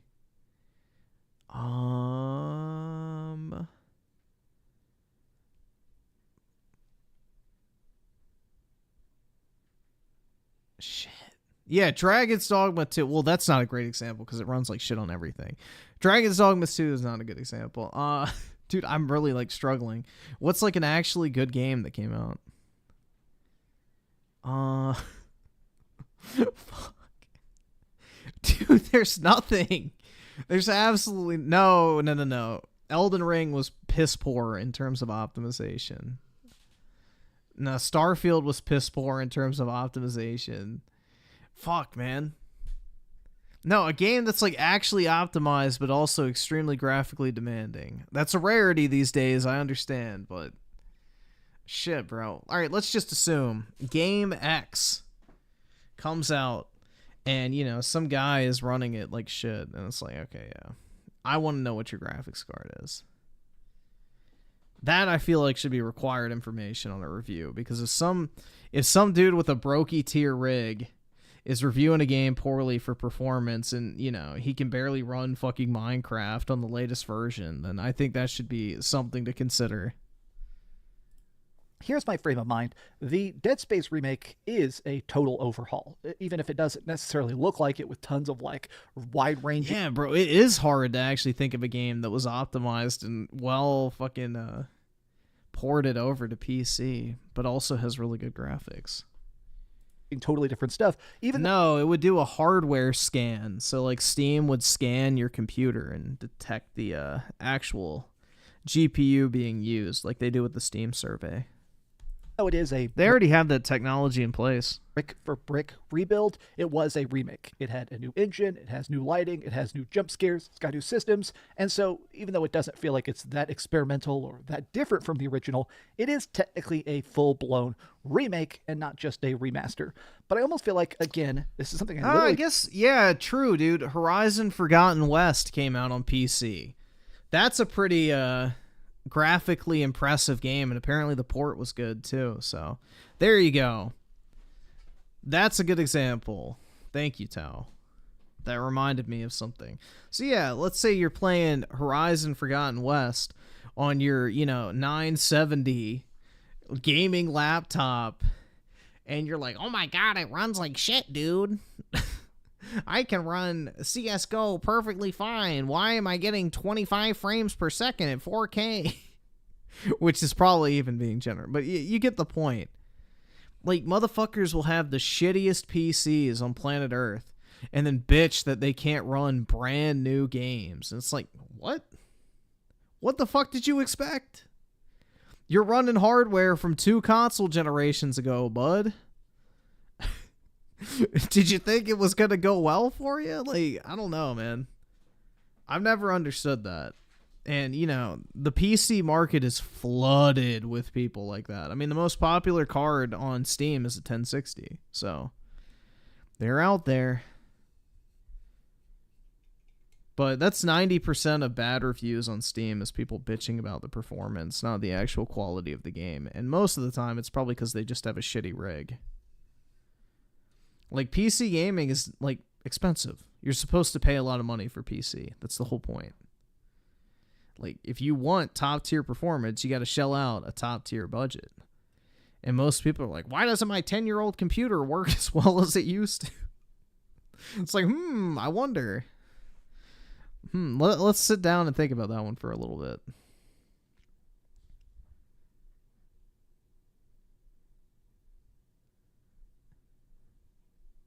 Just play it on low? Yeah, what's the point of getting a PC if you're going to play games on low? That's what, like, whenever somebody asks me, like, how much money you should spend on a PC, I'm like, at least $1,500, not including accessories. Like, there is no point in getting a PC if you're not spending at least $1,500. You're just wasting money at that point because you're going to have to upgrade something, and it's going to become a money pit, essentially.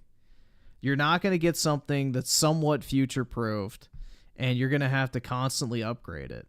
So it's like you're sinking all this money into already outdated parts, which makes no sense to me. I feel like $1,500 is like the minimum. Because it's like you'll see all these guys, I'm building a $900 budget. And it's like, oh my God, it's like some cheap Chinese crap and, you know, used components and, you know, they skimp out on the RAM or the power supply or the motherboard. It's like, well, you're going to have to replace that shit. So all the money that you just spent on those components is now a sunk cost because you're not going to be able to resell that junk. So eventually you're just going to have to keep like dumping more and more money into it.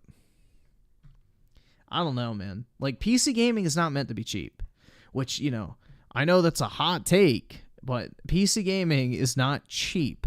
The whole point of PC gaming is to get the top tier gaming experience. You know, if you want something cheap, you got a console. If you want something top notch, you got PC. But with that performance comes a higher price tag, just like a fucking sports car versus a fucking Toyota. You know, if you want the Camry that's cheap, reliable, and will get you where you need to go, that's fine. But if you want the fucking fancy-ass Lexus or, you know, the fucking, I don't know, G-Wagon or whatever other fucking car you want that has more features, you know, gives you a better driving experience, whatever, then, yeah, you're going to have to shell out more money. That's how it goes, man. So I don't like the budget build aspect of PC gaming. I think it's very deceptive.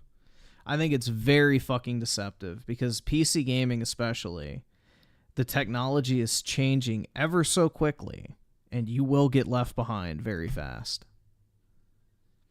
Talked about in a video yesterday, this is the thing that sucks about the fact that budgets... Griffin's third favorite hobby... Oh yeah, I love cars, bro. Me and my Hyundai just, you know, tearing it up on the road. Are getting so incredibly out of control. This game looks good, it plays good, but... I think my car finally hit 35,000 miles actually the other day after 7 years. I drive all the time, guys. Most of those miles are when I was in college, because, you know, it was like a long ass drive back and forth. But yeah, I barely ever drive anywhere now. I get like an oil change once every like year and a half, if even that. How many hundreds of millions of dollars did it take? And how many hundreds of millions of dollars were they expecting them to generate? This is another part of it, though, which is that so many of these publishers now, so many of these major studios expect an instant return on their investment. They're like, okay, like I have actually personally heard, I have had a chance to sit down and talk face to face with... Yeah, I would never buy used parts for a PC, generally speaking, either, because you don't know what the fuck you're getting. Like, why is someone selling that component? I don't know, man. Like I don't like the budget builds at all. I think you're just literally paying for something to go wrong. Buy new. If you can't afford to buy something and buy it right, save money. Save your money and wait until you can do it right, because you're going to save a dime to spend $1 long term. Developers off the record, so I'm not going to say their name, but a lot of times they've said they'll be making a game and it's going along great, everything's coming together, and then some part of like the company marketing will say, okay, we're going to spend $50 million on commercials. How many copies of the game do you think you can sell? And they'll say that before the game is even finished. Now, of course, that makes sense on paper because, you know, they've got to actually start spinning up the marketing so they can get pre-orders, so they can get hype, so they can get that content cycle going. I'm not even fully blaming marketing, but it is that weird thing of thinking like the industry has gotten so big, so out of control that it's like, okay, if your game is not the biggest title of the year, your team might be dissolved or put onto other projects. Now, personally, I was hoping this would be like the FF7 remake, where FF7 Remake Part 1 did not sell. Like FF7 Remake Part 1 did not necessarily Have sell. I ever thought of renting graphics cards? Fuck no. Dude, this is the thing. If you can't afford to buy something, you have no business owning it. Plain and simple, man. Especially like a luxury item like fucking gaming, bro. Like if you can't afford to just buy it outright, do not fucking go into debt. Do not go into a payment plan. Do not rent. Like, just, you don't need it.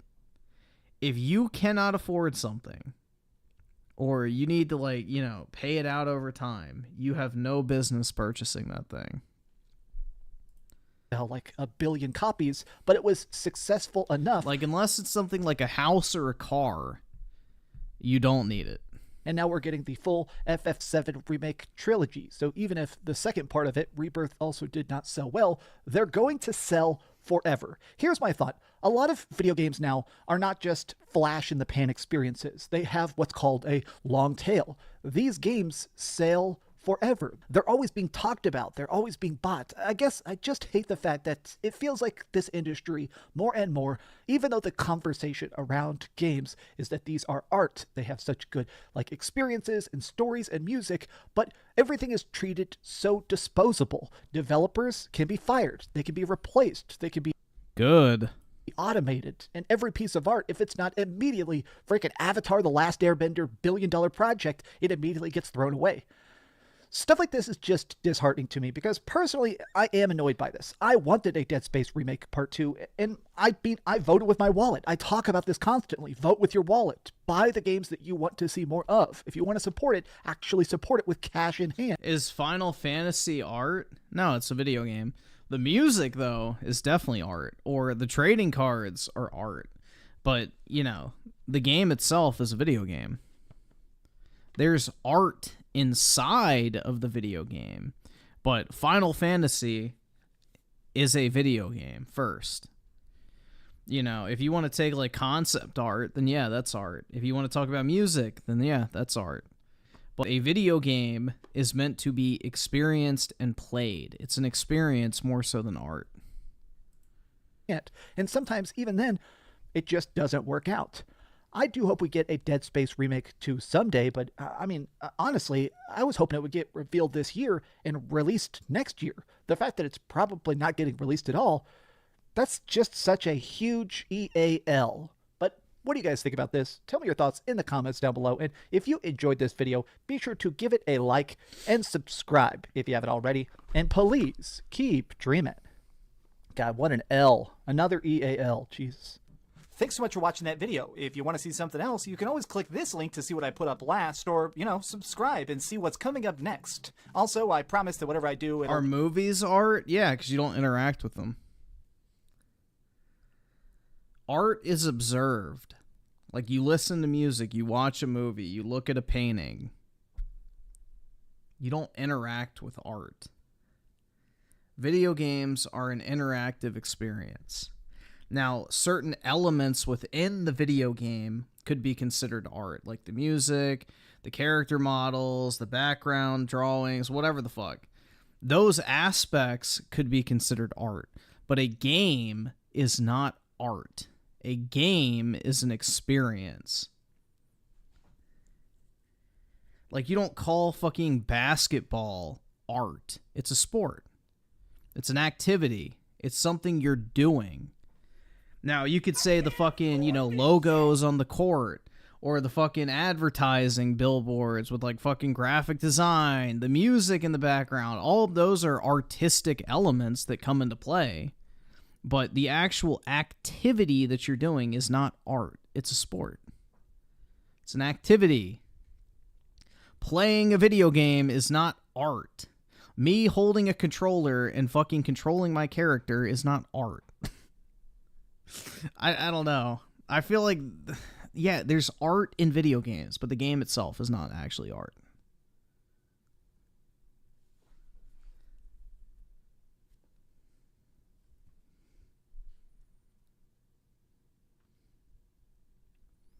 Daryl some of the two. No, Griffin, Final Fantasy is a movie, not a video game. Well, yeah, Advent Children is. That's art. There you go.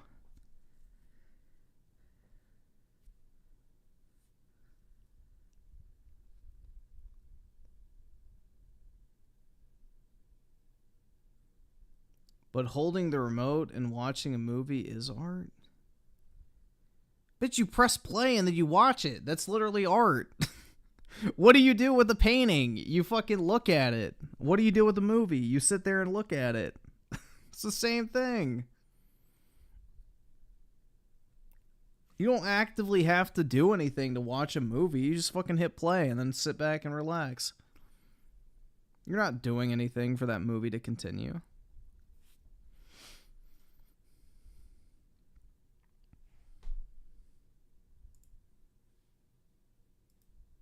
It's completely different. Dude, this looks so bad. I heard about this. It's like from the developers of Dead Cells, right? And they were making a Prince of Persia game. Dude, the art style on this looks fucking disgusting. I will never play this shit. It looks terrible. What's up, gamers? Dreamcast guy. What in the fuck, bro? This is hideous. Here, and today we're talking about a very strange project. Our Funko Pop's art, unfortunately, is incredibly They're fun more autistic than artistic, though. to play, which is the Rogue Prince of Persia. That looks so a couple gross, weeks ago, dude. Ubisoft reached out to me and said, It looks worse hey, than a Flash do you want to game. play something truly mind-blowing? And I was hesitantly excited. You know, I love fresh ideas, I like weird projects, and this is certainly one I did not see coming. It's essentially God, Dead it looks Cells so 2. If you bad. haven't played it, this is a roguelite. It is a game where every time you play it, it's a little bit different. New weapons, new enemies, new bosses, new areas to explore. But with this one, it's all done, of course, with the Projects. Prince That's of right. Persia paint. Now, let me be clear. This game Yeah, the is kind of 1060s can insane play it. because of that randomization. I've definitely grown to appreciate roguelikes as a genre. The idea that whether it is Slay the Spire or Hades or anything in this genre that's been so incredibly iconic, these games are all about playing it and getting that good, perfect run. So in this, we're playing as a dastardly rogue, a young prince who's trying to defend his kingdom from the Huns. They've decided to invade, and he has this special magical ability. Every time he dies, instead of staying dead, the prince wakes up slightly outside of town, which means he has to fight his way through the sewers, through the streets, and hopefully eventually slay a bunch of these big, brawly bastards. But here's what makes the game so incredibly addictive. So I had a chance to play about an hour of it, and initially, when I first started playing it, it felt good, and it felt looks- tight. It felt like one of those games Dude, where... and it's 3D modeled, too. Like, it's not even a real fucking 2D platformer. It's like that shitty 3D model. It's disgusting, bro. Everything about this game is like visual vomit. Like, this art style is one of the ugliest fucking things I've ever seen in a video game. Whether I was kicking people off of ledges or trying to double jump. This is over... the prime example of when no amount of good gameplay can override the fucking horrible art style. Like, you know, people say graphics don't matter. They don't to a certain degree. When it starts looking like this, I have zero fucking interest. My, like, attention is not going to want to stay on this shit at all. It's hideous, bro. For traps. I want to look at Dreamcast guy's face more than the actual gameplay, which is very telling. It's certainly responsive, but I kind of expected that. Just a couple months ago, we got Prince of Persia. Oh, I think Telltale games are fucking disgusting looking, too. Lost Crown, which was one of the best freaking Metroidvanias of the last few years. So when I think of Ubisoft, I definitely don't think a game that's going to lack polish. I was just impressed by how immediately deep all these mechanics feel. Now, this is technically some gameplay provided from the developer because the build I played was certainly incomplete. You could tell that there were certain aspects of it that were placeholders. There wasn't a lot of voice acting, but even in its current state, it was incredibly cool to see how it works. So let me just take you through my couple of attempts. I managed to do 3 separate runs trying to escape. The first run, it didn't give me any power-ups.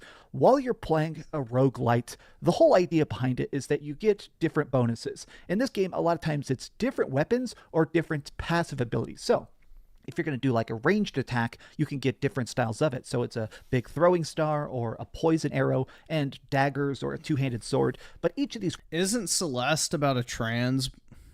I'm pretty sure. Or I may be thinking of a different game. Weapons, of course, I think it's Celeste, where it's like a man to woman trans story. Different stats. Sometimes you'll get a bigger blade with more crit and a straight up upgrade because it's a higher item level. But you can also have a lot of times It where you have a is? difficult Alright, yeah, choice. that's what I thought. In roguelites, definitely the best part of them is the fact that you have hard decisions. You get to pick one or the other. And a lot of times when I was playing this, these combinations already feel great. For my first run, since I didn't have any power-ups, it gave me a chance to kind of test out these different mechanics. Now, you have a hit button, which is your basic strike, which if you hold down does a bigger hit, but you can also kick people, which causes a pretty beefy amount of knockback. Now, you can hit people into walls to stun them, you can kick two enemies into each other to deal some pretty decent damage, or you can kick people straight up off cliffs for an instant kill. But a lot of enemies have like this laser shield thing where initially they're not instantly taking damage. You gotta chip damage them down a bit before they're actually going to start bleeding. Those dudes are immune to the kick. So there ends up being this interesting balance of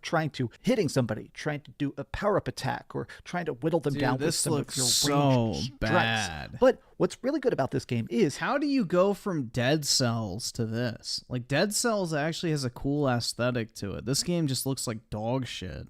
How these passives work. So in my couple runs, I really enjoyed experimenting with poison builds. There were a couple different styles of power-ups I found. There were like little trinkets that made it so that when I hit people and it happened to be a strong strike, sometimes it would detonate and poison them. I also found this thing where if I broke somebody's shield, it would automatically put this oil on the ground, which made it where I could light them on fire. No, this isn't developed by Ubisoft, so this isn't an actual Prince of Persia game. It's developed by the Dead Cells developer. Easier. But what I liked about this is that you get 4 separate passives per run, at least in this early build of it. Maybe it'll be different when the game actually comes out. But it was cool trying to pick and choose. Because there isn't like a definite destination, and since everything is randomized, in roguelites, I like to try and explore a lot. Going back, trying to check out different stuff, making sure I have every single possible power-up before I face that next, well, usually overwhelming boss.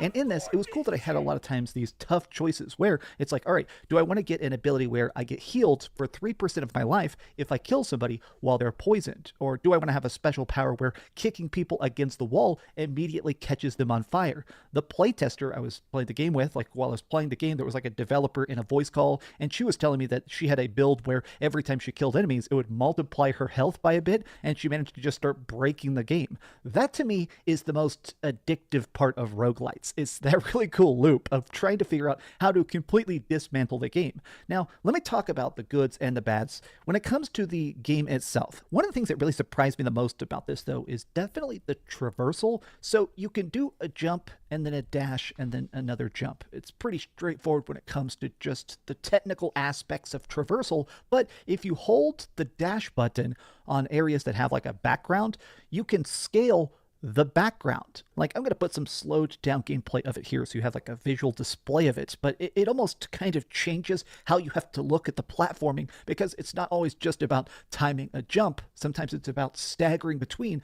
dashes, jumps, and wall running on the background.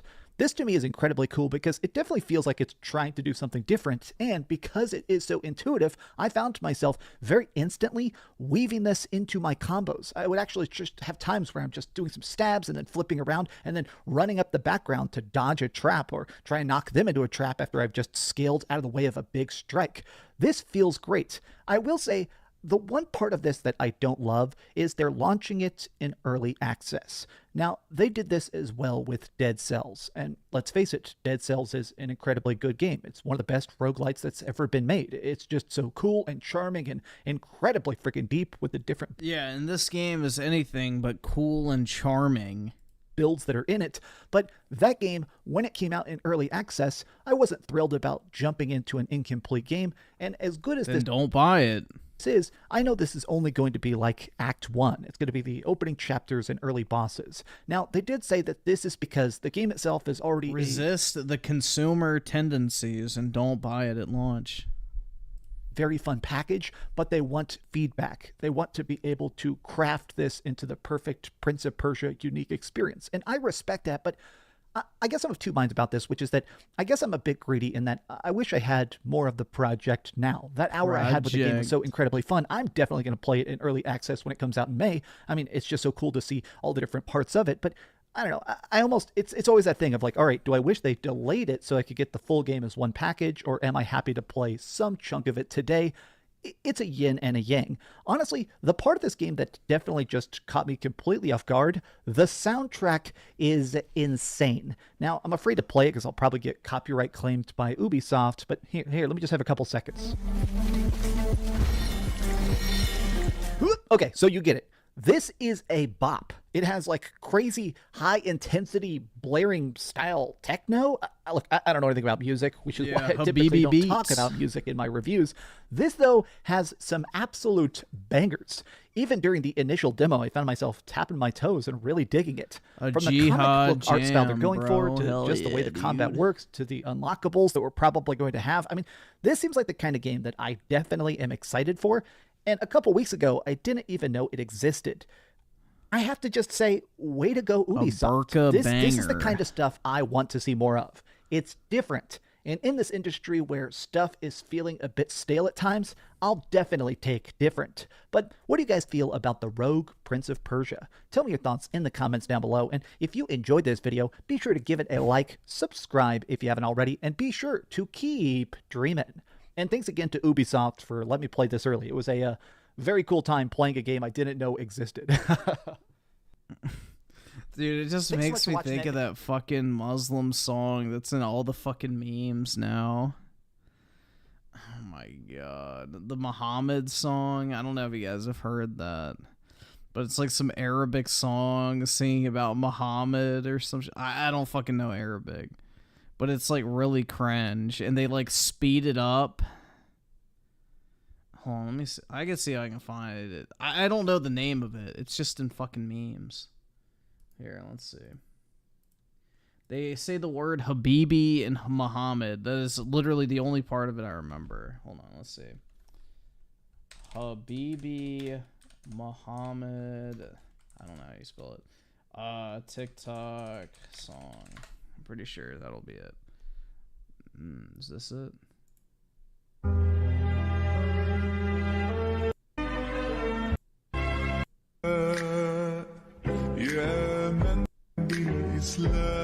No. What's this?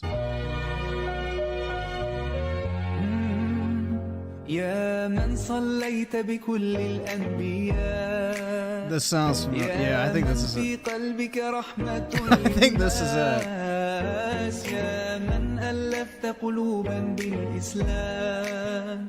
يا حبيبي يا شافعي يا رسول الله بأمي وأبي فديتك سيدي صلاة Yeah, this is definitely it.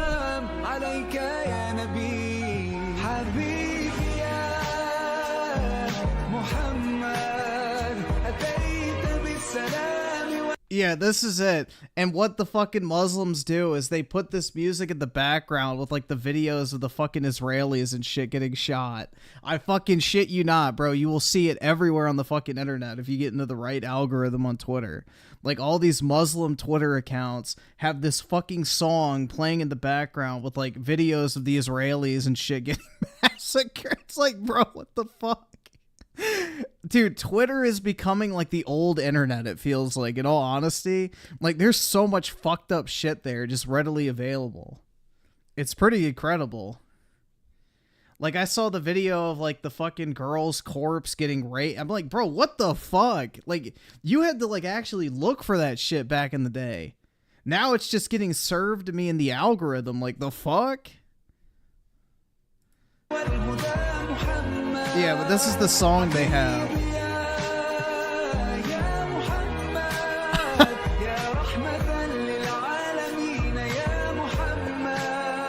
But yeah, this is the fucking song they have, and then it'll like cut to like some random fucking like I don't know what are the Muslims called there, imams or whatever the fuck. But yeah, it'll be like some random like religious figure praying at the end of it after like you see the corpses of like these Israelis and shit. It's like, bro, what the fuck? It's like the religion of peace, bro. I don't know, man. It's like, oh my god, dude, this shit's fucking like. Dude, it's funny as shit. Don't get me wrong. I mean, I have a fucked up sense of humor, so I don't care. It doesn't bother me. But yeah, it's like, I don't know, man. I got in that algorithm, I guess. I clicked on one, and now I get like 100 of them. And it's like all these fucking dudes with like like Arabic names, and you know, they have like these fucking videos of like the Israelis and like the corpses and all this type of shit with this song in the background, which is supposed to be like some, I guess, song praising Muhammad, because, you know, they're not allowed to listen to any sort of music other than music that praises Muhammad, basically. So this is probably like the biggest banger in, you know, the Gaza Strip. You know, how could it not be? وأبي فديتك سيدي صلاة وسلام عليك يا نبي حبيبي يا محمد Turn up, bro. والهدى محمد حبيبي يا محمد يا رحمة للعالمين يا محمد. But yeah, that's the song.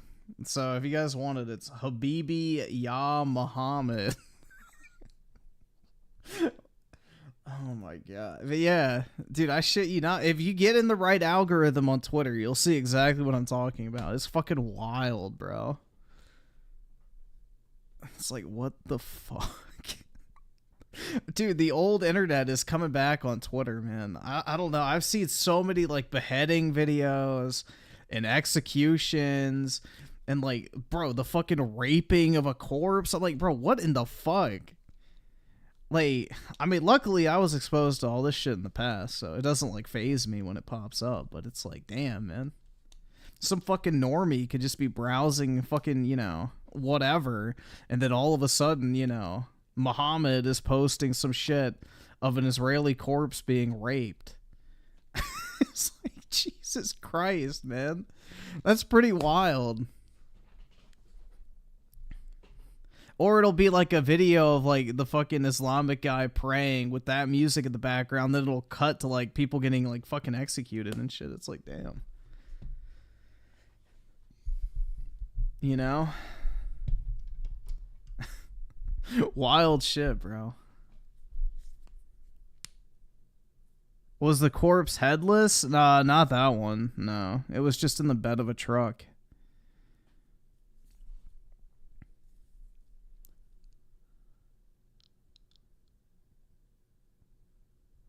Your Twitter feed is all yummy thoughts. Gross. Dude, Twitter thoughts are ugly. All the fucking OnlyFans chicks I see like plugging their shit on Twitter are gross. I don't know, man. I don't even know how they make money. They're all ugly. They're loaded with tattoos, and most of them are fucking fat. Nasty, man. Fucking gross. It's like, why would you pay to see a fat chick? Like, I could understand maybe paying to see, like, a chick that's, like, a 10 out of 10. You would have absolutely no chance ever bagging a chick like that. So you just want to know what it looks like. Out. You know? Like, I could see that maybe. But paying to look at a fucking obese chick? Like, ugh. Just go to fucking Walmart and rizz up the local fucking, I don't know, soda aisle enthusiast.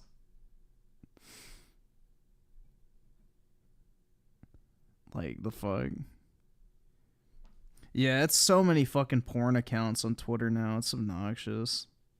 You can't even open a tweet without some fucking disgusting fat chick with her ass out. At least it's not BBC's anymore. Elijah Petty with the 5. Asmongold's recent video, Why Everyone Only Plays Old Games, made me think of you. Oh, is he going to take the bait of that article where they just basically say, yeah, people are playing Fortnite and not new releases? And 7 Minute Man with the 38 months. I saw a video on Twitter where a dude put a kitten in a blender. Oh, yeah, I've seen that video before. I was done with Twitter after that. I don't care about human gore, but small animals, like dogs and cats, nah. I don't know, like, I mean, yeah, it's kind of fucked up, but I don't know. I'm very desensitized to that type of shit because I've seen way worse. I'm very desensitized. Like, dude, me and my friends in 4th grade used to watch, like, all the Run the Gauntlet type videos and shit. Like, back when you could find stuff on the internet. So, I don't know. I was exposed to that shit at a very young age, so I've lost any and all sensitivity towards, like, disgusting videos. Luckily. So...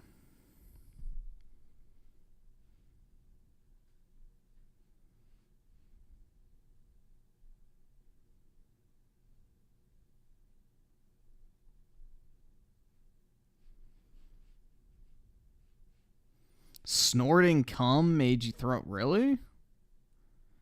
Dude, I've seen a chick launch a fucking 12-inch dildo out of her ass and then a 2-foot-long piece of shit following it. I think that's worse than seeing a fucking girl snort cum, personally. Yeah, she, like, literally launches a fucking massive dildo out of her ass and then launches an even bigger piece of shit following it. Because, like, she was pushing the dildo out so hard that she shit herself at the same time. I was like, yeah.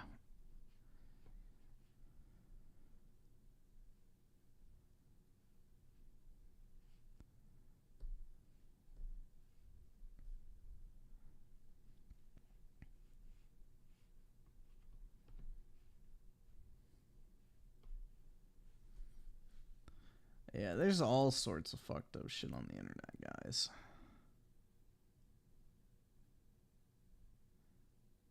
Did she play with the poop? Yeah, I think so. I don't remember. Probably. It's probably one of those fucking scat videos.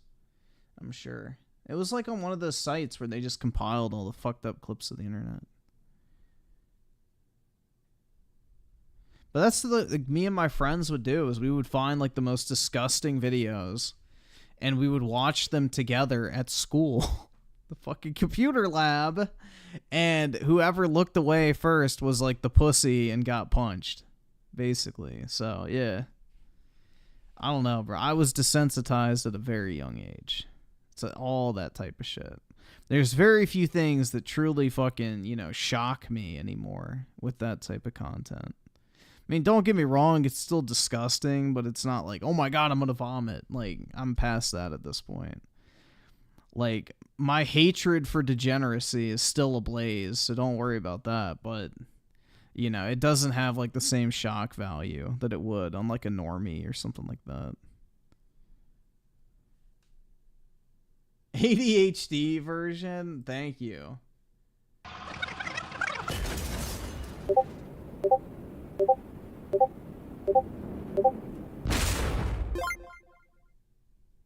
Yeah, that's exactly what I thought it was. This came up at GDC. Just 66 titles saw 80% of all playtime in 2023, and most of them were older games. So a lot of the new games that come out nowadays... Dude, Fortnite is not an older game. All these guys are like, oh my god, retro gaming is back. It's like, yeah, Fortnite is not retro gaming. Uh-oh. 66 titles saw 80% of the playtime in 2023. Most of them being old, quotation mark, games like Fortnite or Grand Theft Auto 5. Well, I mean, by the definition, yes, that is true. Yeah, GTA just re-released like a year or two ago, so... I've been seeing this statement being... Which, to be fair, I mean, Fortnite is a very different game than it was whenever it came out. A little bit, as if it is an indication that the good old days were simply so much better than they are today. But the good old days, well, in this case, the good old days are still pretty much the bad current year days, in my opinion. And the whole thing in and of itself is hardly that groundbreaking as well. We had reports from 2022 as well, basically stating the same thing. And it turns out that a game literally designed to be played forever, Fortnite, is being played forever. Imagine that. I know. Wow. But what I think is more important and interesting to point out about this entire survey here would basically suggest that most of the games played are simply quite old on PC. I wonder how big the difference is between Fortnite and the other ones. Because I bet Fortnite completely blows them out of the water. 9.6 years. It's probably like a 2x or a 3x. 7.2, with only the Nintendo Switch having a 3.9. Now, a 4-year period is hardly a blink of an eye, but considering the average development time of video games, a 4-year period of domination by certain titles makes a lot of sense, really. You also got Zelda, Legend of Zelda Tears of the Kingdom, Mario Bros. Wonders, Mario Kart 8. Like, these aren't, you know, Fortnite-style games. Or Grand Theft Auto, which also kind of become a Fortnite. And you guys see, like, imagine if you're a game publisher or a game developer and you see these charts. You are probably going to come to the conclusion that what you need to make is a live service game. I mean, I think this is what anybody would come to the conclusion for. Yeah, I mean, it's common sense when you think about it. The problem is not everybody can have a live service game. Either subscribe, donate, or get the fuck out. If everybody makes live service games, either then subscribe, donate, or get the fuck out. Only a few of them are ever going to be played. Either subscribe, donate, you or need get something the fuck that out. offers a break from live service. Either subscribe, donate, or get the fuck out. Either subscribe, donate, or get the fuck out. Pig Riser with the 5 gifted memberships. Really appreciate it, man. Big ups. Or Minecraft, you know? Though there aren't a whole lot of, strictly speaking, single-player games on the list. Starfield. I don't How did Starfield get number 8, man? That's crazy. I mean, you do see a number of like single-player games. I don't know if The Sims is single-player. None of these are. Like Starfield is. Like for Switch, you do. Zelda, Super Mario Brothers Wonder. You can play with other people, but it's basically a single-player game. Pokemon, Animal Crossing, Hogwarts Legacy. Like these are games that I would assume that the majority of people that buy and play the game play it solo. How the hell Starfield got on this list at all, honestly? Yeah. There's going to be a lot of very weird people out there, so I can really say, in Hogwarts Legacy. I think, if anything, the most important takeaways from this thing is two. One, it completely and utterly disproves the Warner Bros. Statement we saw a few weeks ago that, oh, the video game industry is crashing because it's just so darn unreliable. We just can't tell what's going to be popular. It's so volatile, you understand. No, not at all. The video game industry is not particularly volatile in the slightest. In fact, its primary problem appears to be that it's unfathomably sedentary. Yeah, people are too invested into the existing games to play new games. That's one of the big problems. And that's why these companies keep trying to make their really big live service games. Because if they can make their big live service game and make it up to the chart, people care a lot about playing the game that's popular. Because again, like, you know, if you're playing a game that nobody cares about, it doesn't really matter if you're good at it or not. But if you're playing a game like Fortnite that's really popular and you're able to show that off, like the sense of reward that you get from that is going to be a lot higher. It just kind of makes sense whenever you think about it. And like that's why players stay invested in these games. And it's also because, like, you know, you have years of FOMO that have been built up in a game like Fortnite or a game like Roblox maybe, or Rocket League, like different things, Fall Guys. They have skins, everything in the game. So you put all that together and yeah, people are going to want to stick with those games because they're already invested into those games. Fortnite is hardly a spring chicken at this point, and it itself was basically just a last-minute deviation to try and get on the Yeah, this dude's British accent's perfectly fine. He actually sounds educated. He can speak. What's that game called? The shooter game that started all of this survival shootery thing. Well, yeah, it started with H1Z1, and then PUBG was the first like real super standalone BR, and then like PUBG was like H1Z1 walked and PUBG ran. Basically, PUBG was the real one. God help me, I don't even know now. My interest in this particular genre is zero. Yep, no, still can't remember. Anywho, no. And Minecraft, which is older still. Like, Minecraft was a topic when I was in school, goddammit. Like, clearly, Almost the industry isn't particularly... The Sims, goddamn you. The Sims as a franchise is ancient. Yeah, it's like the 90s. League of Legends, God SimCity. help me. Actually, no. The video game industry is not very volatile. It's rather sedentary. And what becomes hits is actually fairly easy to predict because the majority of the market right now are casuals. The most... here's the problem. And that's another thing that's happened, like now that because gaming is so much more accessible, that you have to make games more casual, and that's why you're seeing games that have like a lot of these like casual features. And, you know, they're built kind of like for esports to an extent, but they're also made for very casual players. Because most people are going to be casual players just by a natural bell curve, you know? The Most people are going to end up in the middle. features of habit. This makes it very difficult for new contenders to get into this field. It is very difficult for an outside company to try and create Fortnite because, well, Fortnite already exists. And thus, nobody is going to switch over from Fortnite to your alternative unless your alternative is absolutely mind-blowingly amazing. This is one thing that Genshin has right now. Like, there's a lot of games that are coming out that are like Genshin Impact. Like, you saw Tower of Fantasy. There's that Azure Lane game. There's Wuthering Waves. There's Project Mugen. And all of these games functionally play the same. And they are basically the same game. And I would argue that probably I haven't really played Genshin, but there's probably some things that these games do better than Genshin. Dude, Genshin Impact is the most mediocre slop ever. Like, bro, Genshin Impact is literally a fucking weeb horny bait game. The fucking anime bitches in Genshin Impact are not even fucking good. Like, the character designs in Genshin Impact are fucking terrible. Like, they look like fucking AI-generated garbage, bro. Like, honestly. They need to invest in some better character designers because the Genshin Impact characters look fucking horrible.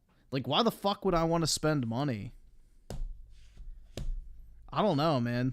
You know, you got to give me something to, you know, want to shill for, right? Or I guess shell out the cash for. It's like all the fucking Genshin in-ass characters look fucking horrible. So, yeah, if they were smart, you know, they would invest in some character designers, or another company can come up and just make better characters and probably get a lot of money. They may not ever surpass Genshin, but they can definitely carve out a pretty big piece of the, you know, market. I'm sure that there are a handful of things that exist that way. However, people have already invested into Genshin Impact. So are they going to abandon all of their waifus in Genshin Impact to go play this new game? Oh, fuck yes, because the waifus fucking suck. Bro, never. You would never abandon Hu Tao, would you? Like, hold on. Wait, Hu Tao? Let's see what... He just said one, so let's look it up. Let's see what it looks... Dude, that is fucking boring as fuck. That is such a bland character. Look at this shit, bro. That is like one of the most generic fucking character models I have ever seen. That just looks bland as fuck, man. There is nothing special about that at all. It's like just garbage.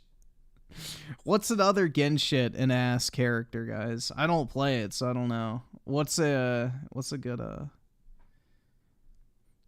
Genshin and ass character to pull up? Shen-He.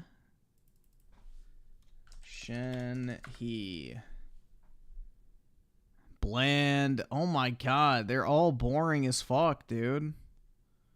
Hold on, let me get a fish. I don't want fan art. I want the actual fucking character. Dude, these fucking suck.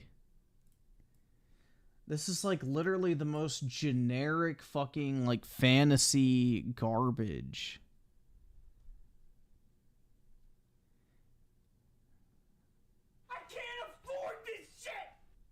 It just looks bad, bro. It's like horrible. They look like VR chat models. Yeah, it looks like somebody who spent $100 on a VTuber outfit. Like they went and paid for a fucking VTuber or whatever the fuck. And what do you call them? Outfits or fucking avatars, whatever the hell. It doesn't matter. You know, you find the cheapest one possible, and this is what they come up with.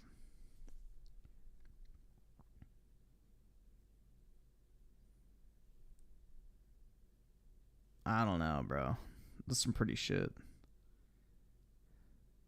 Look up Lisa and Jean. I'll look up Lisa. Genshin Impact. Oh, wow. Oh, my... Dude, these are so boring. Why would I pay money for that? That is just so bland. And then Jean... Dude, these are fucking trash. Alright, this is probably the best one that we've seen. But even then, it's still super fucking bland because it looks exactly like this, pretty much. Like the exact same leg shape and everything. They don't even alter the fucking body. All they do is just change the face, hair, and clothing. It's the exact same body type for every single character. They don't even fucking alter it. It's just what they're wearing, basically. And the hair. Yeah, it's just garbage. I don't get the appeal of Genshin. Like, the characters suck. They absolutely fucking suck. None of them are memorable. They all just look like generic fucking... AI-generated fucking anime slop. Absolutely not. So you're stuck in that game. Somehow manages to pickle the pickle of the casual audience even more so. And this can happen on occasion with Call of Duty, for example, which I do believe was, there you go, Call of Duty Modern Warfare there. Yeah, no surprise. Call of Duty was actually the outlier. It was the competitor to Medal of Honor, which was the largest shooter multiplayer kind of thing. It was like the 2000s. And Call of Duty came up from Modern Warfare. Appealed. Modern Warfare 2, whenever they came out, and Modern Warfare 1 completely blew Medal of Honor out of the fucking water. It was not even close. Like, as soon as they brought that shit out, it was like... Yeah, I played Genshin Impact for 30 minutes and got bored and have never touched it since. That game is fucking trash, bro. It was like Fortnite back then. It's like everybody knew they wanted it, but nobody had it. Modern Warfare comes out, and it's like, yes, bro. It was nuts. To the audience, and then Modern Warfare 2 came out. As well. There it is. Now, Medal of Honor, hell, most people probably don't even remember that it was a franchise. Yeah, it was. So it is. It's like the mid-2000s. But it depends primarily upon your ability to debase yourself yet further. As the wider market, as we often call it, right? Yeah. It is real, to a degree. I like to call it, the illusion of the wider market, or the mystical wider market, because... Yeah, the mysterious, mystical mirage of general audiences. The closer you get to a general audience, the more it's not real. Look at Suicide Squad. Majority of titles, it is a false mirage in the desert. To Total War, for example, the wider market is absolutely a big fat lie because you're a Total War game. Yeah. You will never be Fortnite. No matter how hard you try to appeal to the lowest common denominator, you will never ever reach them because they're going to look at you, a strategy game, half spit on you, and get back to playing Call of Duty. Yeah, people already decided. These games, success is more easily achieved. And also keep in mind that the real problem is that the reason why Fortnite was successful is because it wasn't trying to be PUBG. The reason why Helldivers was successful is because it wasn't trying to be Fortnite. The reason why Baldur's Gate 3 was successful is because it wasn't trying to be Elden Ring or Dark Souls. The problem with a lot of these games is also because the developer is looking to cash in on a trend without actually having any sort of like real insight into that trend. They're just looking and they're saying, hey, this is a popular game. I'm going to make this game. It's kind of like streamers. You guys ever seen streamers that try to follow metas and they just go and play the most popular game and nobody watches them and it hurts their stream? Because it's actually not a good idea to do that. It's better to double down on something that you're really good at for a core audience of people and then wait for that to, take off because it always will. Really need to do is go for your core audience, which is what Nintendo proves again and again and again and again. Why do we have 8 Mario Kart games? Now, people like Mario Kart, so perhaps I'm wildly mistaken here, but I do believe that the core gameplay loop of Mario Kart has remained about the same. Unchanged, is number one. Why then are there 8 of them? Why are we still making Zelda games? Why are we still making Super Mario Brothers games? Because people keep liking them. You have a thing, it has an audience, and you simply keep feeding that audience what it wants, year after year after year. How many movies with Jason Statham have there been? Oh, I'm retired. yeah, we know you're retired, but can you do one more job? He says, oh, no, I won't take the job. He said, come on, man. The guys are counting on you. Oh, one more job? Yeah, just one more. All right, I'll do the job. Number 53, 54, 55, and look at Tyler Perry. Tyler Perry makes black comedy movies. The dude is a fucking billionaire. Like, I think people don't even realize how rich Tyler Perry is. Fucking crazy. Yeah, that dude's made a shit ton of money making shitty fucking movies. It's insane. How you build a franchise. Too many developers Because it today gives the are people trying what to they become want. Fortniters, overnight, like that. Oh, hey, we're enormous success. You're not going to be. The odds of you being the next blow-up success are about 0.00000 ad infinitum 0.1%. Yeah. Especially in a market already oversaturated with the next big things. Unless you actually do come up with a completely different next big thing, you're not going to be competing with the already entrenched opposition. I thought we would have learned this lesson when I World of Warcraft and the MMO boom, when 98% of those games failed miserably, but... Well, even now they do, because there's so many MMO games. This is a big problem that MMOs have, is that every MMO is trying to capture something from the past, and none of them are developed towards the future. They're always trying to go back to 1998 or 2004, and they never want to go into the future to 2025, to 2030. And there's never, like, they're always, again, just referential towards what already has been. And again, like, you can't go back, you can't step in the same river twice. You can't do that. And also, guess what happens? That's why I think Riot canceled, or not canceled, but massively delayed their MMO. Because nobody knows right now what is the next big MMO going to be. Nobody knows. Is the video game industry and its ability to absorb wisdom and or lessons is equal to having brain damaged goldfish submerged in a tank currently engulfed in electricity and or mustard gas. Well, that sounds bad. Water? Anyways, you get the general drift. You need to create the audience. See, Total War didn't become... Helldivers 2 created an audience. Fall Guys created an audience. Fortnite created an audience. Baldur's Gate 3 created an audience. Dark Souls created an audience. Tarkov created an audience. Vampire Survivors, that's such a good example. Vampire Survivors created an audience. Yep. Overnight either. It built an audience slowly but surely over time by perfecting the formula. The grand strategy in general is a fantastic example of what new developers need to be aiming for. Yeah. You need to be aiming for the paradox model. Now, paradox has got hell and handbasket in and of itself, but the basic idea is to build an audience, build a niche, and then construct. And you're not even giving up the possibility of becoming a blow-up success by doing so. Tyler Perry is gay as well. That helps. Like, for example, is he actually? Jinxie farms Rainbow Six Siege. He loves the game. He plays it all the time, and eventually it grew his stream. And he does other stuff as well, but he also plays a lot of Rainbow Six Siege. He made the game huge. Yeah, but also he makes the game fun to watch. So, like, Jinxie's a big example because he's really popular, but you've got other people like Zaryu. Look at Zaryu. Zaryu. I have never watched a Tyler Perry movie in my life, so I couldn't tell you. Focuses on WoW. He plays a lot of WoW, and he's playing other games too, and he does fitness content, but he focuses on what people really like to see. And I did that with WoW for a long time myself. So you can see a lot of... Look at another really great example is Maximilian Dude. Like, he's been focused on, like, his genre of games, and, like, you know, fighting games, like Capcom games, like, just general, like, adventure games like that. He's been focused on that for, like, 10 years, man. And he has built that fucking audience, and that's his fucking audience. And I remember whenever Final Fantasy came out, he had, like, over 30,000 people watching him play that. Remember Co-Carnage? Remember Baldur's Gate 3 came out? Everybody was watching him.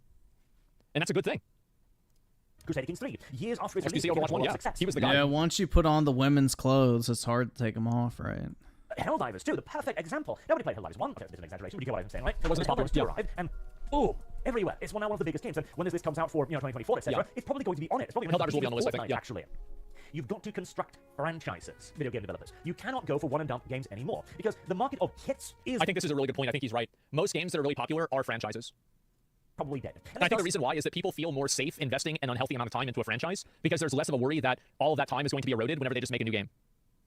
Up to a certain degree, absolutely. Because what I'm essentially saying is you've got to make, this is my franchise, 1, 2, 3, 4, 5, 6, 7, 8. And I also think that this is a natural outcome of just a game developer existing in capitalism. They made Hollow Knight. Well, Hollow Knight did really well. Well, let's see about Silksong. Yeah, let's make another one. Dark Souls. Well, that went pretty well. People sure like that. All right, well, we'll make another one. Oh, people like the other one? Okay, I guess we'll do it again. Fuck.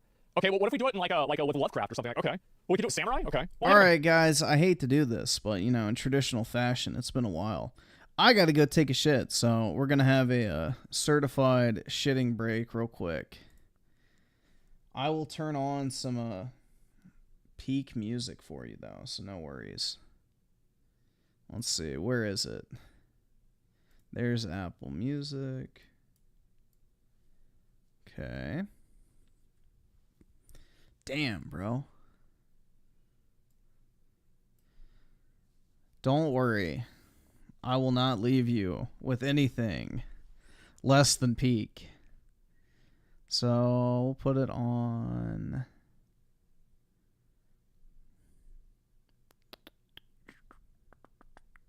Where are you? I need something kind of long, so that kind of limits my choices, but we'll put it right here. This is not just this, so there will be variety. But I'll be back in a few minutes.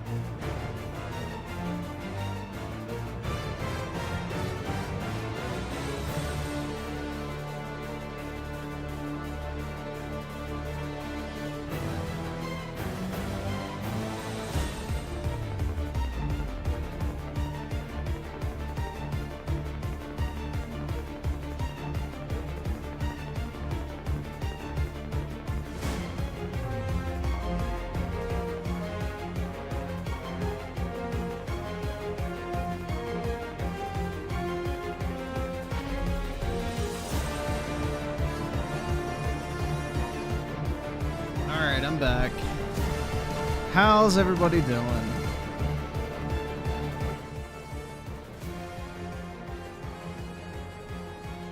Jeez, man.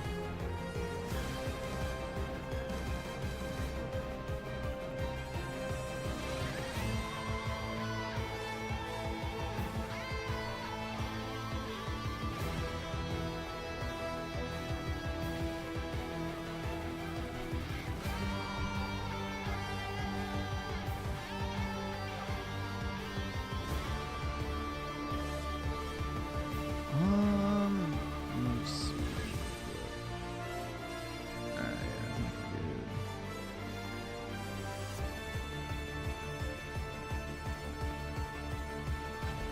Did I wash my hands? Oh shit, I forgot. Literally, who? No, I didn't. I just licked them clean.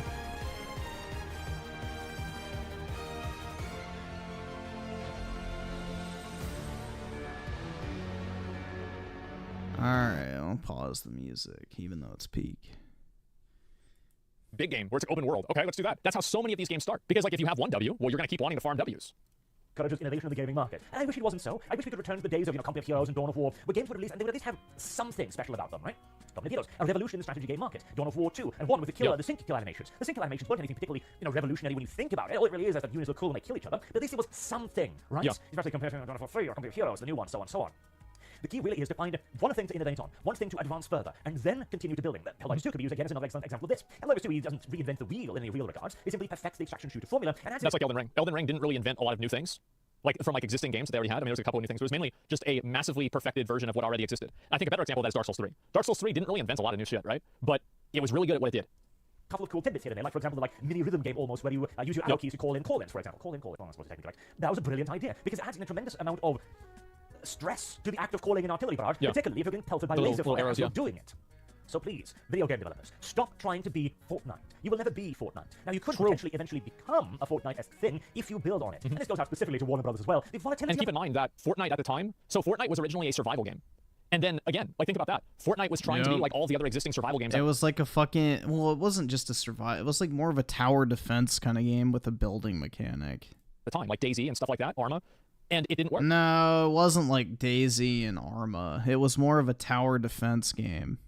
And Fortnite only really began to succeed whenever it stopped being what every other game was. And it's the same thing with Final Fantasy XIV. I feel like Final Fantasy XIV really started to pop off when it stopped trying to be like WoW. The franchise is set in God. Yeah, I need to get Stone. into Final Fantasy You are trying to XIV, compete bro. with Stone on being hard. And thus, unless you happen to be a diamond, you're probably going to lose out. Especially when you have tremendous amount of potential IP power like Warner Brothers. What you need to try to do is be Mario Brothers rather than Fortnite. And this goes out to all the smaller developers as well. If you're making a game, make it for your audience first. Once you construct This is why I think Wrath was kind of bad too. Is that Wrath of the Lich King tried to appeal to people that weren't MMO players. The moment that you start making content for people that aren't your audience, that's whenever you start to fail. Base, then you can build on that base. And once you have a loyal fan base... So in Remake, Jenova broke free, and the Sephiroth I was fighting the whole time was Jenova. Alright, so Sephiroth is Jenova. Sephiroth was injected with Jenova cells as a fetus, so he is literally Jenova, essentially. And in Final Fantasy VII, when he falls into the life stream and goes into the northern cave, he basically takes control or merges his fucking consciousness with Jenova and uses Jenova's cells that are distributed amongst the Sephiroth clones and elsewhere to basically enforce his will, essentially. So he's using Jenova basically as a puppet of... So I don't know. It's pretty technical. You can look it up. But yeah, basically yes and no. You are technically fighting Jenova the entire time, but Sephiroth is telling Jenova what to do, essentially. So Sephiroth is posted up in a fucking cave, encased in crystal, basically, unable to move, but he uses his, like, consciousness within the life stream and his control over Jenova cells to materialize and affect the world around him. They will almost never ever abandon you, even if you repeatedly and consistently abuse the shit out of them. Which again, Total War has so neatly and thoroughly proved. Oh, God help me, Total War. Used to be a great franchise. Used to be. And, Yeah, in 2007. Beat a dog for so long until it started biting you back, I suppose. As I've been playing the Lord of the Rings mod for Medieval 2 quite a lot recently, and whilst it is definitely designed for people who have played a lot more Medieval 2 recently than I have, and that certainly has some mildly unfair elements to it. Just the act of playing Medieval 2 again is incredibly zen. Like, the game just feels so much... Medieval 2. Is that old game with the skull guy with the sword? Holy fuck. Damn. I haven't thought about that ever since I was in Target in the year 2005. Oh my god. The pacing of it, the interface, all of it just, it's like coming home. It's a warm Total War, path not Medieval. after the trials and tribulations of modern day. I haven't heard about that game a lot either. I guess even building the franchise can go wrong on occasion if you forget about your actual audience. But still, that, in my opinion, is the takeaway of this. Don't try to be Fortnite. No. Try to be, if anything, Medieval 2. Try to be yourself. Just be Yeah, yourself, didn't guys. Sony That's all you need to- remaster Medieval? I'm pretty sure they did. Dude, just be yourself. 6 years, eh? Honestly, I was hoping for it to be more on PC. You let me know what you think down in the comment section below as well, as this is an interesting little topic. But when it actually comes to like the oldness of it, that in and of itself is kind of a non sequitur in my opinion, because of course game design, again, to be played forever, will be played forever. Not to mention... Not if the game's bad. Look at Suicide Squad. I think that, again, like, people will lose interest in live service games, but it depends on how the game is managed. When you are looking at top played games, Yeah, they over did here, in unless you are looking at 2019. Hands, the miracles like Helldivers 2, you're unlikely going to be dethroning anything like Fortnite. No, you're not. Until next time, I've been Arch. Thank you all very much for watching. It's a good video. And I hope to see you all again soon. Yeah, I wanted to talk about this that article that was written about like the old games, and like I'm actually really glad he talked about it because I feel like it's very interesting. There's a video. Like I like this guy's commentary a lot. This is like probably the second or third video of his that I've watched. It's really good. And so yeah, he thinks about things at least I think a lot the same way that I do, at least in some cases. And so in general, what I think happened, and like by the way, people are asking why I thought they made Wrath for non-MMO gamers. Catch-up mechanics were way too high. The raid difficulties were consolidated and turned into 10. I think I had that game back in the day, man. I don't think I ever beat it. Because, yeah, if it was a PS... This is the thing, is, like, I never had a PlayStation 1. I only ever got to play on my dad's. But I did have a PlayStation 2, but the problem was, is PS1 games, I didn't have a PlayStation 1 memory card. So whenever I played a PlayStation 1 game, I would have to restart it every single time I booted it up. Like, I remember I beat Spyro 2 once. And that's because I literally sat on my fucking ass and played that shit for like 8 hours straight. So I remember I beat Spyro 2, but like all my other PS1 games I never really beat. Unless I got to play on my dad's PS1, which, you know, he didn't really have available for me to play very often. So, yeah, I may have had Medieval. I don't think I ever beat it, though. Medieval's a fun game. Shit. What do you guys think? Should I order it? I think they have it on. Let's see. Medieval. They got it on Amazon. Wait, let's see if PlayStation Direct has it. I don't really like ordering from Amazon.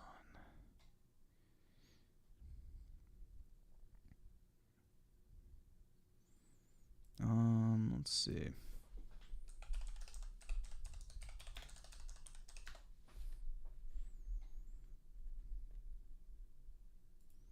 Shop direct from PlayStation. Search. Medi.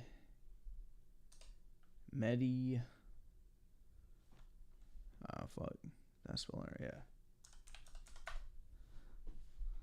Let's see. Nope, they don't have it. Alright, so I guess it's Amazon then. Same day delivery. Nice. Alright, just in case.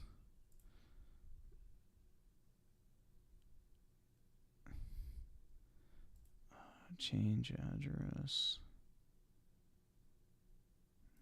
That one. And change credit card. There it is. Okay.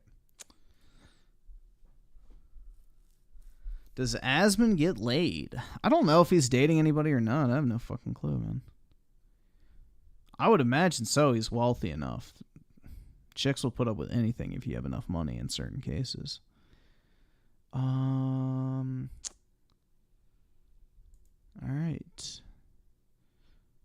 Cool. So I just ordered that.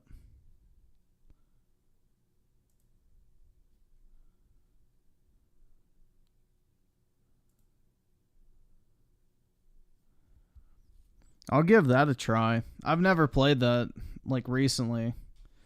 Or of any, like, substantial amount, most likely. I probably never even got past, like, the first few hours. To accommodate but that game looks like large group familiar. play, and leveling was made less valid and less important through heroines. Those are like just 3 examples. Like I can obviously come up with other ones, but like Group Finder later on, etc. But like Imiru. Last I heard some Korean. Let's see. Asmongold girlfriend.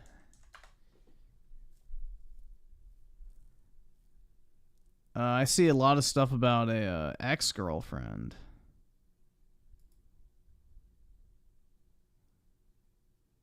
How old is this? Oh, this is from this year. This is what she looks like.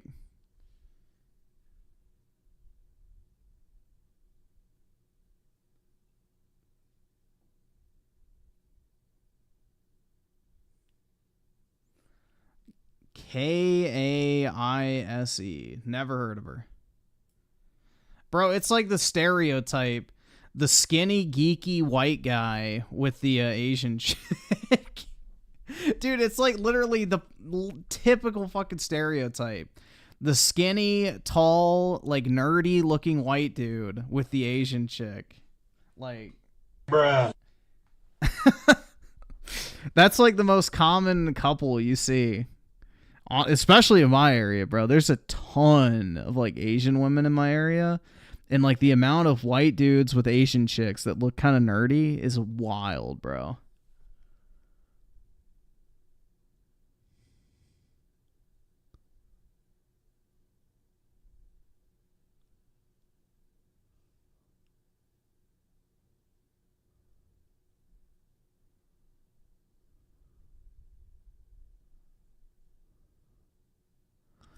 It says here that she has an OnlyFans?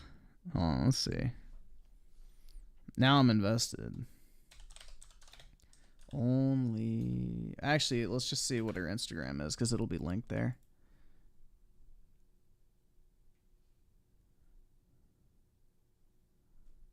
Yeah, that's definitely... that doesn't look like her. Shit.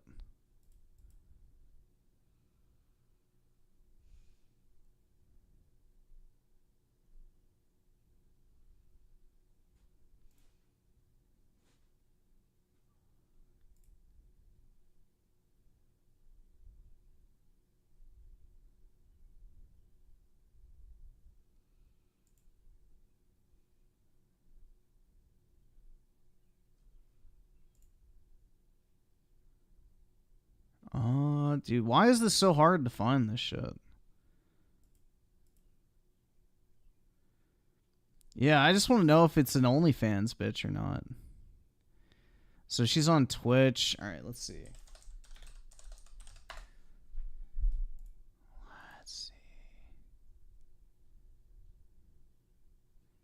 She looks like a titty streamer, so most likely.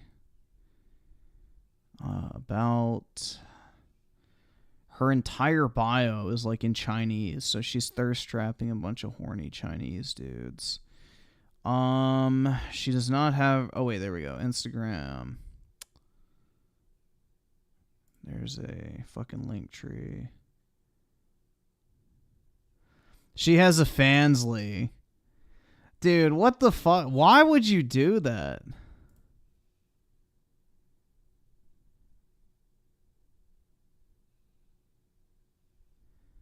Why would you fucking date an OnlyFans whore? I don't care how hot they are, man. If you're wealthy, why the fuck would you lower yourself? Fansly is an OnlyFans alternative. There's a couple of them, but yeah, they take less of a cut. Dude, that's so fucking gross. I don't know, man. Why the fuck would you settle for an OnlyFans bitch if you're wealthy? I don't get that shit at all. Those are examples that I have. And so, yeah, anyway, I think that there's a lot of games, and this is the issue that games like Suicide Squad are running into, and I think this is also an issue that things like Star Wars Outlaw runs into, is that they see what succeeds in the market, and they're not able to correctly dissect why they succeed. So they see, oh yeah, this is really popular, a lot of people like this. Well, oh, okay, well if a lot of people like it, let's just go do it. But they don't know why they like it. They don't know why people are doing it. And because of that, well... Because look, yeah, I'm key, it doesn't matter. He's a skinny white dude with a lot of money. He would have 100 fucking Asian women beating down his door. You don't need to go for the fucking, you know, OnlyFans hoe.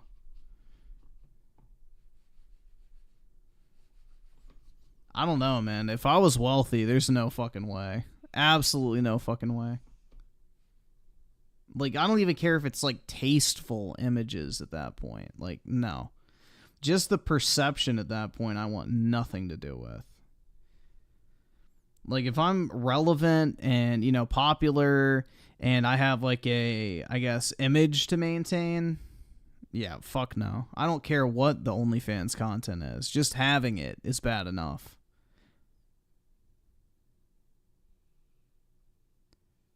What if she's super good at BJs? Then she can use her skills to land a different fucking man. Because I ain't interested.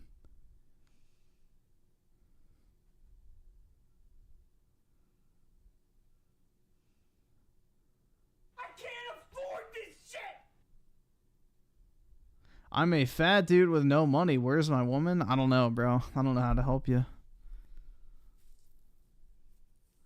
She's out there somewhere. I mean, there is somebody for everybody, so. HTM 101 with the 5. I wish Nintendo would make an MMO out of Xenoblade or Zelda. Xenoblade Chronicles X multiplayer wasn't what I wanted from it. Hopefully they do make. I don't know if Zelda would work in an MMO setting, though. Because, like, Zelda's all about, like, the single-player story kind of experience and, like, puzzles and everything like that. It'd be kind of hard to do with an MMO. Don't most of the girls get, like, an Indian call center to reply? Yep, they, like, rent out Pakistanis and Indian guys to, like, fucking run their DMs and everything for them. They don't even reply. You're just giving money to fucking, you know, Steve from Seattle? Like, yeah. You know. What? People don't really give a shit as much. And that's what ends up happening. British adventurer. Ew, I don't want to watch Tomb Raider. That shit's gross.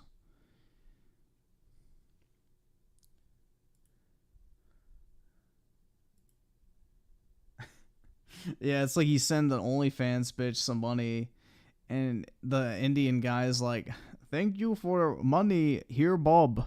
And then it's like just a titty pic.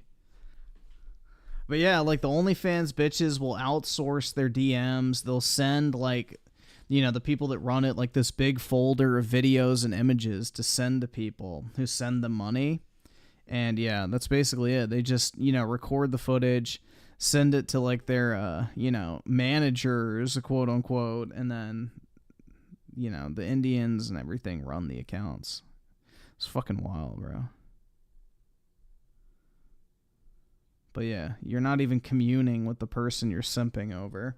It's all outsourced.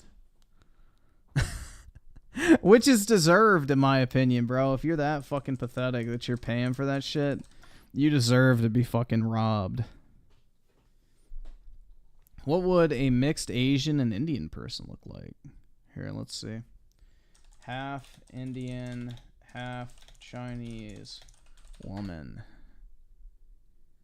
Images.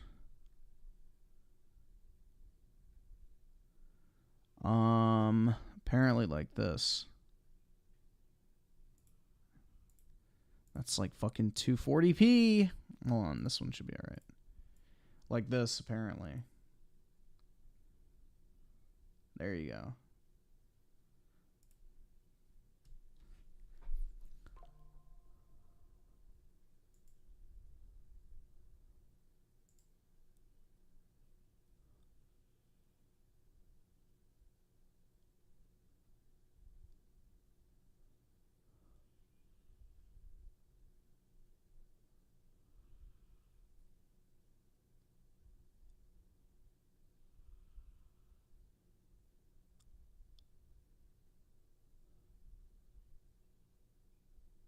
Yeah, well, technically Indians are considered Asians, so it's kind of a dumb question, but...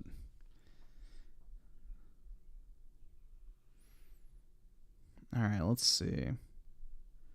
I saw this on Twitter, the fucking screenshot. Like, look at this shit, bro. Xbox Series X2. Console PC hybrid. An AI-powered handheld. No. Xbox and PlayStation have been battling a console war for 20. Oh my god, dude. years, and as the console plastic has been mostly similar, the power promise has underwhelmed, and a new shift in how we play games could be coming. And for Xbox, it's a literal game changer. No, it's not, because you can already do this shit on the ROG Ally and the Steam Deck. This is Colt Eastwood. Welcome back to the channel. Today we're going to talk about a real game-changing way for Xbox to get our games and even more titles for us to play on the new Xbox console and the new handheld. The same guy that called someone's dead wife ugly, that was pretty based, honestly, man. Colt needs to keep that same energy.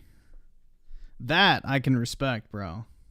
If you end up enjoying this video, let me know by liking and subscribing to the channel. That was a rare Colt Eastwood W, calling that fucking guy's dead wife ugly. That shit was based. The bell to be notified, and let's talk about how Xbox plans to change the game for everyone. Xbox has plans for a major technological leap in console power with an incredibly open, flexible dashboard UI that will unlock the power of existing games and make new games look and play better than ever. One of the things that Xbox plans to change is the ability to play your games wherever you want within the ecosystem. Phil Spencer spoke to Polygon recently in an interview stating that the Xbox experience needs to be on every screen. He said, quote, "I want to be able to boot into the Xbox app in a full screen, but in a compact mode, and all of my social experiences there. Like, I want it to feel like the dash of my Xbox when I turn on the television, except I want it on those devices," close quote. Phil Spencer recognizes, having learned from the console business, that players may choose brands to play other than Xbox. For many players, Phil Spencer wants to improve the Xbox experience on PC and handheld gaming on devices running Windows like Lenovo Go, Steam Deck, and the ROG Ally. This means that Yeah, it's pretty ironic that, you know, the Xbox app is the worst way to play Xbox games on PC. Literally any other storefront offers a better fucking experience with their games. More so than the Xbox launcher, which is pretty fucking wild. Overwhelming amount of gaming fans are moving to or adding a gaming PC to their arsenal. And this has pushed even PlayStation to look at building their own PC storefront. With 20 of their biggest games already on PC, they are looking to aggressively put most of their games, just as Xbox is, outside of the console. A Windows-based console. Here's the big paradigm shift that could be coming for fans that want to do more than just be restricted by a console. Recently, Xbox has integrated part of the Xbox dashboard in web format in an effort to test the entire Xbox dashboard on PC and handhelds. The idea is to bring the Xbox console experience, the ecosystem features. Bro, I do not miss this UI. Oh my god. I've gotten so used to the PlayStation UI as of late. This shit, I already don't like the Xbox UI. I think it's super fucking cluttered and just overall poorly fucking laying out. Like, recently Xbox, just the fact that you get fucking ads on your fucking home screen pisses me the fuck off. But yeah, I don't know, man. The PS5 UI just looks so much cleaner. This is integrated part of the Xbox dashboard in web format in an effort to test the entire. Like, bruh, hold on. Like, look at that shit. My game.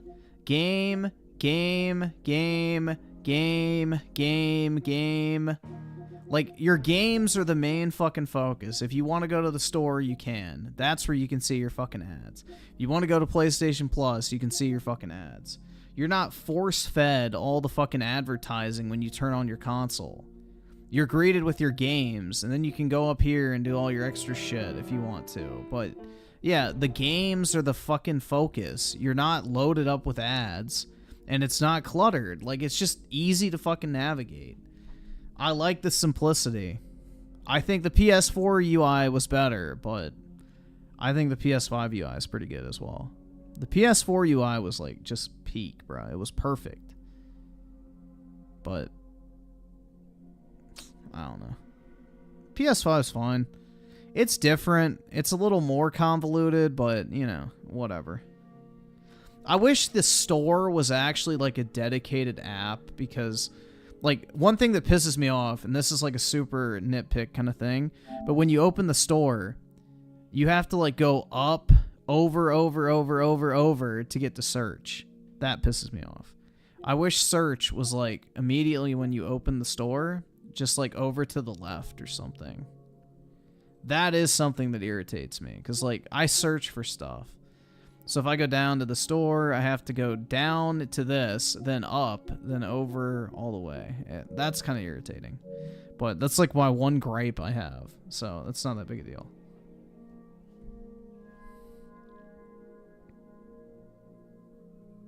But yeah. You can press triangle for search. Hold up, let me try this. Oh shit. Well, there we go. Never mind. I don't have a complaint now. Shit. There we go. They fixed it. Because originally, I don't think that was there originally. But, I don't know, maybe it was. I didn't try it. There we go. Yeah, because it said utilities or whatever the fuck. It doesn't say search. Which I guess if you figure out those are utilities, then I guess that makes sense.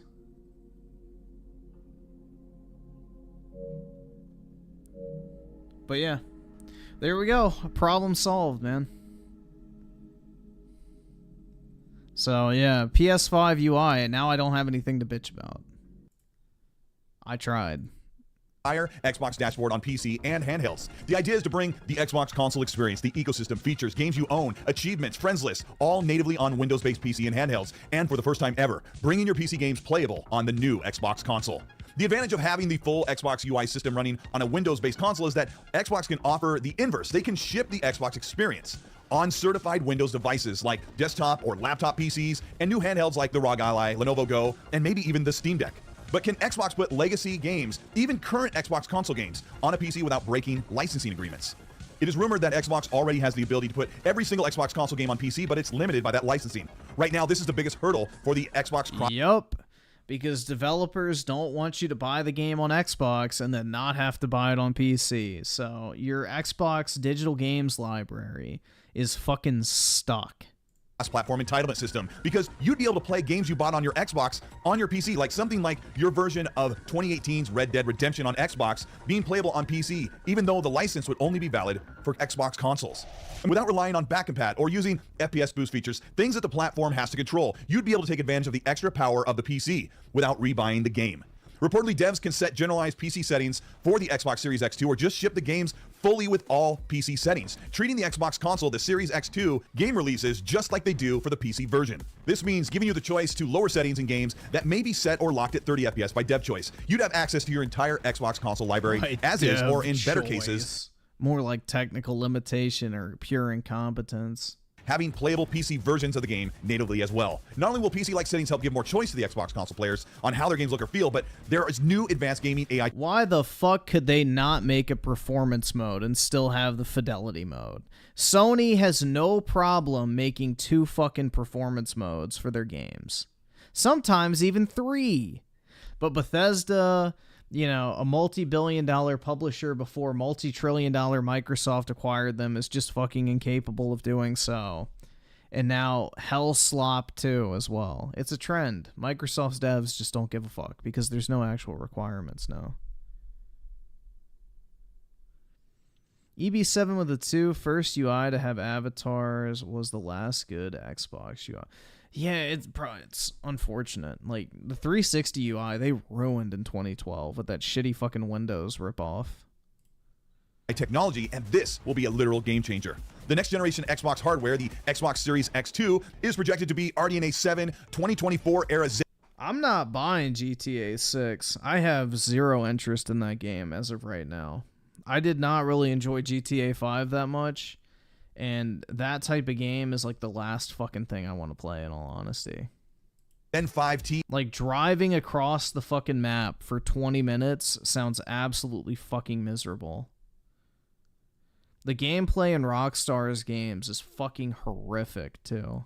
SMC's 4nm or 3nm process, making a massive upgrade from the 52 compute units, the 3.8 GHz 8-core 16-thread multi-thread CPU, bringing it up to a 4.2 GHz 16-core 32-thread next-generation processor. The Xbox Series X2 would allow Xbox to have a dockable Windows plus Xbox. Well, at least with Dragon's Dogma 2, yeah, that's another one of my biggest complaints. If you guys watch me stream that, I was bitching about it the whole time, having to fucking backtrack. But at least Dragon's Dogma 2 has fun combat. Fucking GTA's combat is horrible, dude. It's like PS2 level shooting mechanics with fucking horrible ass driving. Like, I don't understand how you have a game centered around shooting and driving, and you have some of the worst shooting and driving gameplay in the entire fucking industry. Xbox gaming handheld as well as another device next to a fully powered set-top console box for next generation. The biggest technological leap ever is how Sarah Bond described the next console, and that will be powered in help with gaming AI, not procedurally generated imagery or procedurally generated voices, even though AI tools like Midjourney have come a long way since 2023. Perfect chart, Joanna, pink hair, holding pistols, abs, woman's stomach, slim, standing, realistic, futuristic, Unreal Engine, tech, global illumination, glowing ray tracing, blah, blah, blah, right? I mean, she got abs. She's got abs. I'm looking at this. This is a disaster. What the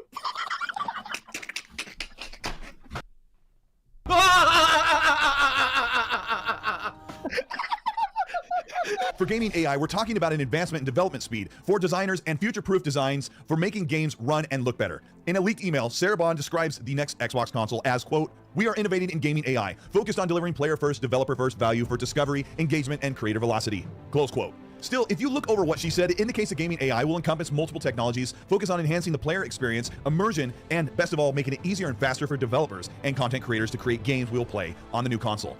I still can't believe Microsoft fumbled the fucking Xbox 360 naming convention. They literally could have done the Xbox fucking 720, then the 1080, then the 1440, then the 2160. Like, bro, that would have been so cool, man. He showed Final Fantasy Rebirth. Wait, let's see.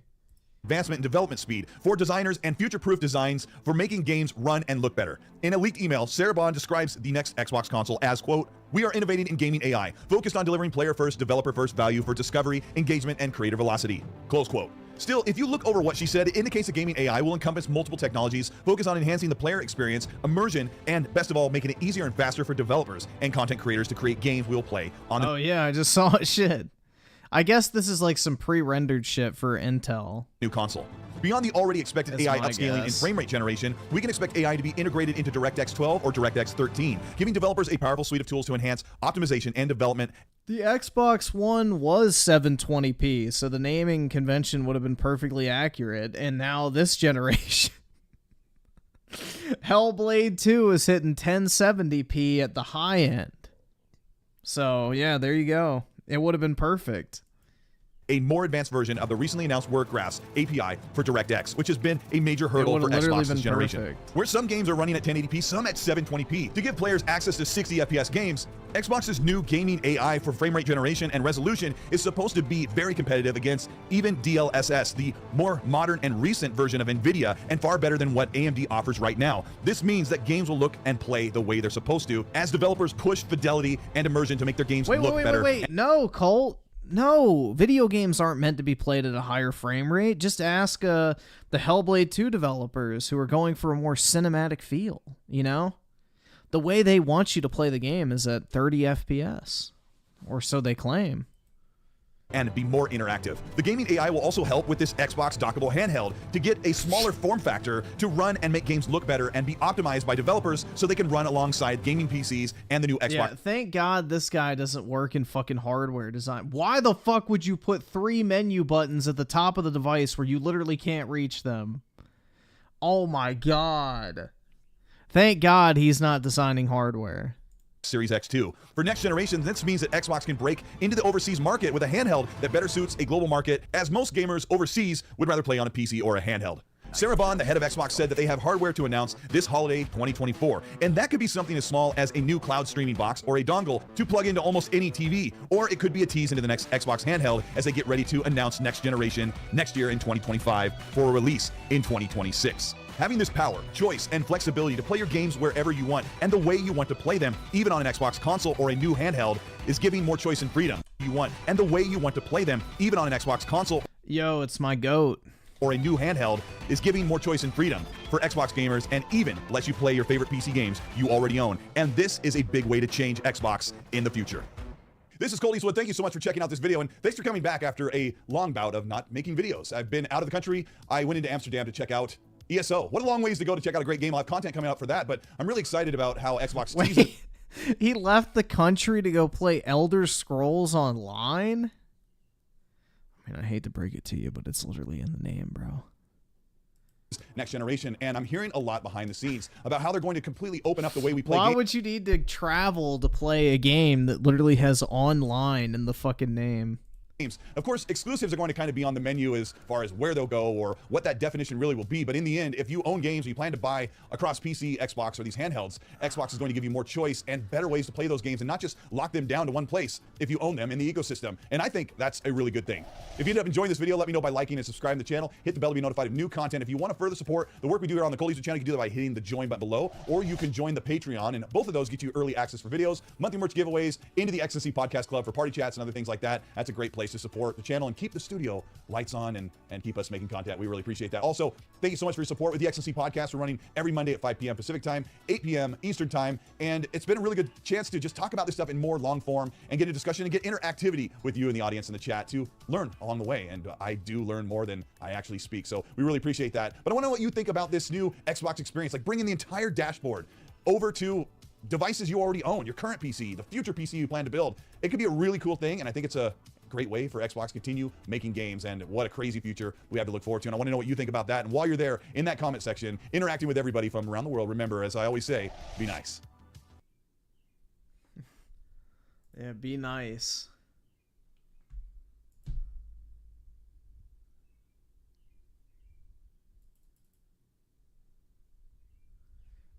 Let's see.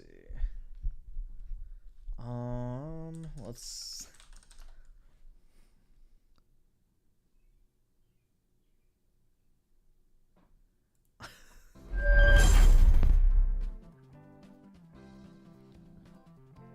Looks like Microsoft is cracking down on something that a lot of players like to do, so heads up, this is a little bit of a warning for you if you're one of those types of players. And, you know, like I said, we'll see how this kind of works out for everybody down the line when this kind of stuff happens. I think, you know, people kind of brush it off as maybe it's something that wasn't going on with a lot of people, but I think that clearly if they're stopping it, it's realistically one of those things that... Not Naya with the 2. Did you hear O.J. Simpson died? Yeah, it's unfortunate, man.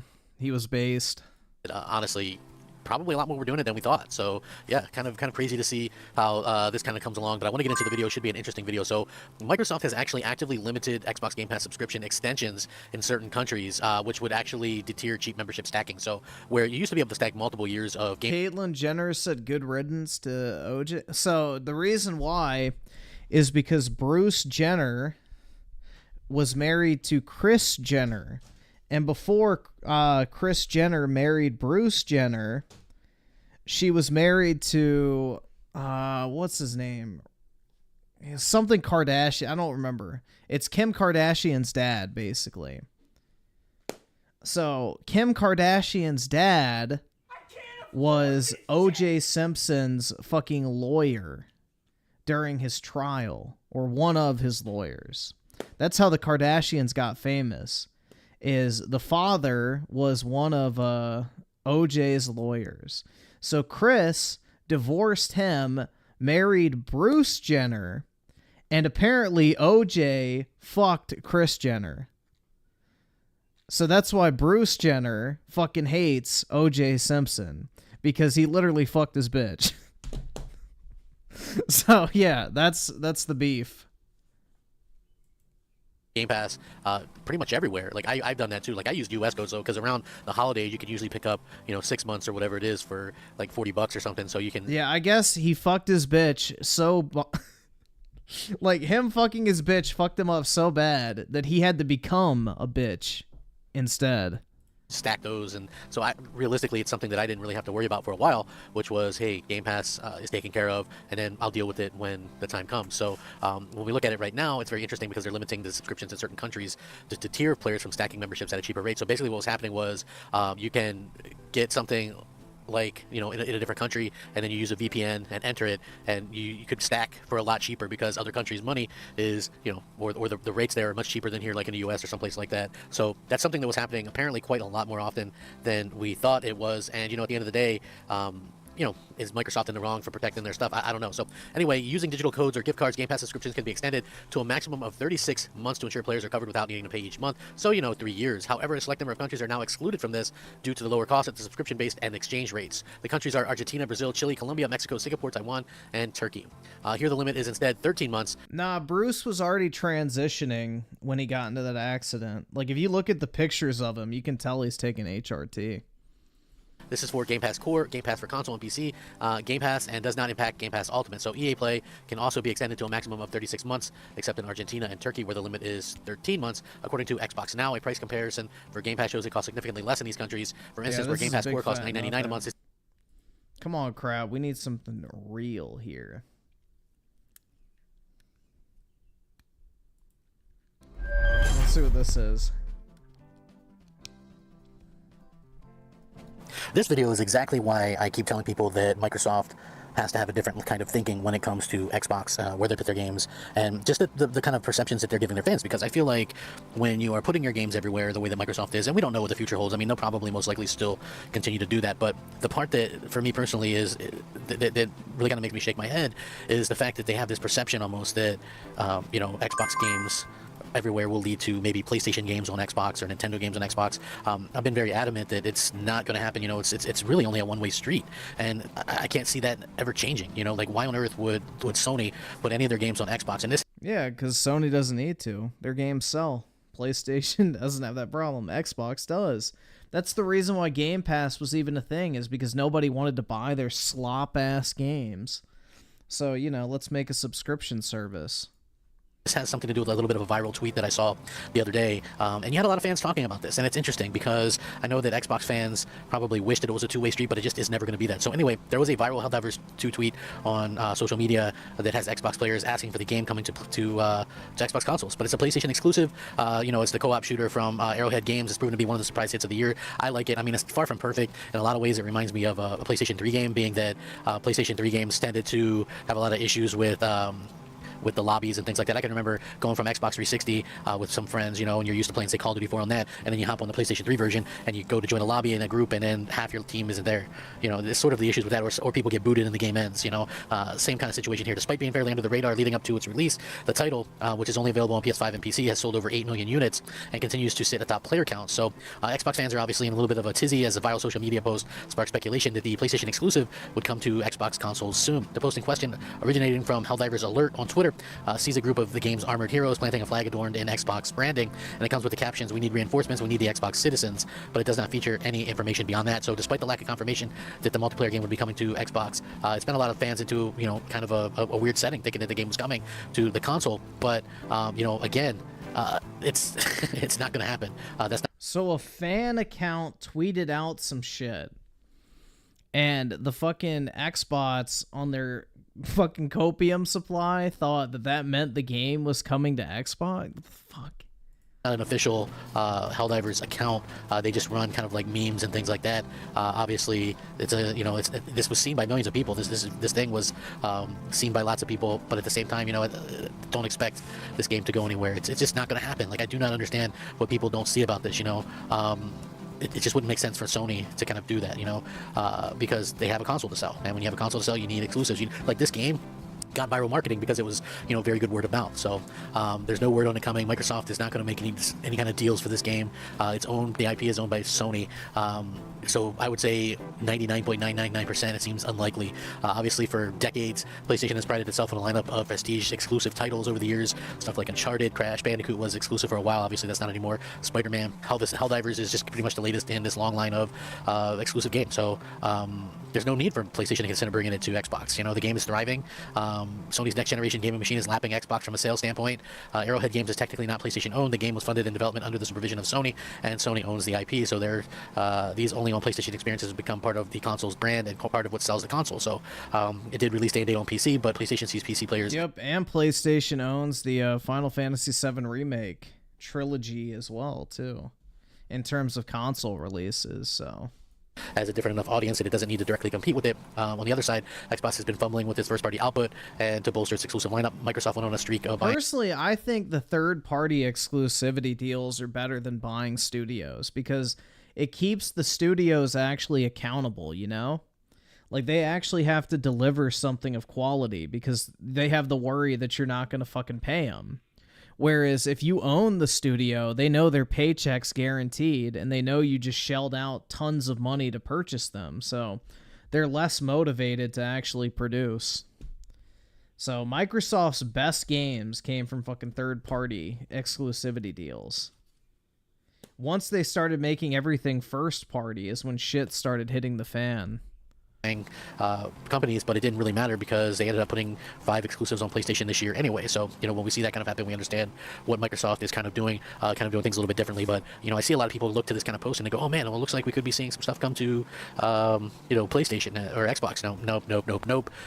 Not gonna happen. Like I just hate to be the bearer of bad news, but you know I think like Phil Spencer gets people in a tizzy. It used to happen to me too, right? I'm just being honest. It really just I can see that you know that people really do kind of feel that way about this stuff. You know, they go, like when Phil Spencer brings up the possibility of playing you know games through a PC store on Xbox, right? That doesn't do anything for Microsoft. Like they're not going to do that. I mean, maybe he's hinting at like a Windows store on there if they get a handheld or something. But I honestly do not see them ever bringing, you know, Steam or anything like that to Xbox because it makes no sense, right? The games are cheaper on PC. People could just circumvent the Xbox store, further cause a decrease in people buying games on Xbox. Yep, and then your revenue fucking flatlines and even starts to decline.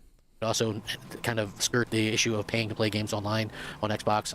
You know, there's also, you can do hacks. And then Sony's copying Microsoft. They copying them with Game Pass. Actually, PlayStation Plus was the original Game Pass back in the day, funnily enough. On the PS3, before Sony started charging for online multiplayer, PlayStation Plus was literally a monthly game subscription service. So the whole concept of like, you know, the monthly games or games with gold or whatever was actually started by Sony, like paying a subscription, getting access to certain games each month. Because, you know, you didn't have to pay for multiplayer on PlayStation 3. So they're like, well, fuck, how do we come up with a way to make subscription revenue? So they made PlayStation Plus. And every month you got like 4 AAA games for like $8 or something. It was fucking fire, bro. It was awesome. I remember one month I think I got shit, what was it? Maybe like, hold on, let's see. PlayStation. I'm sure it's up still. Plus BioShock Infinite. Free game.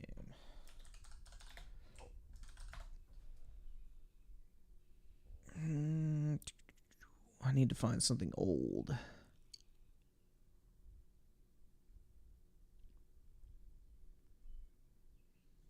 Let's see. PS3.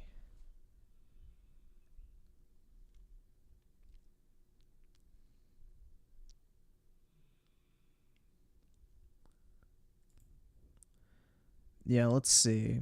PlayStation Plus gets 3 of 2013's best games for free in January, including BioShock Infinite. Yeah, you got BioShock Infinite and DMC Devil May Cry in 1 month. It was such a fucking steal, dude. It was $50 a year. $50 fucking dollars a year for PlayStation Plus back in the day. So like $4 a month. And you got BioShock Infinite and DMC Devil May Cry, and both of those games at the time were like $60 still. It was fucking crazy, bro. It was a fucking like insanely good deal. Like, I remember PlayStation Plus is like one of the few things that got me to ever turn my PS3 back on once I got my 360, because it was just like such a great value. And then they had the Instant Game Collection too back in 2013, which is basically what Game Pass became. So PlayStation Plus actually created that business model back in the PS3 era, funnily enough, because they were looking for a way to create service revenue while not being able to charge for online multiplayer. Yeah, dude, DMC Devil May Cry had really fucking good gameplay. Like, the actual game was fun as fuck to play. The story, I agree, was cringe. Like, I didn't really like that take on Dante and the story and everything, but the actual gameplay was pretty fucking solid. The game was fun.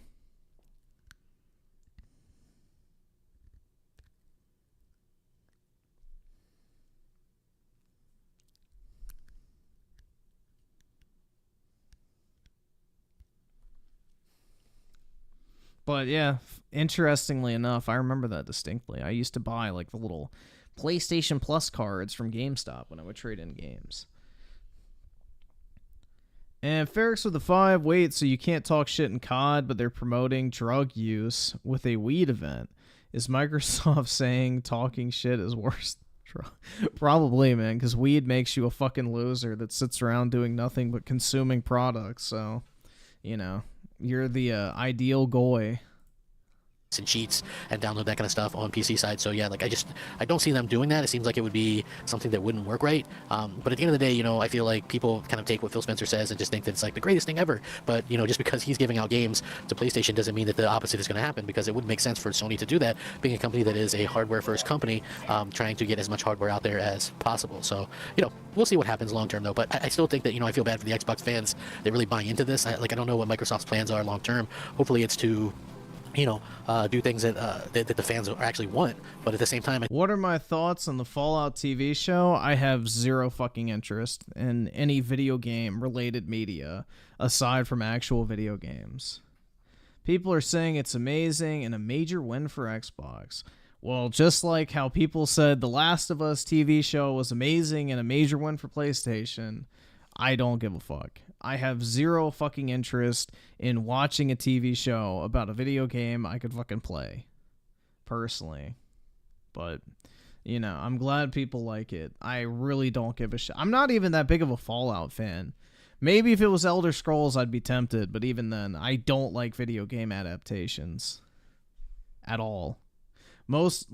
Very few of them are actually good. Most of them are just dog shit. They take the source material and bastardize it and turn it into something it's not. Because, you know, Hollywood knows better, right? I think we'll have to kind of wait and see what they actually have in terms of plans for Xbox fans. You know, I don't know what the future holds. I don't think anybody does, to be quite honest about it, but you know, we'll see. You know, I'm excited about the future. The potentiality is there, but I think, you know, we'll have to wait and see if that actually translates into anything specifically for fans, you know. The Fallout show is canon, I thought. I thought Todd Howard was helping write it. Like, I'm pretty sure it's canon. The Halo show is not canon, but I'm pretty sure the Fallout show is. Maybe it does, but you know, at the same time, I'm not gonna hold my breath and think, oh, you know, maybe this will happen or that'll happen, like, because I don't really trust any company anymore these days. So I would advise you guys not to do that either, because it doesn't make sense to trust these companies that are, you know, worth so much money, to be quite frank about it. So anyway, with that being said, thank you guys so much for watching. I certainly appreciate it. Hope you guys all have a great day. Rack 'em up. Crap Gamer out.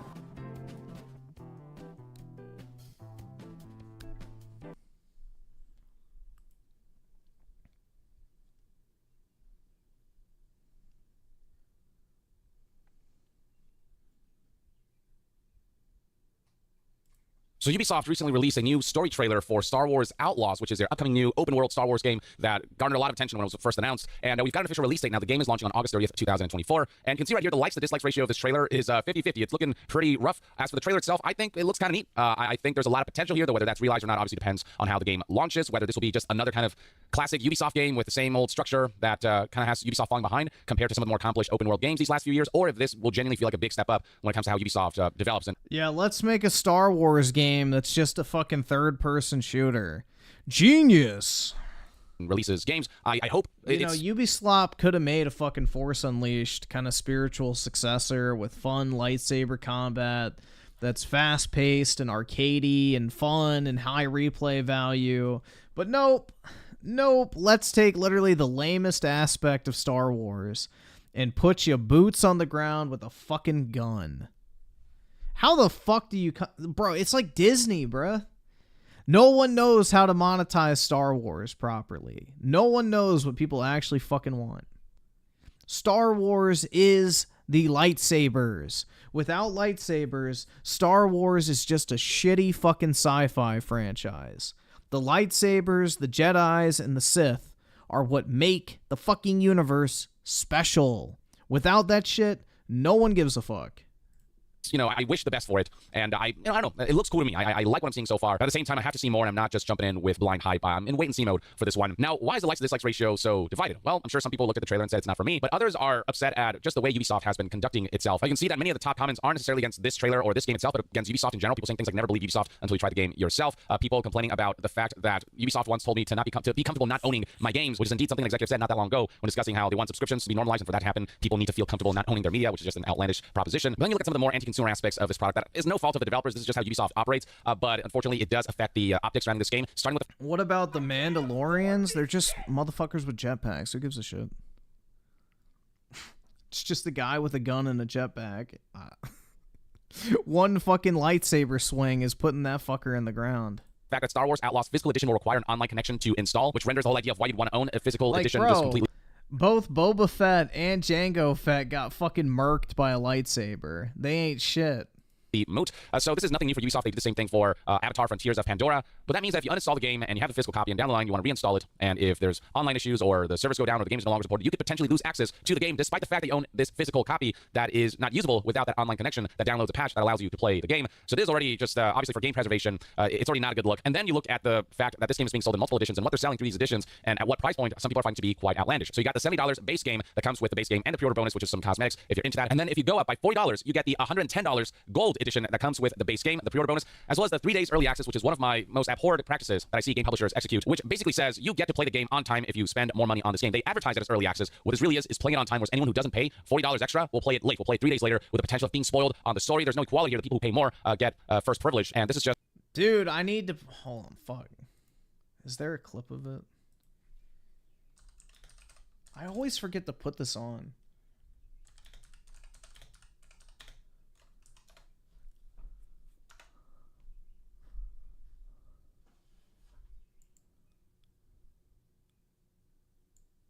When people are like, oh my god, $28 for cookies? It's 4 bags. That's $7 a bag. I know math is hard. Like, if you're a broke boy, just say so. Anyway. I need to put that on the soundboard, bro. If you're a broke boy, just say so. That has so many fucking use cases, man. It's always been just a really scummy tactic. Yeah, Pokemon's sweet voice calling people poor is literally all I need. Oh my god, bro. That I never want to endorse, and that's becoming far too normal, especially where Ubisoft is concerned. And then we have the Season Pass. It was at that moment that I knew she was the one.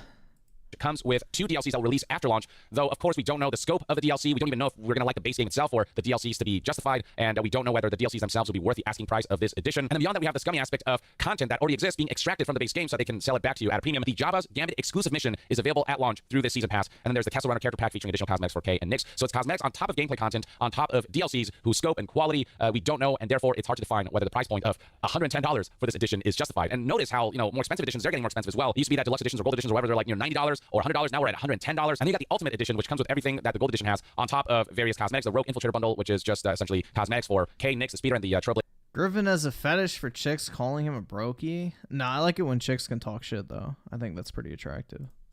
Spaceship. We got this bundle right here, which is also just more cosmetics, and then a digital art book, which comes at an extra premium price of $20 more than the Gold Edition for a grand total of $130. That is a lot of money for content that does not feel worth that kind of price point. And, you know, this is where game executives and publishers and companies lose me when they say that games are so expensive to make and they haven't gotten more expensive. On top of the fact that the base game, the base price point has gotten $10 more expensive from $60 to $70. You've got these editions that lock all this stuff behind a paywall that does not feel justified behind a pretty premium additional price point for early access and season passes for things that we know nothing about. And this does not favor them when it comes to their argument of games are too expensive to make. We need to charge for monetization elements. And that's another thing. Does this game have an in-game store? I'd be willing to bet money that Star Wars Outlaws does have some microtransactions. Would I give Pokemon a chance? Let's say theoretically that ever happens. Sure. Because I assume, given the fact that, you know, this is true for pretty much everybody, everyone behaves differently offline versus online. So yes, I would give her a chance. But if she is as obnoxious as her fucking ooh-woo bullshit on fucking stream, then absolutely not. actions in the form of cosmetics or items that, like Assassin's Creed did, where if you spend real money on them, it reveals the locations of certain things through icons on the map. Basically, cheat codes and accessibility features that they sell back for a price point. That's kind of what Ubisoft has done with many of their single-player campaign-driven experiences, and I don't see why they wouldn't do that again with this, because it's Ubisoft we're talking about, and they're going to try to justify this as, oh, it's optional, they're time savers, whatever. Yeah, well, once upon a time, those things were available as just cheat codes or as accessibility options for free, and the fact that they might potentially implement that on top of these expensively priced editions, it just generates negative optics for all of Ubisoft releases. And already news outlets are covering how the Star Wars Outlaws... Yeah, I don't blame Ubisoft for, charging this much, because there's fucking retards who will actually pay, like, that $200 for fucking the deluxe edition. So why not offer it if people are dumb enough to pay for it? So it's free fucking money just for offering something, and you don't even have to buy it, so... Also, $110 and $130 editions prompt a collective sigh from potential players tired of season passes and ill-advised early access periods. We've got people discussing how when you have to look at charts like these, it just makes me think I can't wait to buy the full game for $20 years later. Some people are noting how in certain countries, if you want to get the most expensive edition, like in Canada, you're talking about 176 Canadian. That girl got a Taylor Swift ego. There's nothing wrong with having an ego. If you don't have an ego, you're a loser. $80, and this is just because even you acknowledge you ain't worth shit. Essentially a digital art book that is essentially just a PDF. Like, there's nothing physical that comes with it that might justify the higher price point or that higher expense. And all this also comes embroiled with another controversy that Ubisoft is facing right now in regards to their shutdown of the game The Crew. This is the first game in the series that you may recall was launched as an always online game, even though there was no necessity to do so. Or I'm sure there are ways to not make it always online. But the explanation behind why this was made always online, according to the developers, that essentially they took the World of Warcraft approach of trying to make this feel like an MMO, like the players are always connected. But that also means that if servers go down, which is what has happened recently, then you cannot access that game. And so Griff has an ego? Absolutely. I can confidently state that I am better than at least 70% of the population, like, with absolute certainty. I'm smarter and just better equipped than probably at least 70% of the fucking human population. I have no problem saying that with absolute fucking confidence. So people who bought this game, which ranges in the 12 million players who bought The Crew, they're now fighting that... I know I'm better than most people, and you should feel the same way about yourself. If you don't, you got some work to do. This game that, yes, maybe they're not playing as often or is old or whatever, but they still bought, is no longer in their library. It has essentially been taken from them. This is essentially just robbery that can be done by companies in this digital era when you purchase digital products. Hell, even if you bought a physical copy, because The Crew is server dependent, its shutdown meant that players... Only 70%? That's pretty low. Well, I'm key. I still have to be somewhat humble, right? I don't consider myself to be like some fucking genius level individual or anything like that, so, I'm definitely above average in most fucking categories when it comes to, like, intelligence and just overall, what's the word I'm looking for? Just efficiency in whatever I do. I have more motivation, drive, discipline, intelligence, and just, I don't know, common sense as well. But, yeah. Most people are dumb, bro. You'd be surprised. You would be very surprised at how stupid the average person is.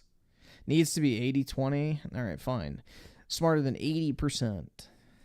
Who bought the game, believing that they own this physical piece of media, are finding themselves that this is just paperweight now. The disc in the box, it's worth nothing now. I don't know, man. I don't really see how that's like a... how that's like a controversial stance. You should feel like you're better than most people. I don't know.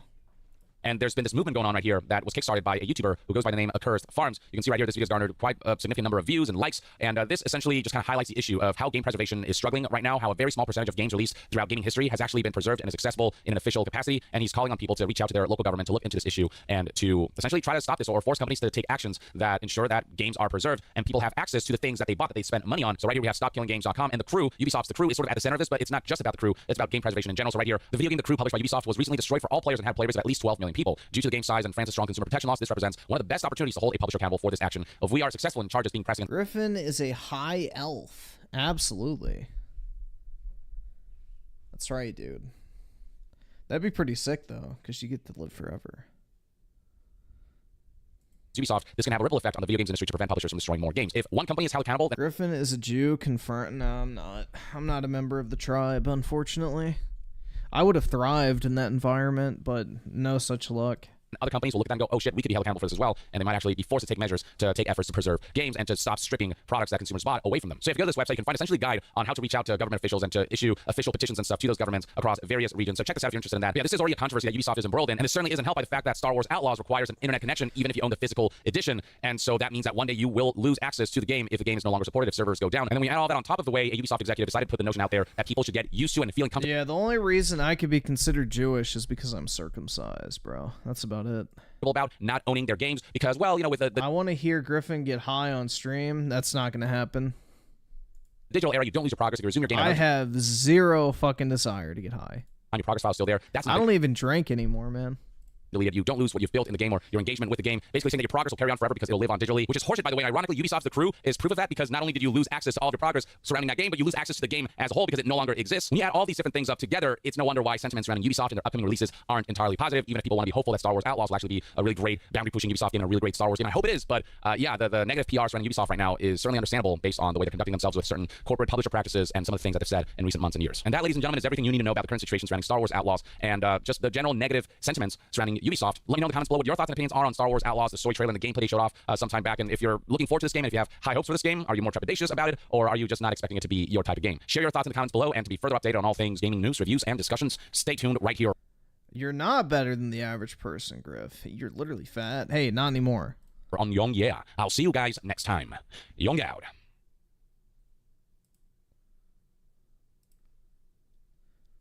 But I wasn't even talking about physical appearance. I was more just talking about intelligence. But yeah, I mean, if you're not fat, then you're better. If you want to go that route, then you're better than like 80% of the U.S. population if you're not fat. That shit's fucking wild, man. 80% of the U.S. population, pretty much, is either obese or overweight. Shit's wild.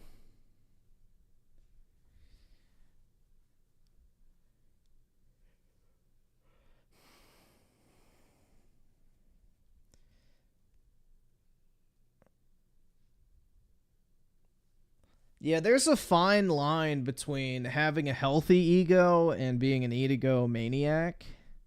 Like, I feel like there's absolutely nothing wrong with acknowledging the fact that you're better than most people. I think that is what you should strive for as a human being. If you don't feel like you're better than most people, you are doing something wrong in your life.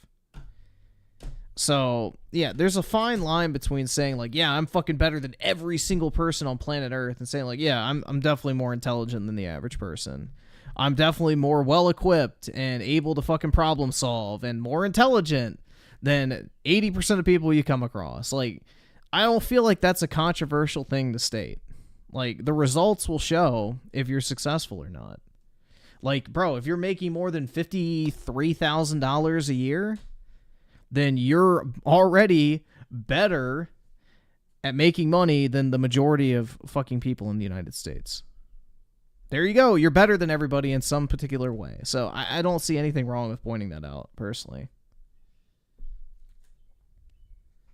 I mean, it'd be kind of fucking stupid to think like you're top fucking dog in every single category or even one category, because there's always somebody smarter out there than you. You just don't know it yet. But you can definitely, like, generalize and say, like, yeah, I'm smarter than most people. You should aspire to be able to say that as a fucking human being. If you're not, you're a loser. DJ Neons gave it a 2. I miss the old Griffin, but I get we all change. Yeah, I should get the gamer bod again and get my quad chin and tip my fedora at the ladies on the internet. Should become like Boogie. Who is smarter than Elon Musk? A lot of people. Elon Musk is not dude, Elon Musk is not that intelligent. He's just incredibly good at optimizing. Like, he's a great optimizer. Like, that is his talent. None of the companies he's worked on have ever been original ideas. He's either purchased them or worked with someone who had, like, the general vision. Elon is good at getting in there and executing and optimizing the operation. That is what Elon is. He's a fucking COO. He's not a CEO. He's not a big picture guy in terms of like creativity or things like that. He is a, we need to do this, I'm going to get it done type person. He is great at delegating and setting schedules and expectations and, you know, executing. That's what Elon is good at. He's not like a fucking literal rocket scientist or anything like that. He's just very good at keeping things on track, essentially.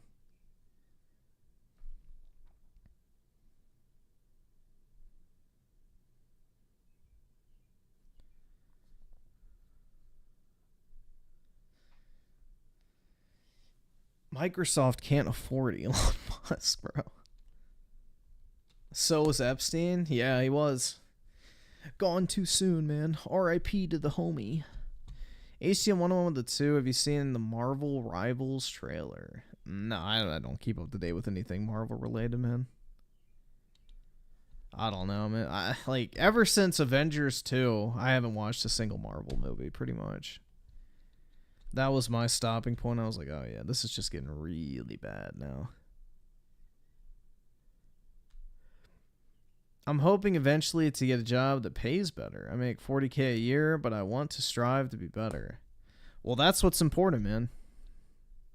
That is what's important, is like the desire to do better for yourself. Because most people are like, oh yeah, I can pay my bills, I can smoke my fucking weed, and, you know, I can buy video games, life is fine. And they don't ever do anything. So the fact that you actually want to improve and are taking steps to do so is, you know, a big plus.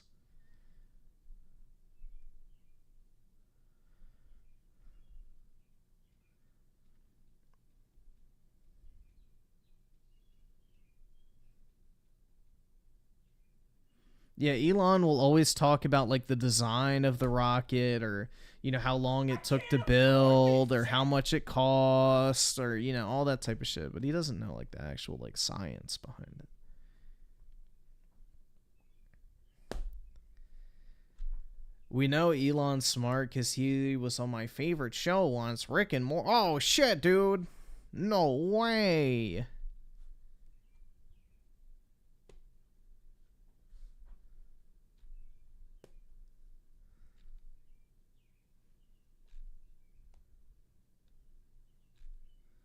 DJ Neon Skin with the 2. Favorite Griffin video is crap gamer having a stroke. The fuck? Which one was that? I only work to save and invest my money. I don't work to pay bills. If that means, yeah, that's smart, man. That's the goal. Is like you work because you want to, not because you have to.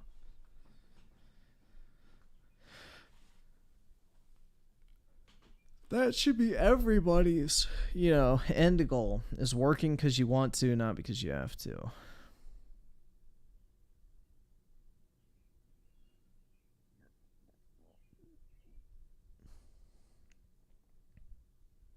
He was on Big Bang Theory too. Oh, dude, I fucking hate that show. Holy shit, man. Instead of saving your money, give it to all OnlyFans, yeah, or that, or you could just buy like a bunch of Aerith cards like me.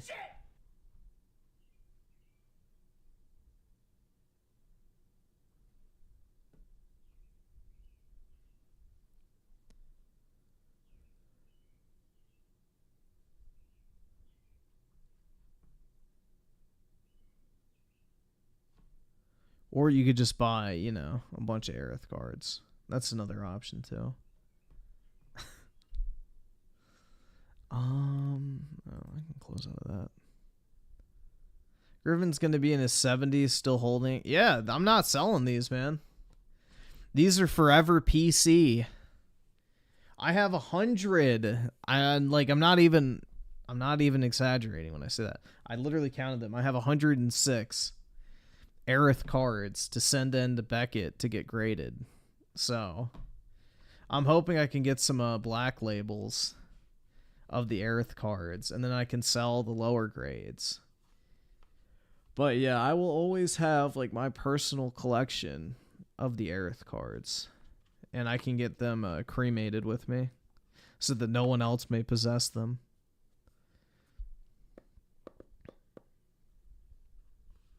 I feel people who complain 70s too much or broke boy. Either that or they can just wait till it goes on sale, but they're entitled, so, you know, they screech and moan.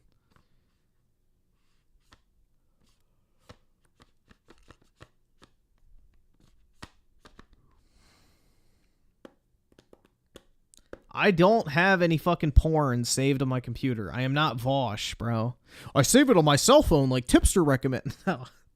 I don't feel the need to save porn, dude. I have never downloaded porn. There is no point. I can literally just look it up if I want to rewatch it. And plus, I don't even want to watch the same porn video twice. Why would you want to watch the same porn video twice? That's so dumb.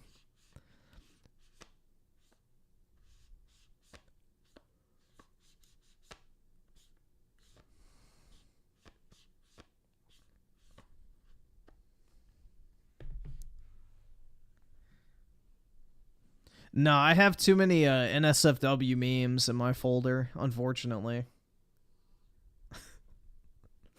Like, I have one video that I really wish I could pull up, but I cannot. It's got a BBC in it, let's just put it that way. It would not fly on YouTube, and that unfortunately is the thumbnail image. Like, I got a bunch. I got a bunch of, like, really fucking good memes. But they definitely would not fucking fly on YouTube. They absolutely would not fucking fly.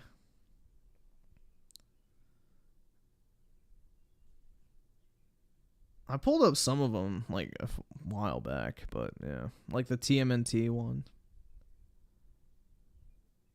The best porn is Wolf of Wall Street.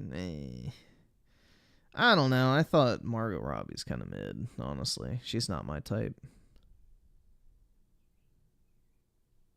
That sounds worse than Sensed Foodophile. Just straight BBC. That's right. It's actually really...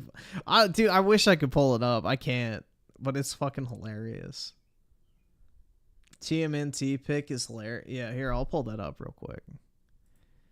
Let me pull up the TMNT pick for posterity's sake. I think I still have the censored version saved, so you can pull it up with a clear conscience.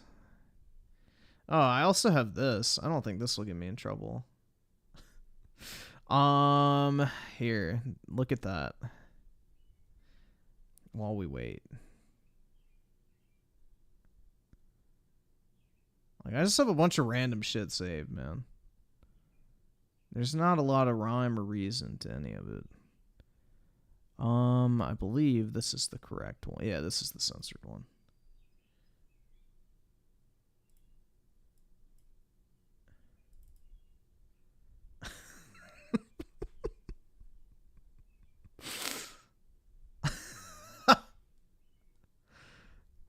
Bro, this is like, I've had this video since like this picture since like middle school, bro.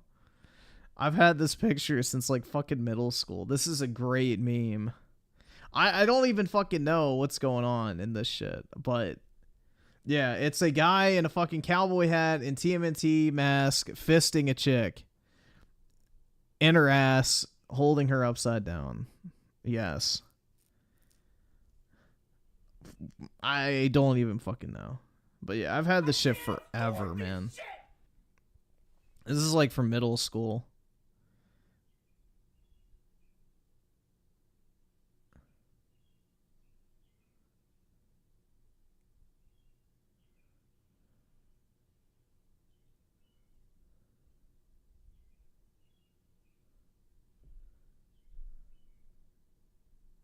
But yeah, there you go.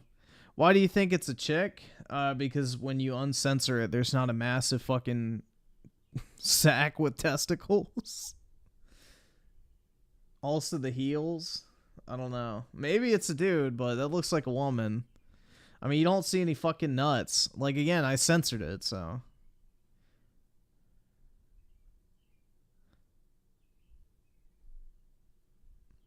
Where did I think this was on iFunny back in the day, back when iFunny was actually based and wasn't gay as fuck, and they started censoring it and shit. So, like, iFunny, when it first came out, was super fucking edgy. Like, really edgy. Old internet edgy. And then they got really fucking strict about the censorship because they wanted to, like, monetize it. So, it got really fucking gay. And, yeah, I saved that in, like, middle school. So, it's old. Back on my iPhone 4, I believe. So, that's how long I've had that.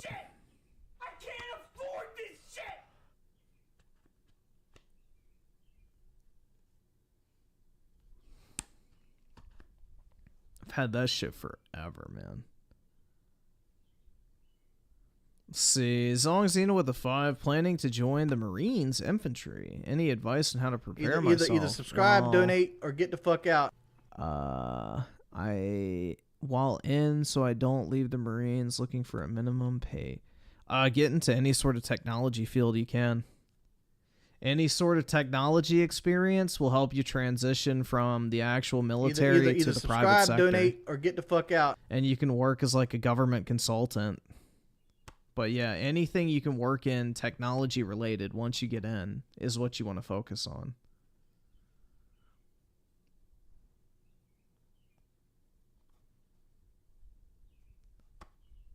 And Oski with the 2, look in the buy a desk and they recommendation. Huh? What do you mean by that? 7 inches? That's pretty big. John Isaac with the 2, get some help. Why? Bro, that reminds me, like, one time I was in a PlayStation 4 party and I was playing Advanced Warfare, and it was when the live-action Teenage Mutant Ninja Turtles movie was coming out. Like, literally, we were just talking about some random shit, and I don't even know how it came up. But one of the guys we were playing with just literally says out of nowhere, I bet those new TMNT turtles have massive fucking cocks. It's like the fucking most random shit ever. But yeah, I was like, just such a weird, intrusive thought. Like, we were in the middle of playing ranked or some shit, and like it was like a commercial for that like live Teenage Mutant Ninja Turtles movie or whatever. And I guess it was on his TV or YouTube or something. And he goes, yeah, I bet those fucking TMNT turtles have massive fucking cocks. What the fuck? I don't fucking know, bro. I guess he was fantasy. Yeah, this guy had King Kong porn on his phone. Oh my god, bro. He had an image of King Kong fucking the chick from the movie. So, yeah. A man of interesting tastes.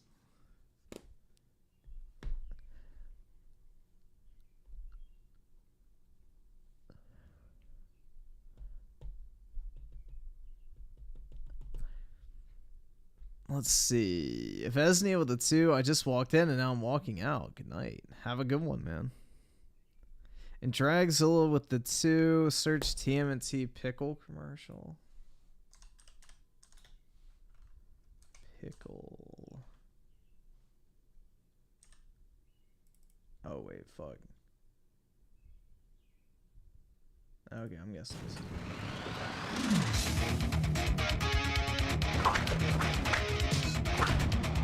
Yeah, I bet he's got a massive cock.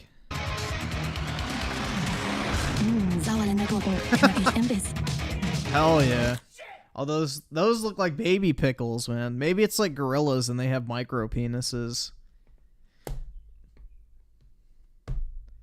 Isn't that unfortunate, bro? Like, I guess it's like the tail of steroids, right? You're like this massive buff fucking animal and it's like, nah, micro penis. Yeah, it's the first 2 inches that count, guys, because that's where the majority of the nerve endings are in the female's vagina. Obviously, dude. Anything above 3 inches really is just overkill, because the majority of the pleasure-sensing nerve endings are present in the first 3 inches of the vagina. So anything over that really is just overkill, guys. Like, it might do a little bit, but in all honesty, it's diminishing returns from there on.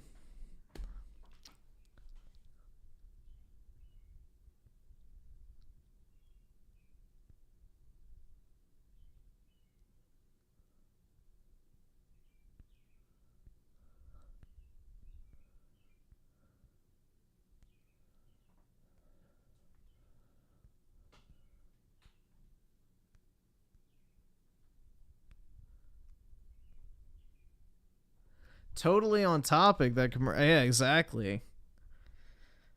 Yeah, it was just like such a weird it came out of nowhere too, which made it even funnier. He goes like, "Yeah, I bet those TMNT turtles have massive fucking cocks." I was like, what the fuck? That was like one of the most intrusive thoughts ever. Oski with the 2, looking to buy a desk. Oh, yeah, just get the IKEA Bekant. Bekant. That's what I have. They're just literally a metal frame desk with a wooden top. Like, that's all you need. Unless you really want drawers, but then you can buy, like, the IKEA drawer units. But, yeah, the IKEA Bekant. I think I have the 63-inch one. So, if you have multiple monitors, definitely get the larger one. But I think it's like $180 total. But yeah, overall, these desks have survived 2 moves.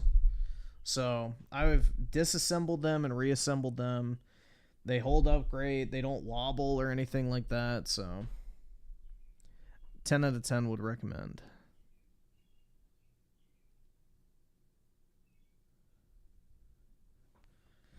You have 63 inches? Yeah, my BBD, my big black desk. 63 inches of BBD.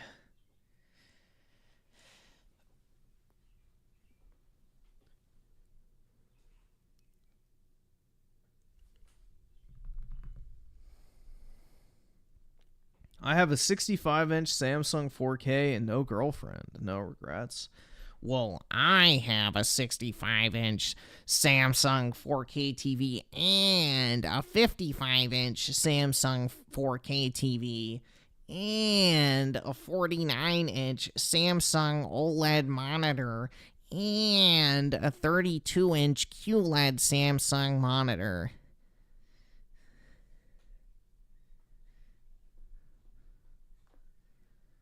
LG's better? Yeah, if you're broke. Yeah, I don't know. I don't really care. I don't watch TV that much. I don't need to buy. That's the thing is I bought like all these TVs and I barely even use them. Like the one in my living room I never even turn on. So. Gaming.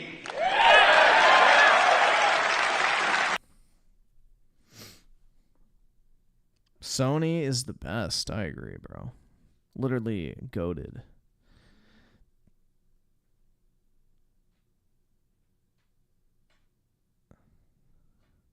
Nothing compares to Sony. Only Samsung and LG, but Sony is king. I don't know. I've never owned a Sony TV, other than like a tube TV back in the day that I used to play GameCube on, that my parents got rid of and gave to me.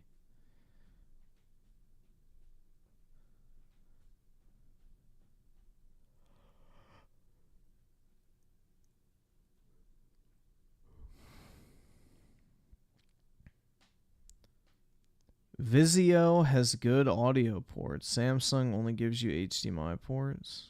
I don't really care. What would I do with an audio port? You have 30 waifu figures? Oh yeah, dude. Well, I have no idea.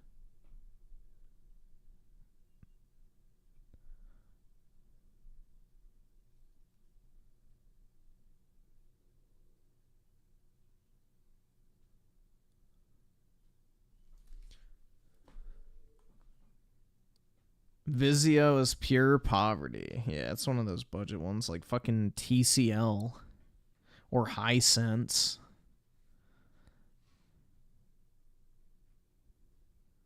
What even is this stream? I joined and in yapping. Well, I've been live for like 7 hours at this point, so that's kind of how it ends.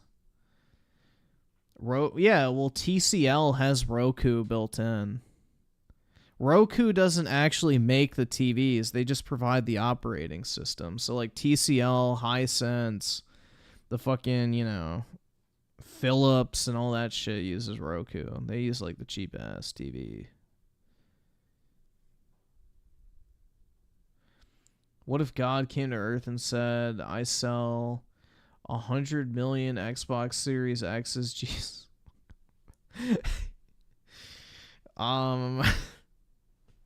So basically the world would end? I mean, bro, the world has a better chance of ending than Xbox selling 100 million Xbox Series X's, so I don't know. I guess I'll take my chances.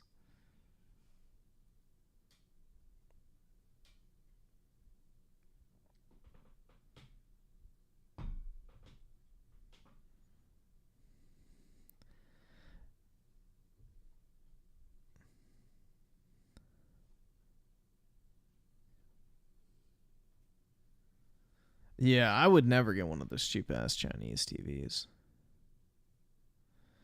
Even Star with the 2, Diesel also put... Okay. After this, I'll probably need to hop off. It's getting late. 1 minute and 20 seconds.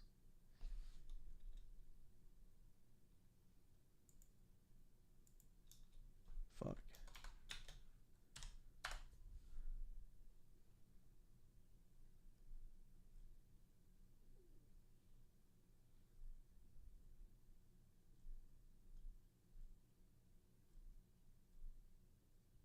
Hold on.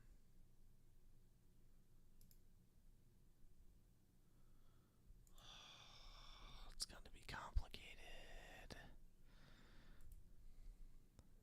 Bag. I know math is hard. Like, if you're a broke boy, just say so. Anyway. For real. Degrade me, Pokey Queen. Please.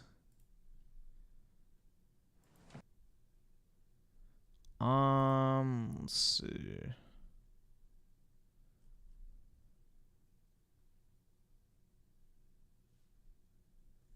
Put parody? Okay.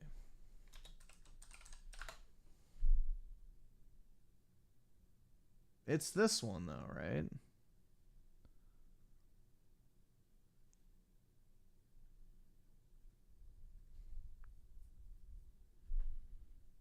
Getting bricked up?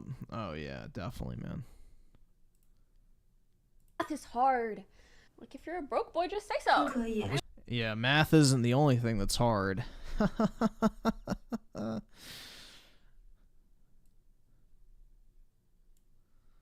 Yeah, math is racist, guys.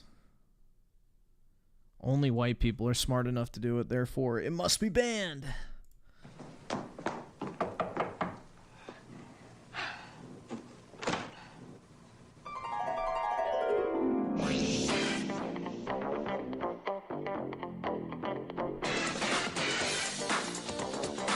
What the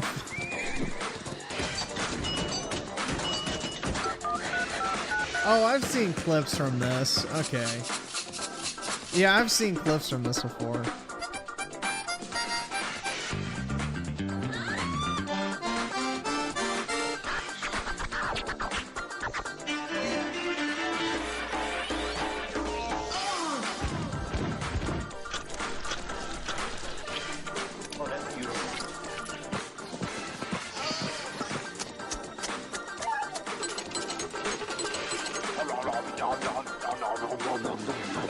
Y'all have never seen clips from this before? Really?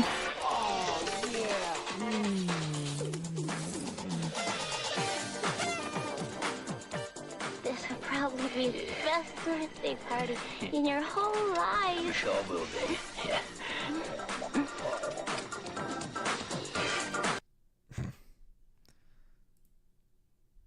Yeah, I've seen that. Or at least, no, I haven't seen the full thing. I've seen clips from that, though, definitely. Old, like, GIFs and shit. You still feel violated? Well... Like, if you're a broke boy, just say so. Anyway. Yeah, for real.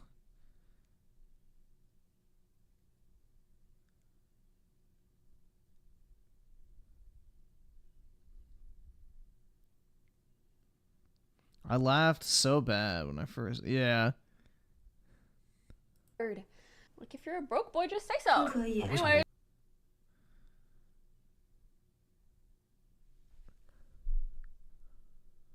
Porn was wild back. That's right. No trans porn either. Wasn't that nice? That's another reason why I'm glad I stopped watching porn. Because, like, Pornhub started trying to, like, promote that shit. And you'd open up the home page and it'd be, like, some absolute fucking disgusting, degenerate shit. Like, they put the most disgusting fucking crap on there.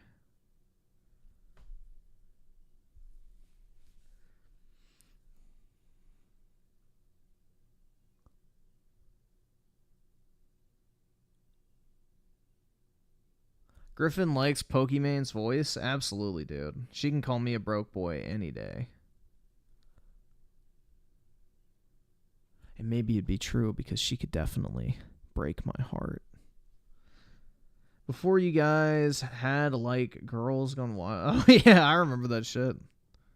One of my friends was, like, obsessed with it because his brother bought, like, the fucking DVD set. And he's like, bro, it's so awesome. I've seen it, like, 4 times. Because, like, you'd see the commercials all the fucking time on TV and shit. So he'd always brag that his older brother bought the fucking DVD set or whatever. And, you know, he was like, oh, yeah, dude, it's fucking awesome, man. It's, like, cool. Don't you have to show identity? Yeah. I mean, I don't care because I don't partake anymore. Personally. My days are done with that. But, yeah. You do now. Like, I can pull it up. Hold on. Let me do it in the tab off screen just to be sure. But yeah, I can go on like fucking Pornhub and nothing happens. Literally. Like, see? That's all I get. You can't go past this or anything. So, it's just stuck on that page. Even if you click like a direct link, I heard, it like it still locks you out. So, they've, like, completely fucking locked down most of the fucking porn sites. A lot of states are passing that now. I think Texas just passed it. I think Florida did as well. What was the other state? Shit. There's a lot of them. Did I VPN it? I don't really care to try. I don't give a fuck. Like, bro, I'm not trying to visit the hub, so I don't really give a fuck at this point.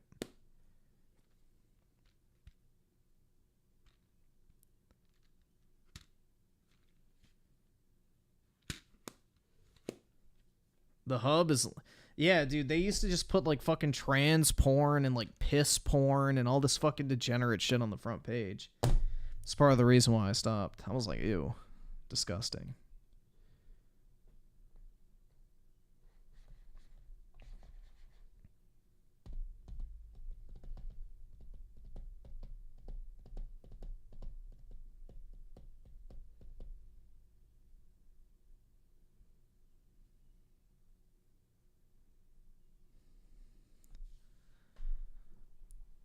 Alright, well, I'm gonna go ahead and hop off, guys. It's 4:20 for me, which, you know, is a great time to get off, dude. Hell yeah, blaze it, right? Hell yeah. But anyway, guys, have a wonderful evening, and remember... Like, if you're a broke boy, just say so. Anyway.